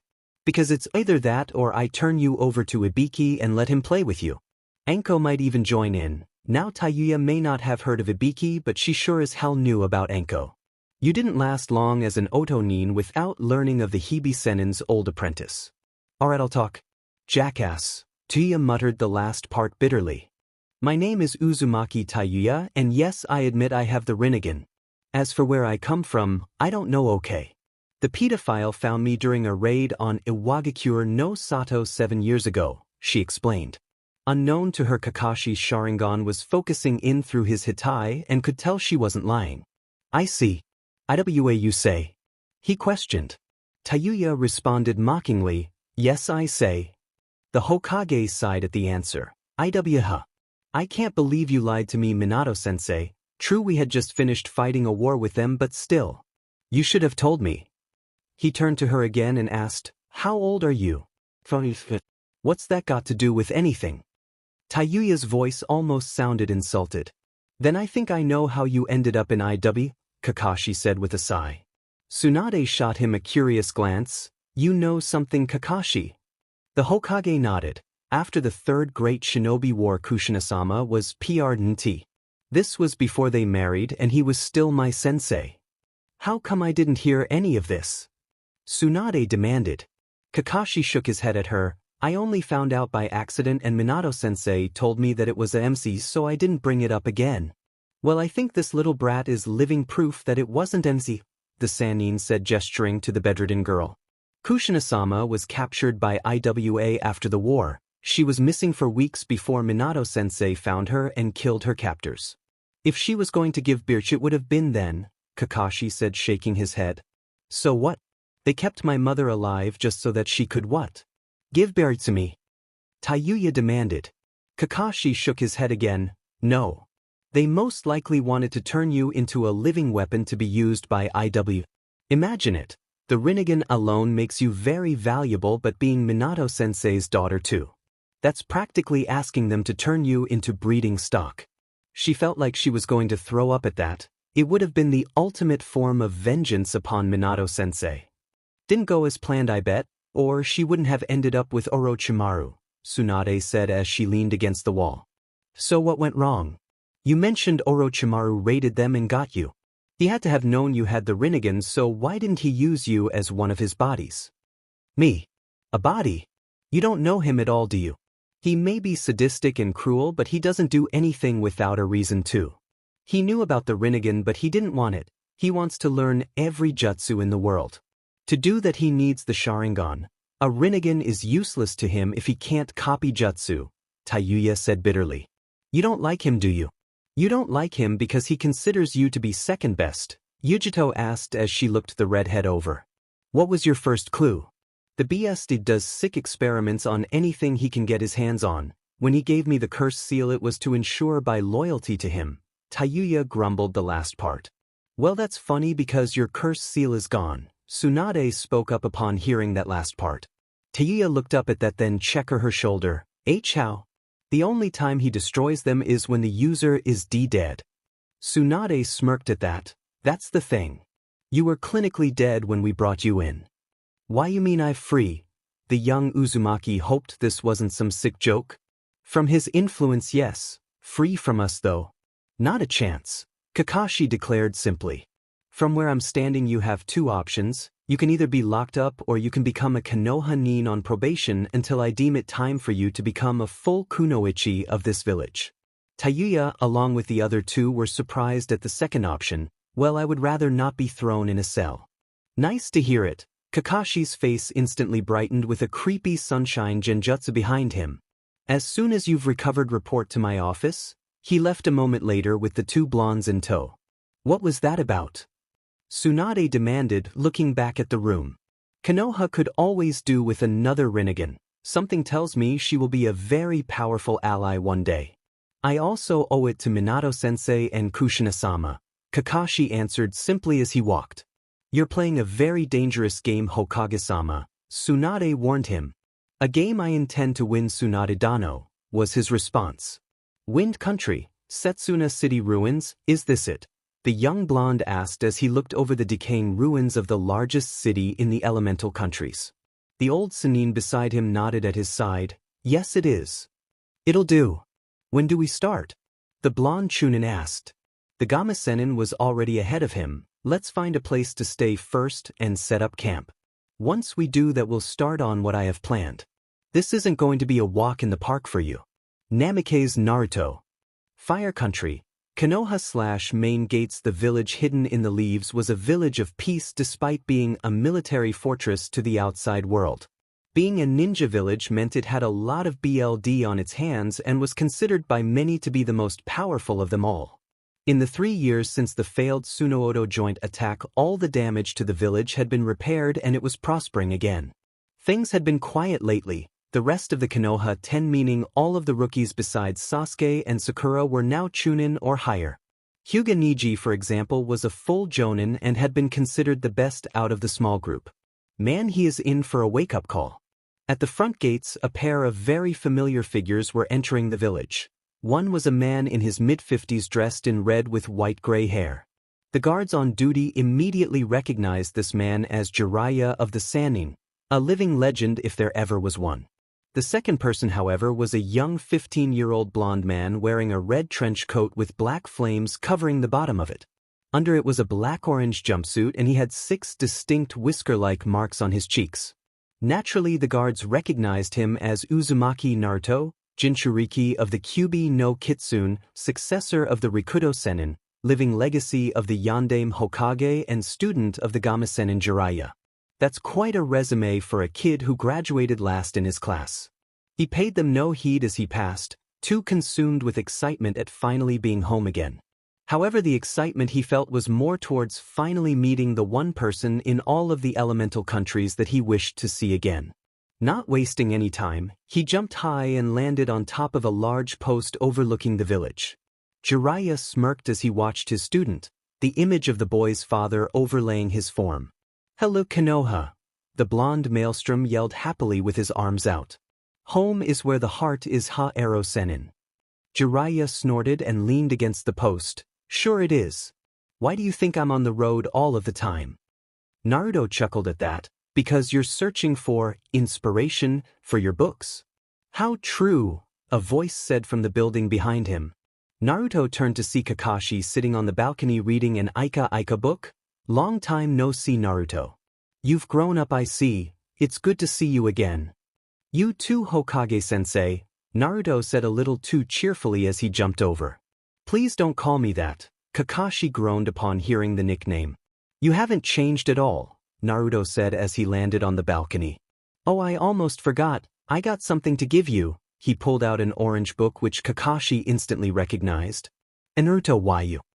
How did Wayu dash for someone to bring the Hokage down to a collection of barely coherent words in a matter of seconds is a feat in and of itself. It's the latest in the series and the first in 3 years. I thought you'd like it even though I think it's boring. I could have done better," the blonde told him.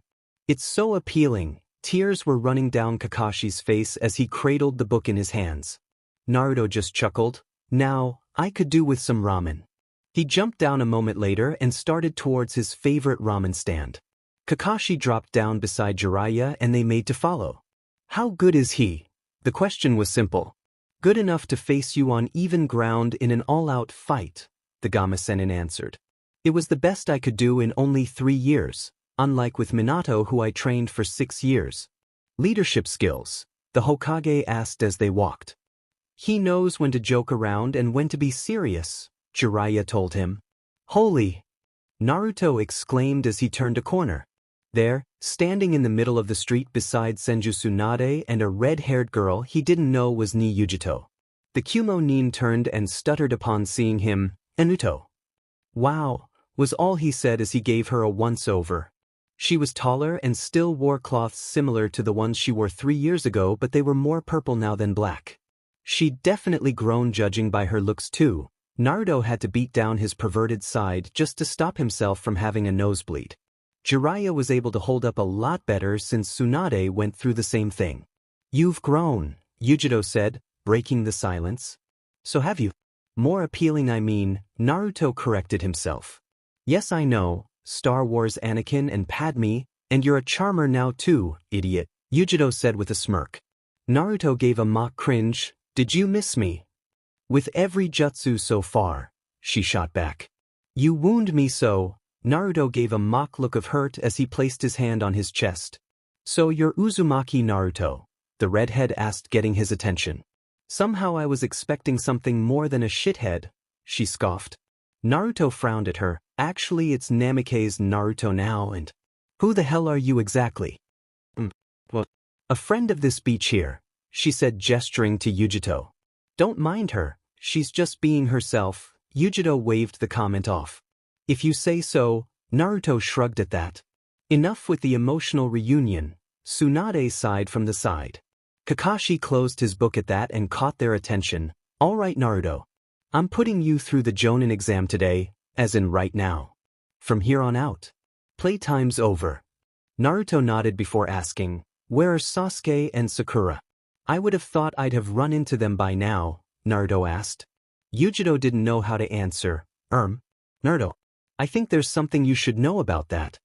Fire Country, Konoha/training ground. The Kakashi and Naruto arrived at the training field later that day, the Hokage having a pair of bells attached to his waist as they entered. They made their way to the clearing in the center where 3 wooden posts stood in the center. The rules are the same as before. You can use whatever tactics you want in order to get the bells from me. You have until sunrise tomorrow, Kakashi said as his former student approached the posts. This place. It brings back memories. I can't believe that Sasuke and Sakura would turn traitor, Naruto said, shaking his head. Kakashi sighed at the memory of his other former students. I didn't want to believe it either. But they did. Just ask Shikamaru. Naruto turned to him. When I see them again, I'll make them pay for betraying us. Kakashi snapped his book closed. There is no need in thinking about that right now. Let's begin, shall we? Naruto grinned and tightened his hitai on his head. You won't be able to read your book this time, Hokage-sensei. Kakashi smirked and lifted his hitai to reveal his Sharingan. I get the feeling that this is going to take more effort than last time. You're right. Naruto exploded from the ground with his signature attack in hand.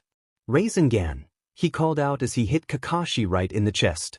Kakashi, however, exploded into smoke, signifying it was a shadow clone. Trying to end it early, the Hokage asked from behind him. Naruto looked over his shoulder and saw his former sensei ready to plunge a kunai into his stomach. I didn't say, start yet. Naruto just grinned. You didn't say I couldn't start yet either.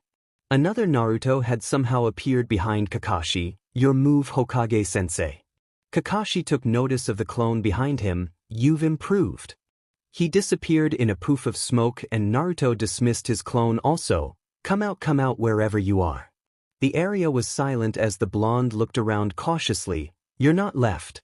You're not right. You're not above, so that leaves below. He slammed his hand into the ground. Doton, Doryukat. The ground erupted upwards for a moment before slitting in two, revealing a surprised Kakashi in the center. You can't escape my eyes, sensei.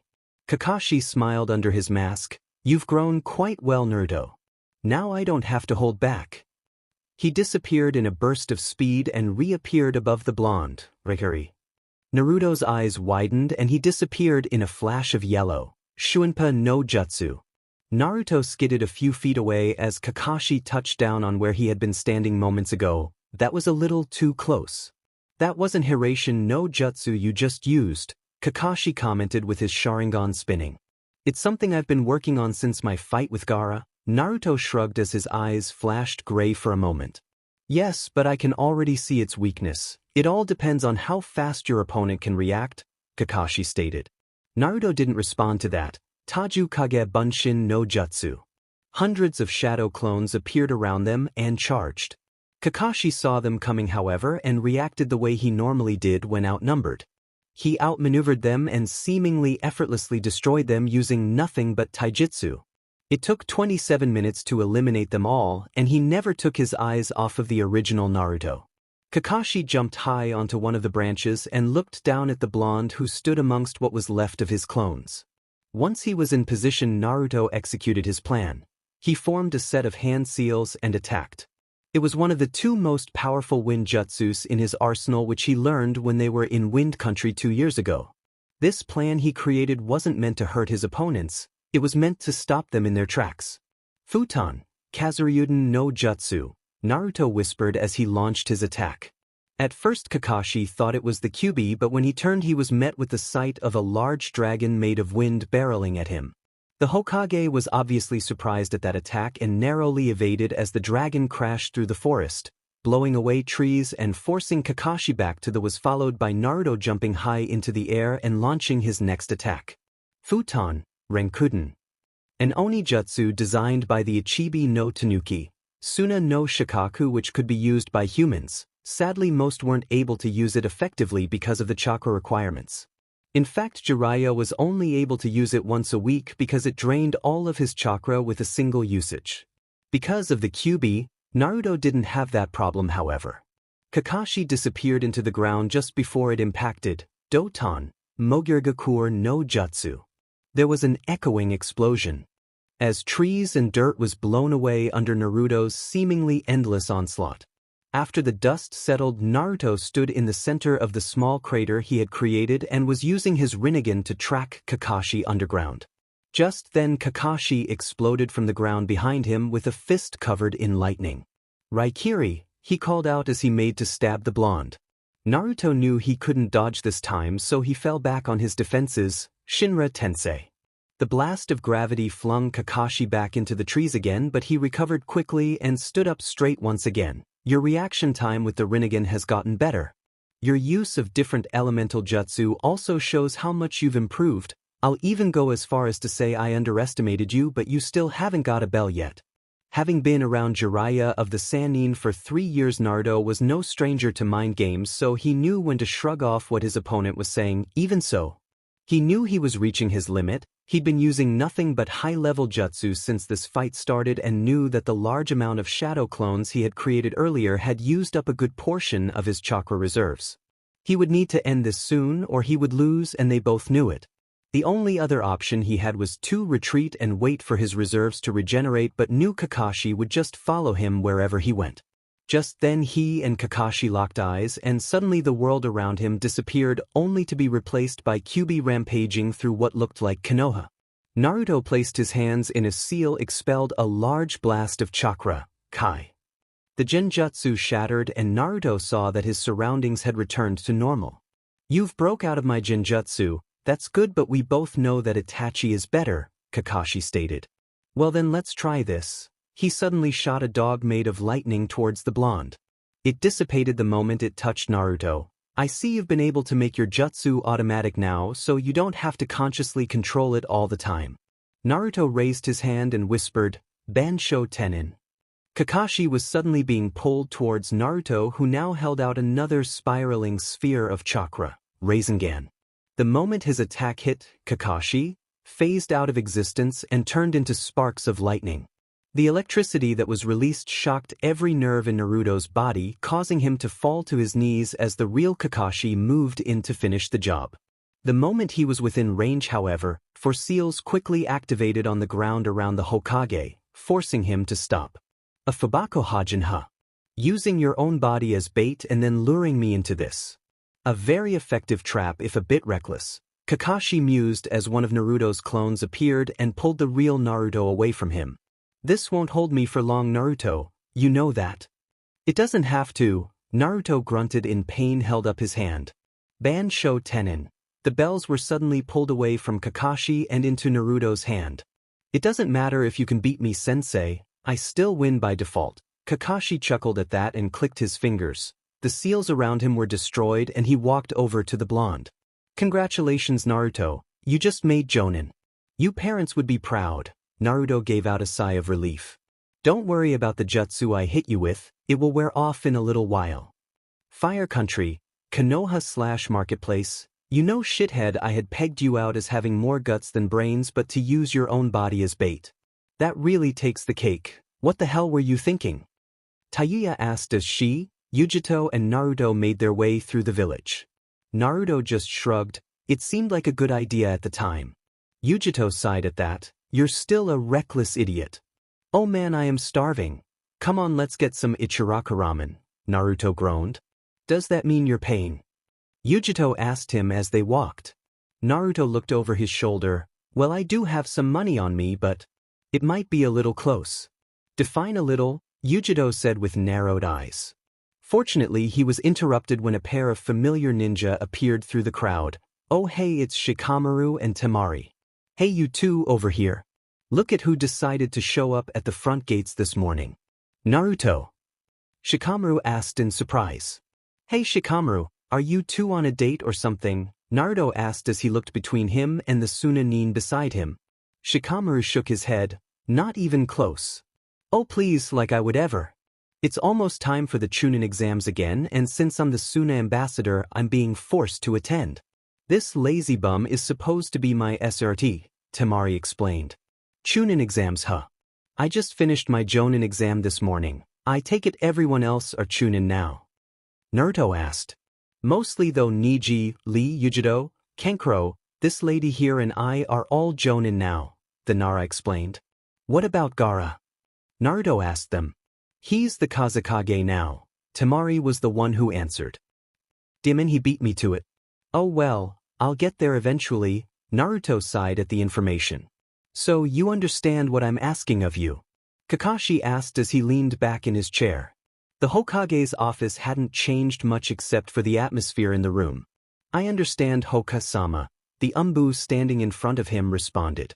Then hand in your mask. While you are on the team, your codename will be Yamato, Kakashi told him. The Umbu removed his mask and placed it on the desk. Yamato. An interesting name. Knock knock, come in, Kakashi called and the door opened. Naruto, Yujito and Tayuya entered a moment later. You're late. Sorry, there was a black cat in the street so we had to take the long way around, Naruto said simply. Kakashi smiled at that with some kind of sunshine genjutsu behind him. Also, you finally met Sakuya-chan. Naruto blinked. That was its name. Tayuya groaned as she watched the exchange. They're a pair of idiots. You've left me with quite a job this time, senpai, Yamato sighed. Yujito didn't comment, having already gotten used to them both. Anyway, back to business, Kakashi coughed. With Sasuke and Sakura no longer with us, I am assigning Yamato here and Tayuya to Team Naruto under your command, Naruto. Naruto nodded in understanding. Have you got a mission for us? Kakashi was about to speak when a commotion outside of the door drew his attention. A moment later, the door burst open to reveal a slightly exhausted decoder Nin. Eureka! Godame-sama. Terrible news. We just received word that the Kazekage has been kidnapped by Akatsuki. Eureka explained, surprising the group. Team Naruto, I believe you have your first mission. Head to Suna.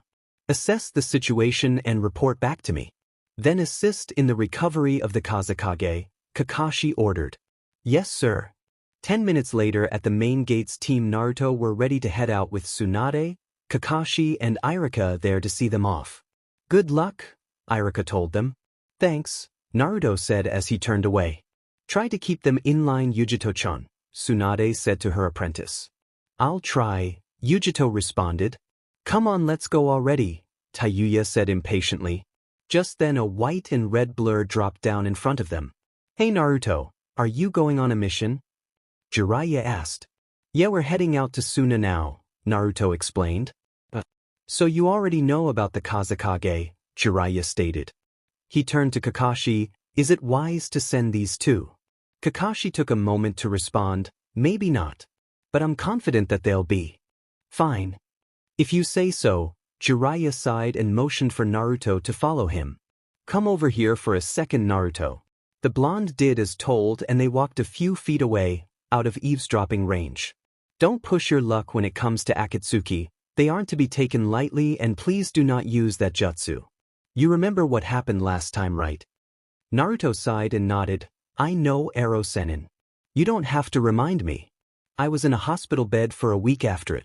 I won't use it unless I have to. Jiraiya sighed. I suppose that's the best I'm going to get. Good luck. Thanks for everything, Jiraiya-sensei, Naruto said and turned away, for once saying his real title.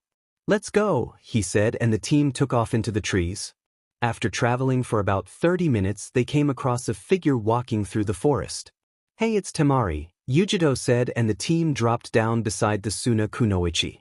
Huh? Temari turned to them in surprise. What are you for doing out here? It's a long story.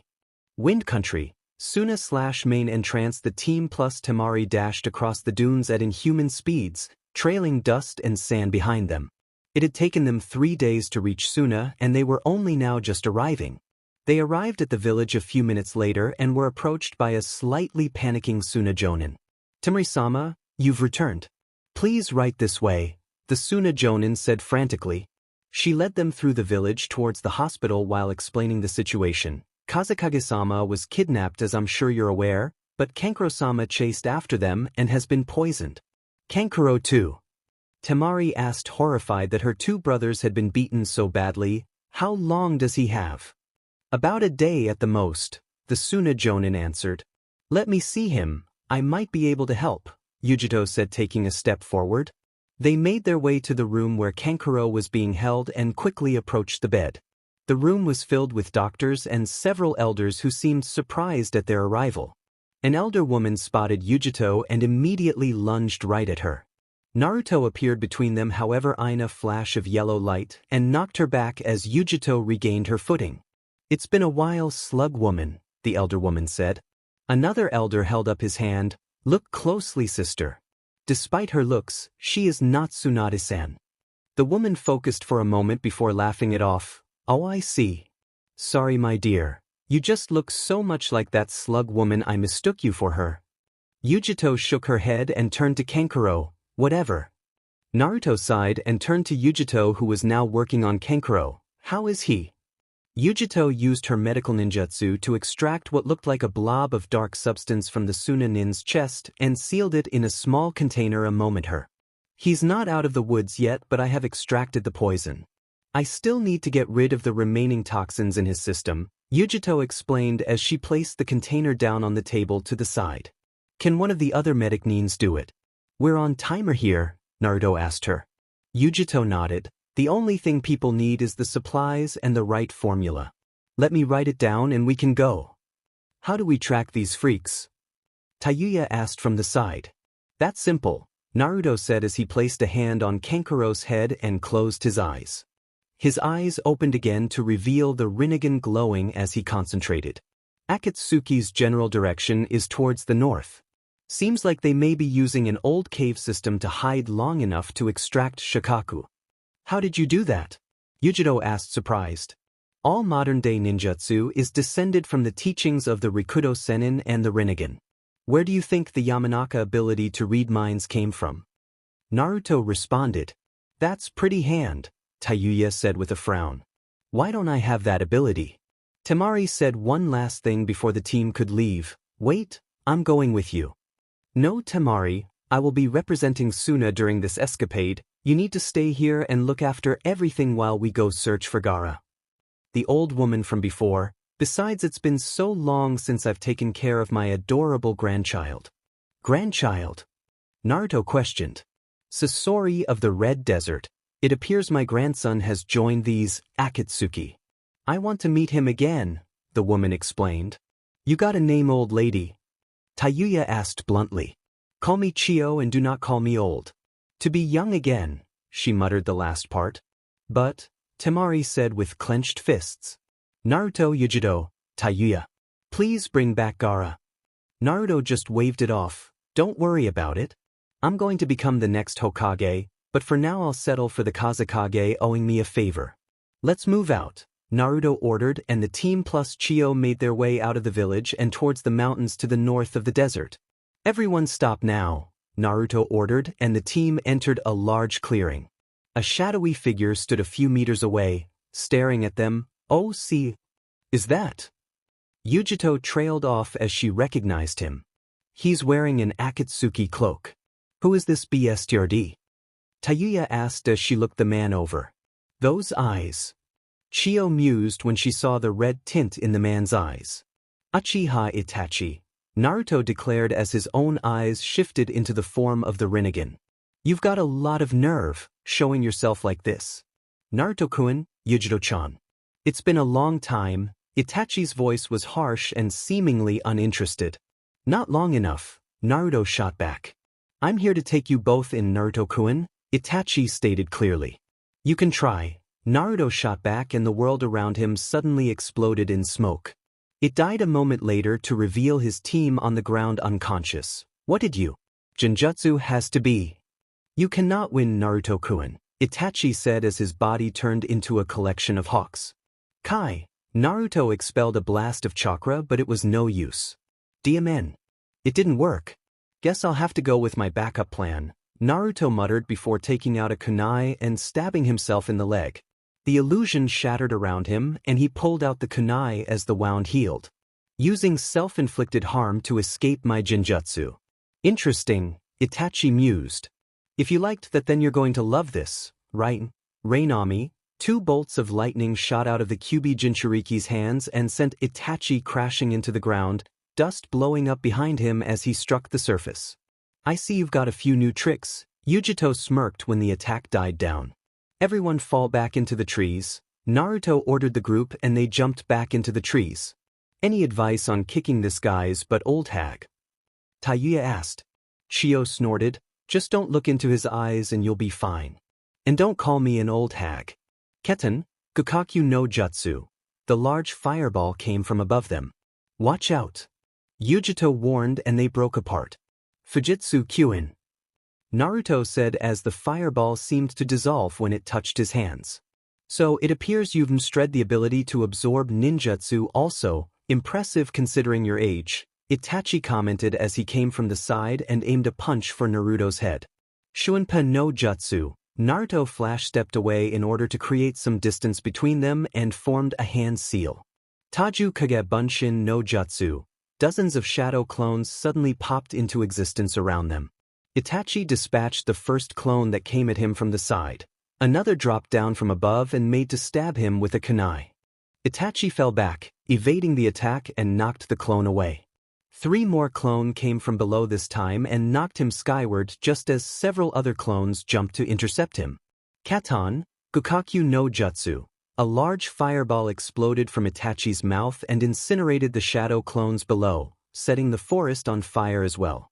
Itachi then spun in midair and destroyed the remaining clones before finally landing on one of the tree branches. Most impressive Naruto-kun. Udama Raikyu. Itachi jumped away moments before a ball of lightning struck the branch he stood on. Yujito appeared to hover in place above them, using what looked like fire manipulation to remain airborne. Futon, De Tapa.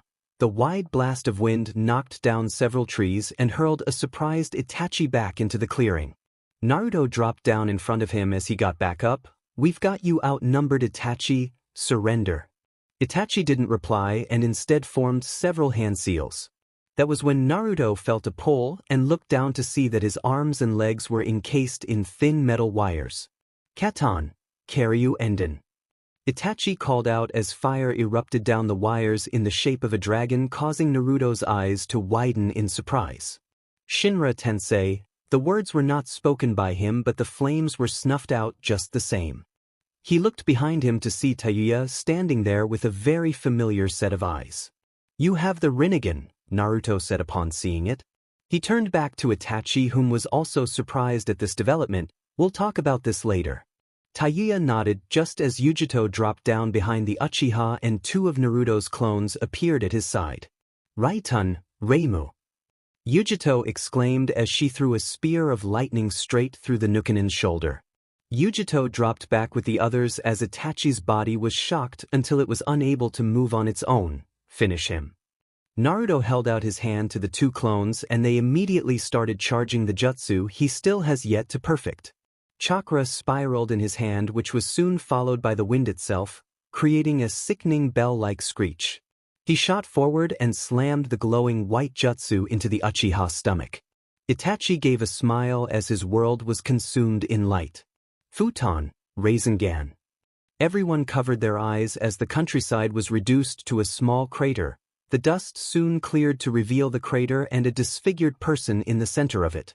Naruto paid no heed to the looks he was getting from his team concerning his last jutsu and instead approached the body.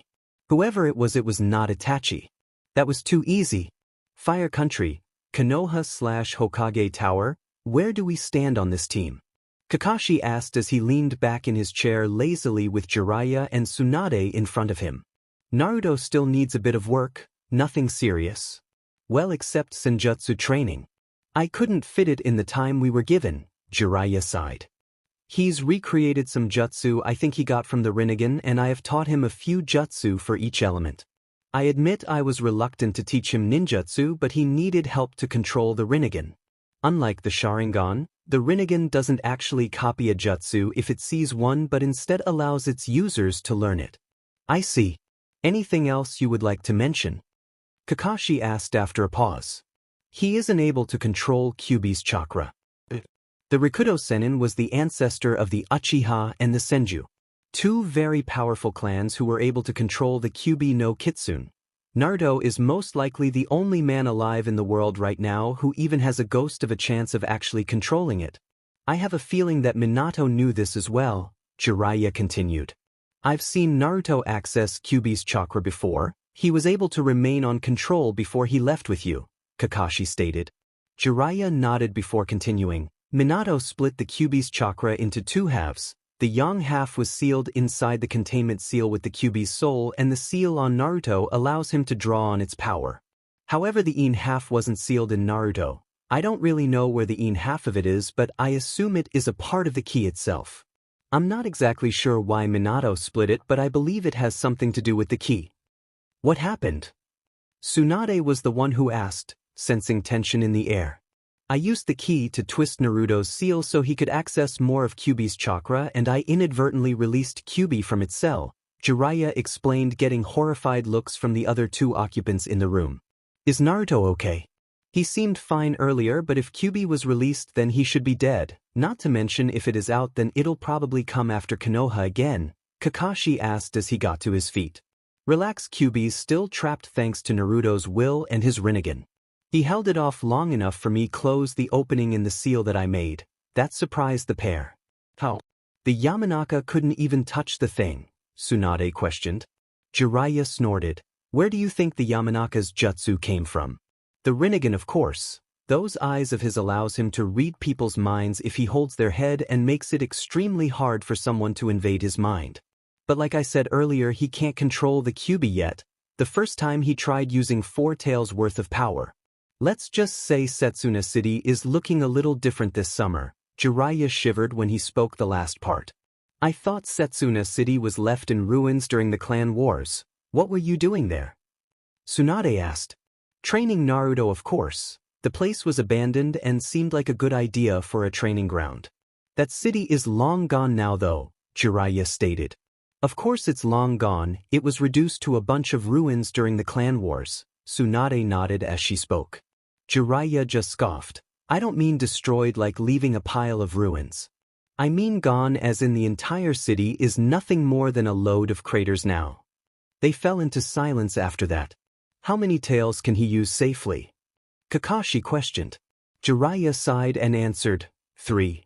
Though he refuses to use it in case his control slips and he gets knocked unconscious. As long as he remains conscious he can control it, but since the Kyuubi's chakra is acidic, it burns. A lot.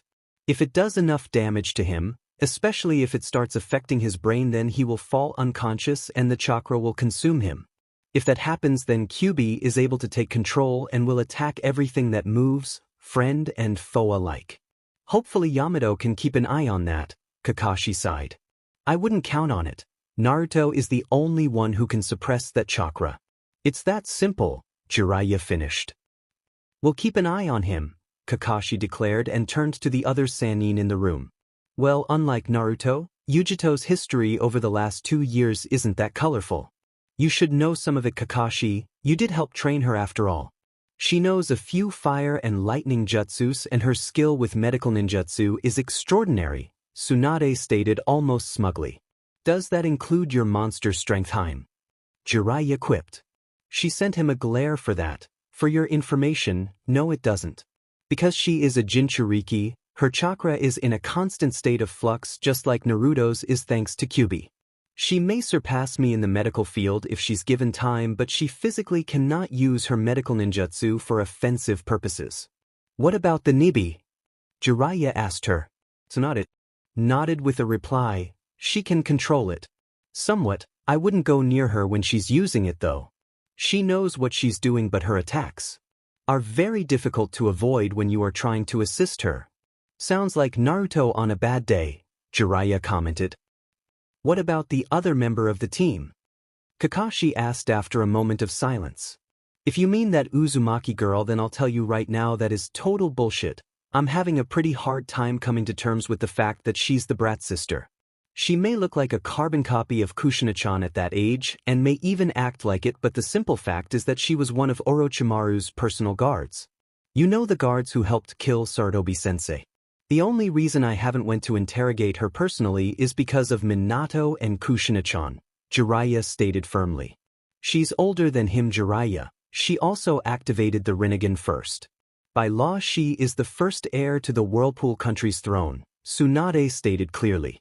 There is no Whirlpool country, it was destroyed, remember. No one survived, so for all intents and purposes, she is nothing but a Konoha Chunin. If you think I'm overreacting, can you imagine what Naruto's going to do when he finds out he has a sister? Currently, the entirety of the elemental countries consider Naruto as a highly dangerous A-rank shinobi of Konoha and the successor of the Rikudo Sennin himself. They have for years. They won't care about this Tayuya girl with the Rinnegan because she will always be compared to him, Jiraiya explained. I am well aware of that. Tsunade nodded solemnly, knowing it was the truth.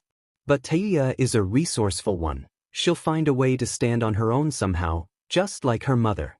Well, she has been training under Kurenai for the last 3 years, so she should be fine on the mission, Kakashi stated from his seat. Jiraiya frowned at that. Speaking of the mission, are you sending Team Guy to reinforce them? They could do with the help. Kakashi shook his head. They're needed at that border. Odo's getting bolder and attacking more of our convoys day after day. Most of the teams in the village that are not a part of the Chunin exam security are off training. The only team I have available at the moment for any mission involving Oto is Team Guy. They're on their own for the time being. Tsunade sighed in defeat. Wind Country, Northern Forest, okay, what the F was that sheet stain? Tayuya shouted in shock and fear. It's something I've been working on, Naruto replied simply as the group made their way over to their fallen opponent. It's not finished though, Dad intended it to be a 6-stage process. The jutsu I just used was only stage 4, so I still have a long way to go. Not finished. It looked bitchin' to me, Tayuya commented as they looked down at what was left of Itachi. Yujito checked the body. I don't think this was Itachi, Naruto said, and the Kyuubi nodded. I thought so too, that was too easy to be Itachi, Yujito said as she crouched down beside the disfigured body. You call that easy? Tayuya questioned. Yujito nodded as her hands glowed green. 3 years ago we couldn't even touch him. I know we've gotten stronger, but there's no way we could have taken the real Itachi down like that in only a few minutes. Fireball Jutsu was created by the Uchiha clan. There's no way that can be faked, Chio commented. How about this then? A voice asked as a blue blur appeared behind them. Kaizuki! Yujito called out, her arm igniting in a fiery blaze as she turned.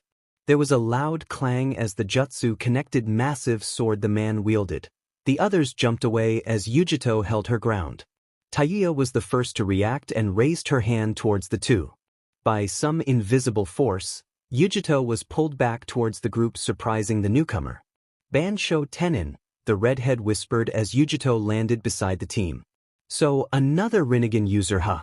Kinda reminds me of Leader-sama now that I think about it. Or at least without the coldness he displays, the blue figure said with a smirk. Hoshigaki Kisame, Yujito growled out, causing his grin to widen. That's me, he said, smiling like a shark. What leader? Naruto questioned. Leader-sama is the one who founded Akatsuki, of course, Kisame said with a shrug. He has the Rinnegan too, not that it matters right now, kid. The leader of Akatsuki has the Rinnegan. But that means he's an Uzumaki. How? Naruto thought before shaking himself. I'll worry about that later. Right now we have more important things to do, like rescuing Gaara. Raitun, Raryuden no Jutsu. Yujito threw a punch at the swordsman despite the distance, and a lightning dragon burst forth from her fist. Kisame grinned as it approached and jumped back to evade the attack. It struck where he had been standing moments ago and exploded in static and rock as he landed a few feet away. His grin widened when he made a hand seal and opened his mouth wide. Let's dance, little kitties. He cackled and water exploded from his mouth in a massive wave. Sueten, Bakusui Shoha. Water flooded the area, forcing group to jump onto the trees above in order to not get caught in it. Everyone be careful, we don't know where he'll appear, Naruto told the others. How right you are, kid, Kisame said, appearing behind them. The team turned quickly, but they simply weren't fast enough. Suiro no Jutsu. Suddenly the water shot out from below and encased Naruto, Yujito and Yamato in ball of water. Kisame used his water clones to maintain the spheres as he turned his attention to the still free Tayuya, whom had managed to escape and land a few feet away. In he caught us. Naruto gritted his teeth as he felt his chakra slipping away with each passing moment. I can't concentrate enough to pull off a Shinra Tensei, and with the way this thing is destabilizing my chakra, I can't do any other jutsu either. Yujito glared at the Kiri Nukenin. There is a reason cats hate water. That Rinnegan surprised me, Red, but I'm no pushover. How about I cut off your legs? They could make a pretty nice meal. Kisame grinned as he shot forward and brought his sword down on Taiyuya's position. Taiyuya narrowly evaded the first strike and jumped away. Kisame was on her within seconds, however, and slashed at her again, but this time she was ready. She formed 3 hand seals that Naruto instantly recognized, and her fist was suddenly encased in lightning. Chidori! Taiyuya echoed as she drove the jutsu into monstrous sword. It took only a moment for Kisame to absorb the jutsu and force her away again. Did that thing just absorb my jutsu? To answer her question, the sword burped. I think you should take that as a yes, Kisame said, grinning. Naruto watched this happen and narrowed his eyes. She could have only learned that jutsu from Hokage-sensei. He must have thought her Rinnegan would make up for the weakness in the user's vision. I'll worry about that later though, I have a job to do right now. He closed his eyes and held out his hands to the wall of the water prison. Please let this work. The chakra suddenly started to drain from the water and into Naruto's body. Fujitsu Kyuin. Kisame turned surprised as the ball of water around the Naruto suddenly collapsed and the blonde stood once again.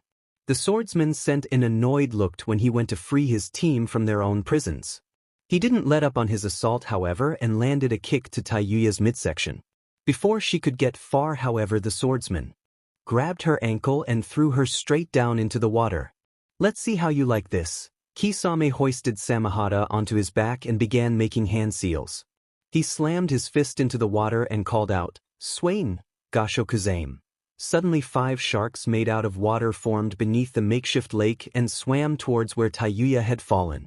Shinra Tensei. Taiyuya exploded from the water into the air and landed on the water once more. You're good but still a long way from Leader-sama's level, Kisame said as he shouldered his sword once again. Taiyuya made several hand seals and whispered, Megan, Narukami no Jutsu. Kisame suddenly stopped as he found himself in a genjutsu but quickly shrugged it off. It was only a distraction, however, and bought the time Taiyuya needed to get off her next attack. Chidori! The redhead exclaimed as she drove her lightning-covered fist through the swordsman's chest and out the other end. Not bad, Red. Not bad at all. Kisame grinned as he fell back and hit the water as it dissipated. The rest of the team appeared at her side a moment later and looked over the body. Kisa suddenly disappeared and revealed a battered and bruised Suna Jonin with a hole in his chest from Taiyuya's Chidori wound. It must be some kind of jutsu. McCade retired years ago and I know he was completely loyal. There is no way someone like him would have joined my grandson willingly, Chio stated upon seeing the body. Come on, we're wasting time, Naruto said, and the group took off into the trees again. Wind Country, Northern Forest. They had set up camp later that night, thinking it wouldn't be a good idea to continue on at night. They were all exhausted from their earlier confrontation with Akatsuki and knew it was only a matter of time before they extracted Shikaku and killed Gaara. They needed rest if they were going to be able to save the teenage Kazekage before the deadline tomorrow afternoon. The campfire sparked slightly from the wood it burned and its flames rising slightly. Yamato and Chio had already fallen asleep while the rest of them were sitting quietly around the campfire. Are you going to tell me now? Naruto's voice cut through the silence. Tuya looked at him with veiled fear. What do you think, Sheet Stain? I think you're an Uzumaki, but I was told all of them died in Whirlpool Country. Now I find out that not only you have the Rinnegan but also the leader of Akatsuki has as well. What the hell am I supposed to think here? Naruto demanded. Well, I am an Uzumaki, but... Taiyuya trailed off, not knowing how to continue. But what? Naruto questioned. My parents were Namikaze Minato and Uzumaki Kushina. I'm kinda your dash. She was cut off. You're my sister. Bullshit, Naruto said simply. You're really expecting me to believe after all these years that I have a long-lost sister who's been Rikudo knows where and now you come back? The 2 females were quieted at that. It's the truth, Naruto, Yujito told him, causing his head to snap towards her. Do not start with me, Yujito. I'm mad at you too. You should have told me the moment I got back. Not waited until we're in the middle of an S-rank mission to throw this at me, Naruto shot back. Hey, lay off her. She didn't say anything because I asked her not to, Kyuubi explained, drawing his gaze back to her. I was captured by Orochimaru during a raid on Iwa after our parents died and I ended up in Konoha 3 years ago. Heir Hokage offered me a job as a kunoichi of Konoha and I took it, so here I am.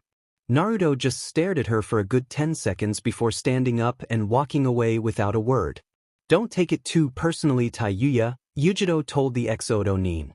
He just needs time to come to terms with this. I'm sure he'll accept you in no time. He's a good guy and I've never known him hold a grudge before. I hope you're right. His mind was in turmoil. He had a sister, a living relative of close relation, one he didn't even know about until today.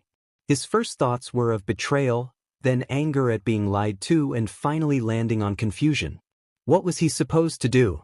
They were strangers and yet they were family. Then again, that could be said about him and Tsunade as well. He wished Ero Sennin was here. At least his godfather might have some useful advice for this bizarre situation he had found himself in. Then there was Yujito to consider. He didn't know what to think where she was concerned. He liked her, there was no denying that, but he knew he couldn't afford to grow attached to her. I mean, after what happened with Sasuke and Sakura, you couldn't exactly blame him. Those two traitors had a lot to answer for themselves. If there was one thing Naruto hated the most, it was traitors. Those who abandoned those close to them, no matter the reason, were not worth anything in his book, even if that reason was justified. Then there was Akatsuki to consider also. The leader of Akatsuki seemed to have the Rinnegan, if what Kisame said could be believed. He couldn't be sure if the swordsman was telling the truth or not, but he had detected no hint of deception. If that was true, then Akatsuki was more of a threat than anyone had ever realized, himself included. Naruto shook himself in his futon. He had been getting off track again. For now his first priority was to rescue Gaara and return him to Suna-controlled territory, while at the same time dealing with the Akatsuki agents assigned to capture the Ichibi. That's all there is to it. Wind Country, northern caves. The team dropped down from the trees and appeared in front of what looked like some kind of red arch. Beyond it was a cliff with a boulder blocking a tunnel, and on the boulder was a paper seal of some kind. Naruto recognized it easily. It looks like a Gofu Kekai. 1 second. He looked around with his Rinnegan activated. Okay, I can see chakra papers in 4 directions around us and 3 chakra cores beyond this boulder. Kage Bunshin no Jutsu. 4 clones appeared at his side and each with a Rinnegan. I'm never going to get used to seeing in more than one direction at once, Naruto said as the clones took off into the trees. What are you planning on doing? Yujito asked him. Bringing down the barrier, Naruto replied and jumped up to where the seal on the boulder was located. He grabbed hold of it and waited for the clones to get into position. Once he saw the clones rip their own seals off, he did the same, and the barrier fell a moment later. Naruto jumped down and formed several hand seals. Dotun, Dorikatsu, Naruto whispered, and the boulders split apart to allow them entry. Well, that's one way to knock, Kyuubi quipped as they entered. You're a little late. We've been waiting 5 whole minutes, a voice said, annoyed. 3 figures were seen in the now illuminated cavern. The first was a blond man with mouths in his palms and wore the signature Akatsuki cloak. The second figure was a hunched-back man who wore a mask over his face.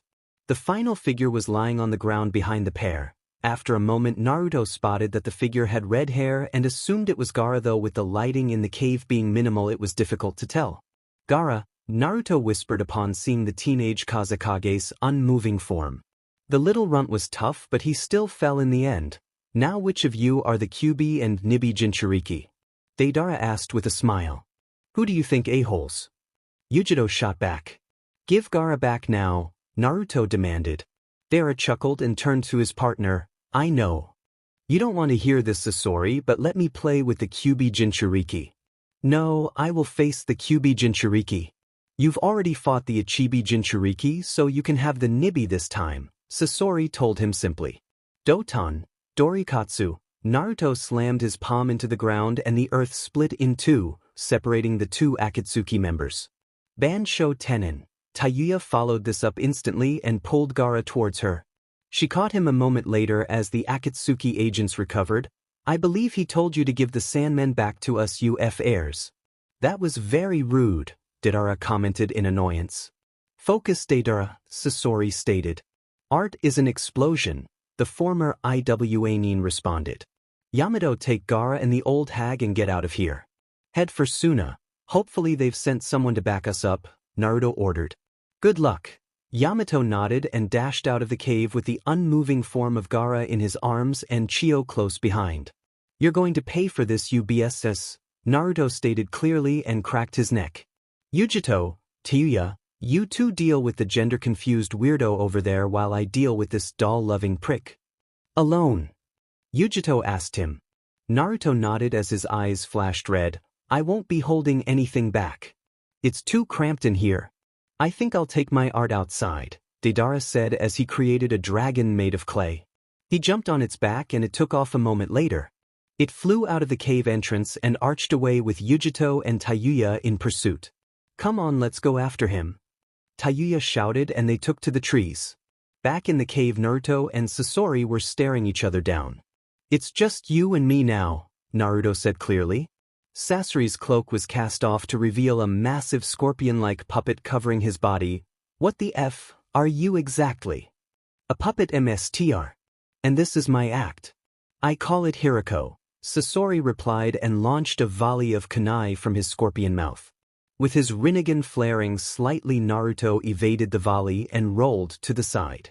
You're too slow, old-timer, Naruto quipped as he finished his hand seals. Futon, Kazuryuden no Jutsu. He threw out a punch and a dragon made of wind shot out from his fist. I see the tales of your power are accurate, Sasori commented and dodged the wind dragon as it impacted where he had stood moments ago. Interesting wind jutsu. But then I expected nothing less from a wielder of the Rinnegan. The leader of Akatsuki has the Rinnegan, doesn't he? It wasn't a question. Who is he exactly? Naruto asked him. I do not know, Sasori replied uninterested. And you work for him? Naruto asked him. Sasori appeared to shrug slightly in his puppet. Fine art is something wonderful that's left long into the future. Eternal beauty. I'll remember that when I carve it into your tombstone, Naruto said as shot forward. Let's go wild. Sasori held up his left arm and the arm itself shot off towards the oncoming blonde. Naruto dodged to the side at the last second and kept moving even as a wave of needles shot out of the mobile limb. Shinra Tensei, Naruto whispered and blew the needles away as he closed in on Sasori. I had forgotten about that gravity jutsu you Rinnegan users are capable of, Sasori said with a hint of irritation in his voice. A moment later he aligned his scorpion tail to pierce the blonde when he came within. My move. Kage Bunshin on jutsu. A shadow clone popped into existence beside Naruto and pulled him out of the way at the last second. The real Naruto was then able to sidestep the tail and attack directly. Rasengan, he called out as he brought down the ball of spinning chakra on his opponent. Sasori's eyes widened as his scorpion puppet was reduced to a pile of scrap, forcing him to jump out of it and land a few feet away. The real Sasori stood, wearing his Akatsuki cloak over his body as watched the blonde Konoha Jonin kick away the remains of the puppet he had just destroyed. You know, when Kyuubi said you were her grandson, I pictured you being older, around Hokage-sensei's age. But you barely look 16, Naruto commented as his clone vanished in a poof of smoke. Like I said before, fine art is something wonderful that's left long into the future, Sasori said, smiling slightly. Naruto narrowed his eyes at that. You're immortal. Maybe, the puppeteer responded vaguely. Let me show you my favorite puppet, he continued as he pulled out a scroll. This one was very hard to finish, but I managed. There was a poof of smoke as Sasori released the seal in the scroll and extracted the object it had stored away. But that's what makes me so fond of him. The smoke died down to reveal a vaguely human puppet wearing a black cloak. What the hell is that thing? Naruto asked upon seeing the puppet. Allow me to introduce you to my favorite puppet. The Sandaime Kazekage, Sasori answered as the puppet twirled around him. A human puppet? Naruto asked, horrified. Eternal beauty is something I strive to create, Sasori said simply. That's an abomination and I'll destroy it. Here and now, Naruto snarled. You can try, Sasori responded and sent the puppet forward to attack the blonde. Naruto jumped back and evaded the strike from the blades connected to the puppet's right arm. He cursed a moment later as the sandaime descended from above and slashed downwards, forcing him to jump further back. "Here goes," Sasori exclaimed as he brought the puppet's left arm up and the panels on to open to reveal seals on the inside. Senju Sobu. Dozens of wooden arms erupted from the seals in a glow of blue chakra and shot towards the Kyuubi Jinchuuriki. "Damn it," Naruto cursed and shifted his weight to the side. Shuinpa no Jutsu. He disappeared in a flash of yellow as the arm struck his previous location and he reappeared on the other side of the cave. "You're fast," Sasori commented upon seeing the blonde's speed. "But you cannot fool the eyes of a puppet emsu. We pay very close attention to detail. Judging by the slight movement you made before you executed your jutsu, I would hazard a guess that it is a one-way jutsu, making you unable to make any deviation in your intended course. Then once you came out of your jutsu, you were forced to steady yourself slightly, indicating that your speed decreases rapidly at the end of transit. Am I wrong?" "So you figured it out. Give the guy a reward," Naruto shot back. "Damn it, he won't fall for the same trick twice. I can't use that jutsu anymore or he'll just use it against me." Sasori smirked. "Shall we continue?" What looked like a swarm of black sand erupted from the sandaime's mouth and floated into the air beside the puppet. "Allow me to show you the power that the sandaime Kazekage wielded, which made him the strongest Kazekage. The iron sand. This does not look good for my life expectancy," Naruto thought upon seeing the black sand move about in the air. "Satetsu Shigure." Sasori shouted as the iron sand shot towards the blonde in a shower of metal. "Doton, Doria Hiki," Naruto exclaimed as he slammed his open hand on the ground beneath him. The ground in front of him rose up and created a wall between him and the oncoming hail of death. The iron sand slammed into the barrier repeatedly, but it held firm and protected the blonde from certain death. "Insolent little child," Sasori grunted upon seeing his attack didn't have the effect he had desired. "Is that the best you've got?"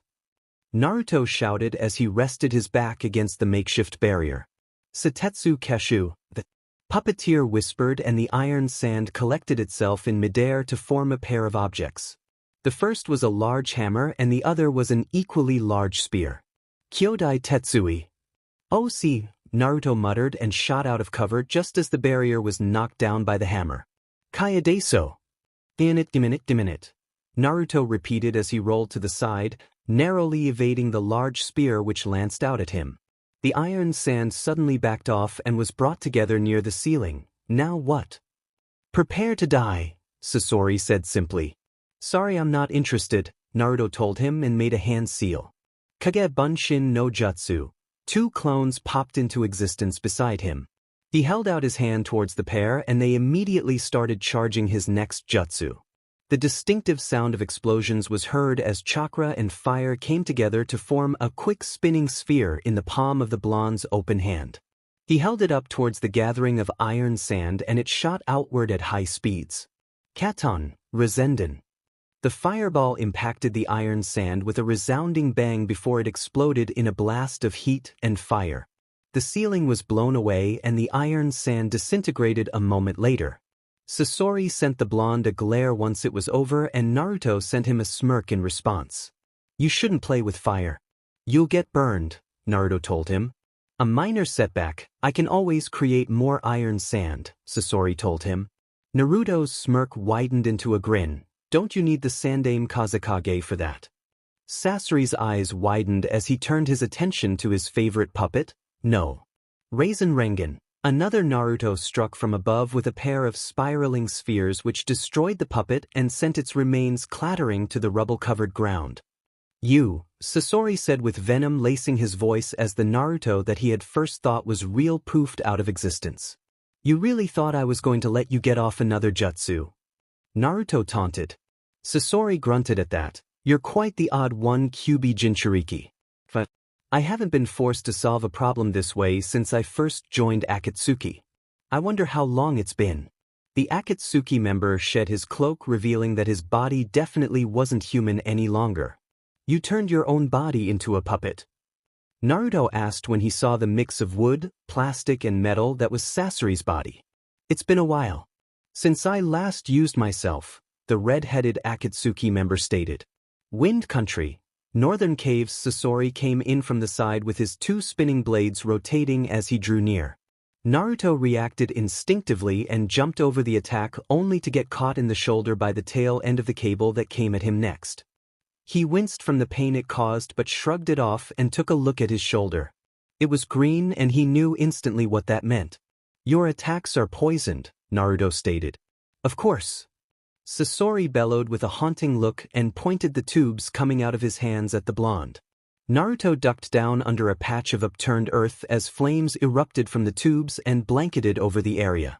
The blonde cursed as used a kunai to open the wound in his shoulder up so it can let the poison out. Kyuubi's chakra was always slowed down whenever he was poisoned, but thankfully the foul chakra was capable of destroying almost any poison in existence. The more deadly the poison, the longer it would take to destroy it, and quite frankly he just didn't have the time to wait for Kyuubi to destroy this particular poison.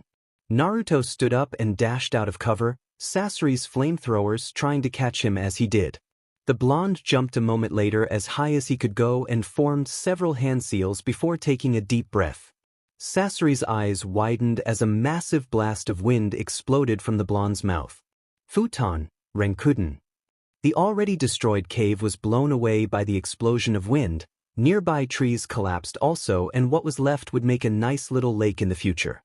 Sasori's motionless and destroyed puppet form in the cluster of rubble. After a moment of silence, Naruto sighed and turned to leave when he felt a shift in air behind him. Turning back swiftly, he saw that Sasori's body was rebuilding itself and was soon capable of fighting again. What does it take to kill you? Naruto shouted. Sasori gave him a crazed look. Didn't I say that there was art in eternal beauty? He pulled out a scroll a moment later and opened it. Akahigi, Hyaki no Son. Naruto could only watch as 100 puppets appeared above them. Sasori put his right hand to his face and shook his head. I once destroyed an entire country with these. To think you've pushed me this far. Naruto quickly formed a hand seal and his form exploded in chakra. Taju Kage Bunshin no Jutsu. Exactly 100 shadow clones appeared all over the destroyed cave. Numbers mean nothing to me, Naruto shouted at the puppeteer. Sasori looked around with a crazed look on his face. So many clones. Once this is over, I'll add your body to my collection. The number of clones you can call on a whim will be very helpful for me. I'm going to beat your wooden butt into the ground. Naruto shouted as he and his clones shot forward. I know Ero Sennin didn't want me to use this jutsu, but I just can't think of any other way to make this guy stay down. You can try. Sasori shot back as his puppets charged. The clones and the puppets clashed as Naruto made his way through the battlefield.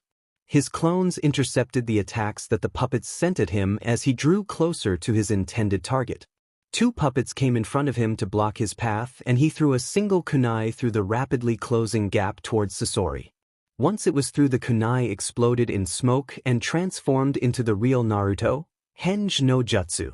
He formed a hand seal and a pair of clones appeared, running at his side. When did he pull off a henge? Sasori asked in surprise as Naruto came at him. What is that jutsu? He asked in thought when he heard a bell-like screech vibrate through the air and a white shuriken-like object appear in the blonde's hand. Futon, Raisin Shuriken. Naruto called out as he drove the jutsu into the puppeteer's chest. There was a moment of silence before a deafening boom echoed through the area as Sasori was blown back and encased in a sphere of wind and power. The wind slashed and shredded his form before finally exploding with a massive blast of wind. The puppets all fell to the ground lifeless, and the remaining clones went to work and destroy what was left of them with explosive notes, while the real Naruto kept his gaze on the still-standing Akatsuki agent. DMN. I never expected you to use such a jutsu. I can feel it. My body is falling apart, Sasori rasped out. That's what you get when you're body into a puppet. And for the record, my jutsu isn't finished. If it was, you would already be nothing but dust right now, Naruto told him. Sasori let a smirk form on his face. Fractured. You're something else, Kyuubi Jinchuuriki. I will soon die. Before that, I'll do something pointless for you. Reward for defeating me. You know Orochimaru, don't you? Naruto nodded, unsure of where he was going with it. Yes, I'm planning on killing him. Sasori's smirk widened slightly. Splendid. I have a spy in Otokage no Sato, one of Orochimaru's personal henchmen. I was supposed to meet him at the Tenchi Bridge in 10 days at noon. It looks like I won't be able to. Why are you telling me this? Naruto asked. Because it's something pointless, Sasori answered before his body shattered into dust and drifted off a moment later. Naruto clenched his fist and stood in place for 20 seconds before a column of light erupted from the destroyed container which once held Sasori's only human component, his heart. An object hovered in place for a moment before flying at high speeds directly into Naruto's hands, causing him to skid back a little. The blonde shook himself a moment later and looked down at the object in his hands. It was a brown crystal necklace which gave him the feeling of a slow-moving wind around him. The prophecy draws near. 3 of 6. Sage. What is this? Naruto asked, looking around and then back at the necklace in his hands. You are Destiny. Child of prophecy. Last hope. Just who are you? Naruto asked the voice. No longer needed. After a few minutes of silence, it was clear that Naruto wasn't going to get any answers and put the necklace around his neck just like he did with the other two he had gotten. He turned away a moment later and took off into the trees in the direction of Suna, knowing that his teammates were no doubt in that general direction. Wind Country, Northern Forest. Yujito and Taiyuya had been pursuing the airborne Akatsuki member for the better part of 15 minutes now and could still hear the distinctive sound of explosions coming from behind them where they knew was fighting this man's partner.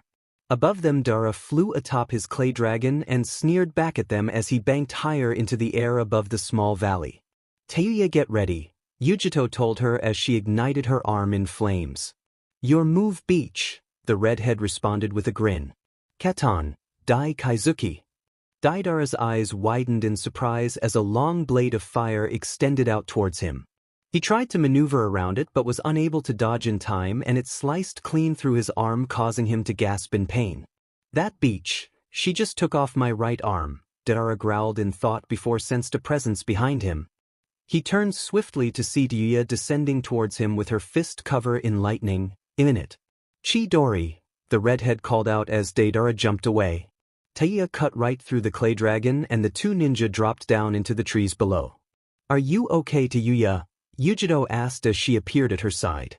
Just effing great, the redhead responded. You two brats are pissing me off, Daidara growled at them.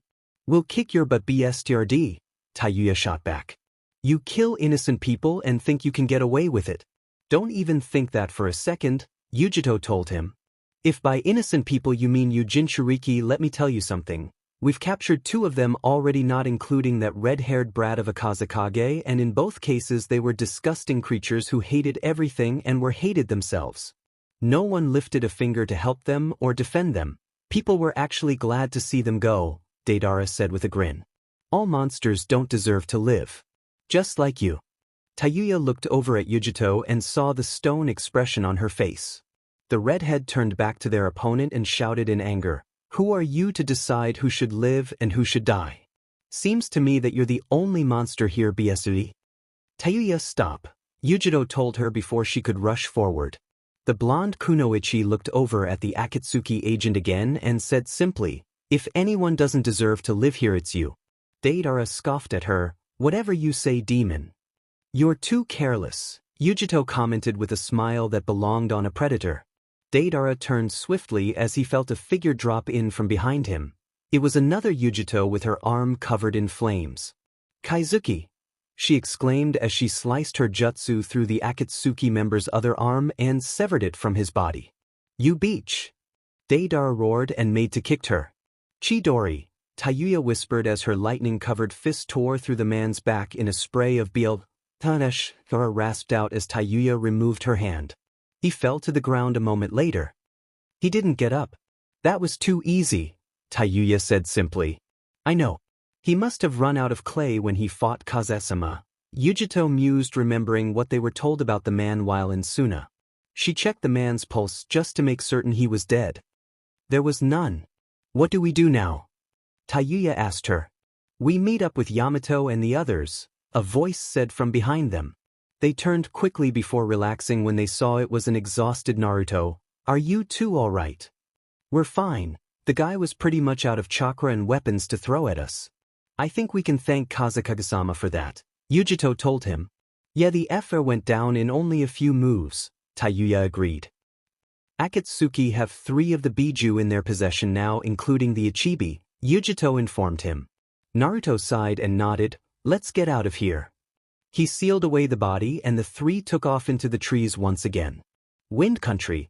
The 3 arrived on the grassy open plain where they came across the sight of an alive Gaara surrounded by dozens of Sunanins including Temari and a now-healed Kankuro along with Yamato and what looked like an unconscious Chiyo. The group saw them approach and they made their way to the center where Gaara stood giving his respects to Chiyo. Gaara? Naruto asked upon reaching the former Ichibi Jinchuuriki. I am alive, Uzumaki. Choabakan saved me, Gaara answered his unasked question. What happened? He asked the Kazekage.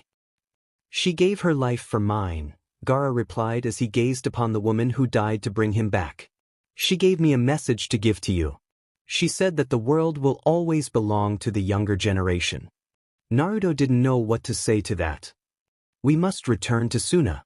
Everyone move out. Gaara turned and started away, but he fell forward since his legs were still adjusting to his control again. Naruto and Kankuro grabbed his arms and helped him walk. The rest of the group followed close behind as they set off towards the direction of Suna. Wind Country, Suna/main entrance. Upon their return to Suna, the Kazekage was taken to the hospital and Yujito attended to him since she was the most skilled medic there.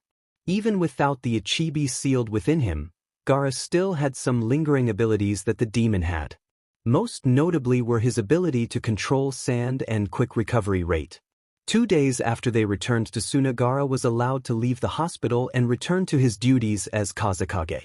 The villagers celebrated his return and of course Team Naruto was forced to attend at Gaara's request. Finally, on the 3rd day it was time for the team to leave for Konoha after receiving recall orders via Messenger Hawk. Well, I guess this is where we part ways, huh? Naruto asked the young Kazekage. Thank you for everything you've done for me, Uzumaki-sen, Gaara said, holding out his hand. Naruto took it. It's Namikaze now actually. Tayuya is an Uzumaki. A flash of surprise crossed Gaara's face, but he nodded after a moment. I see. Do be careful on your journey.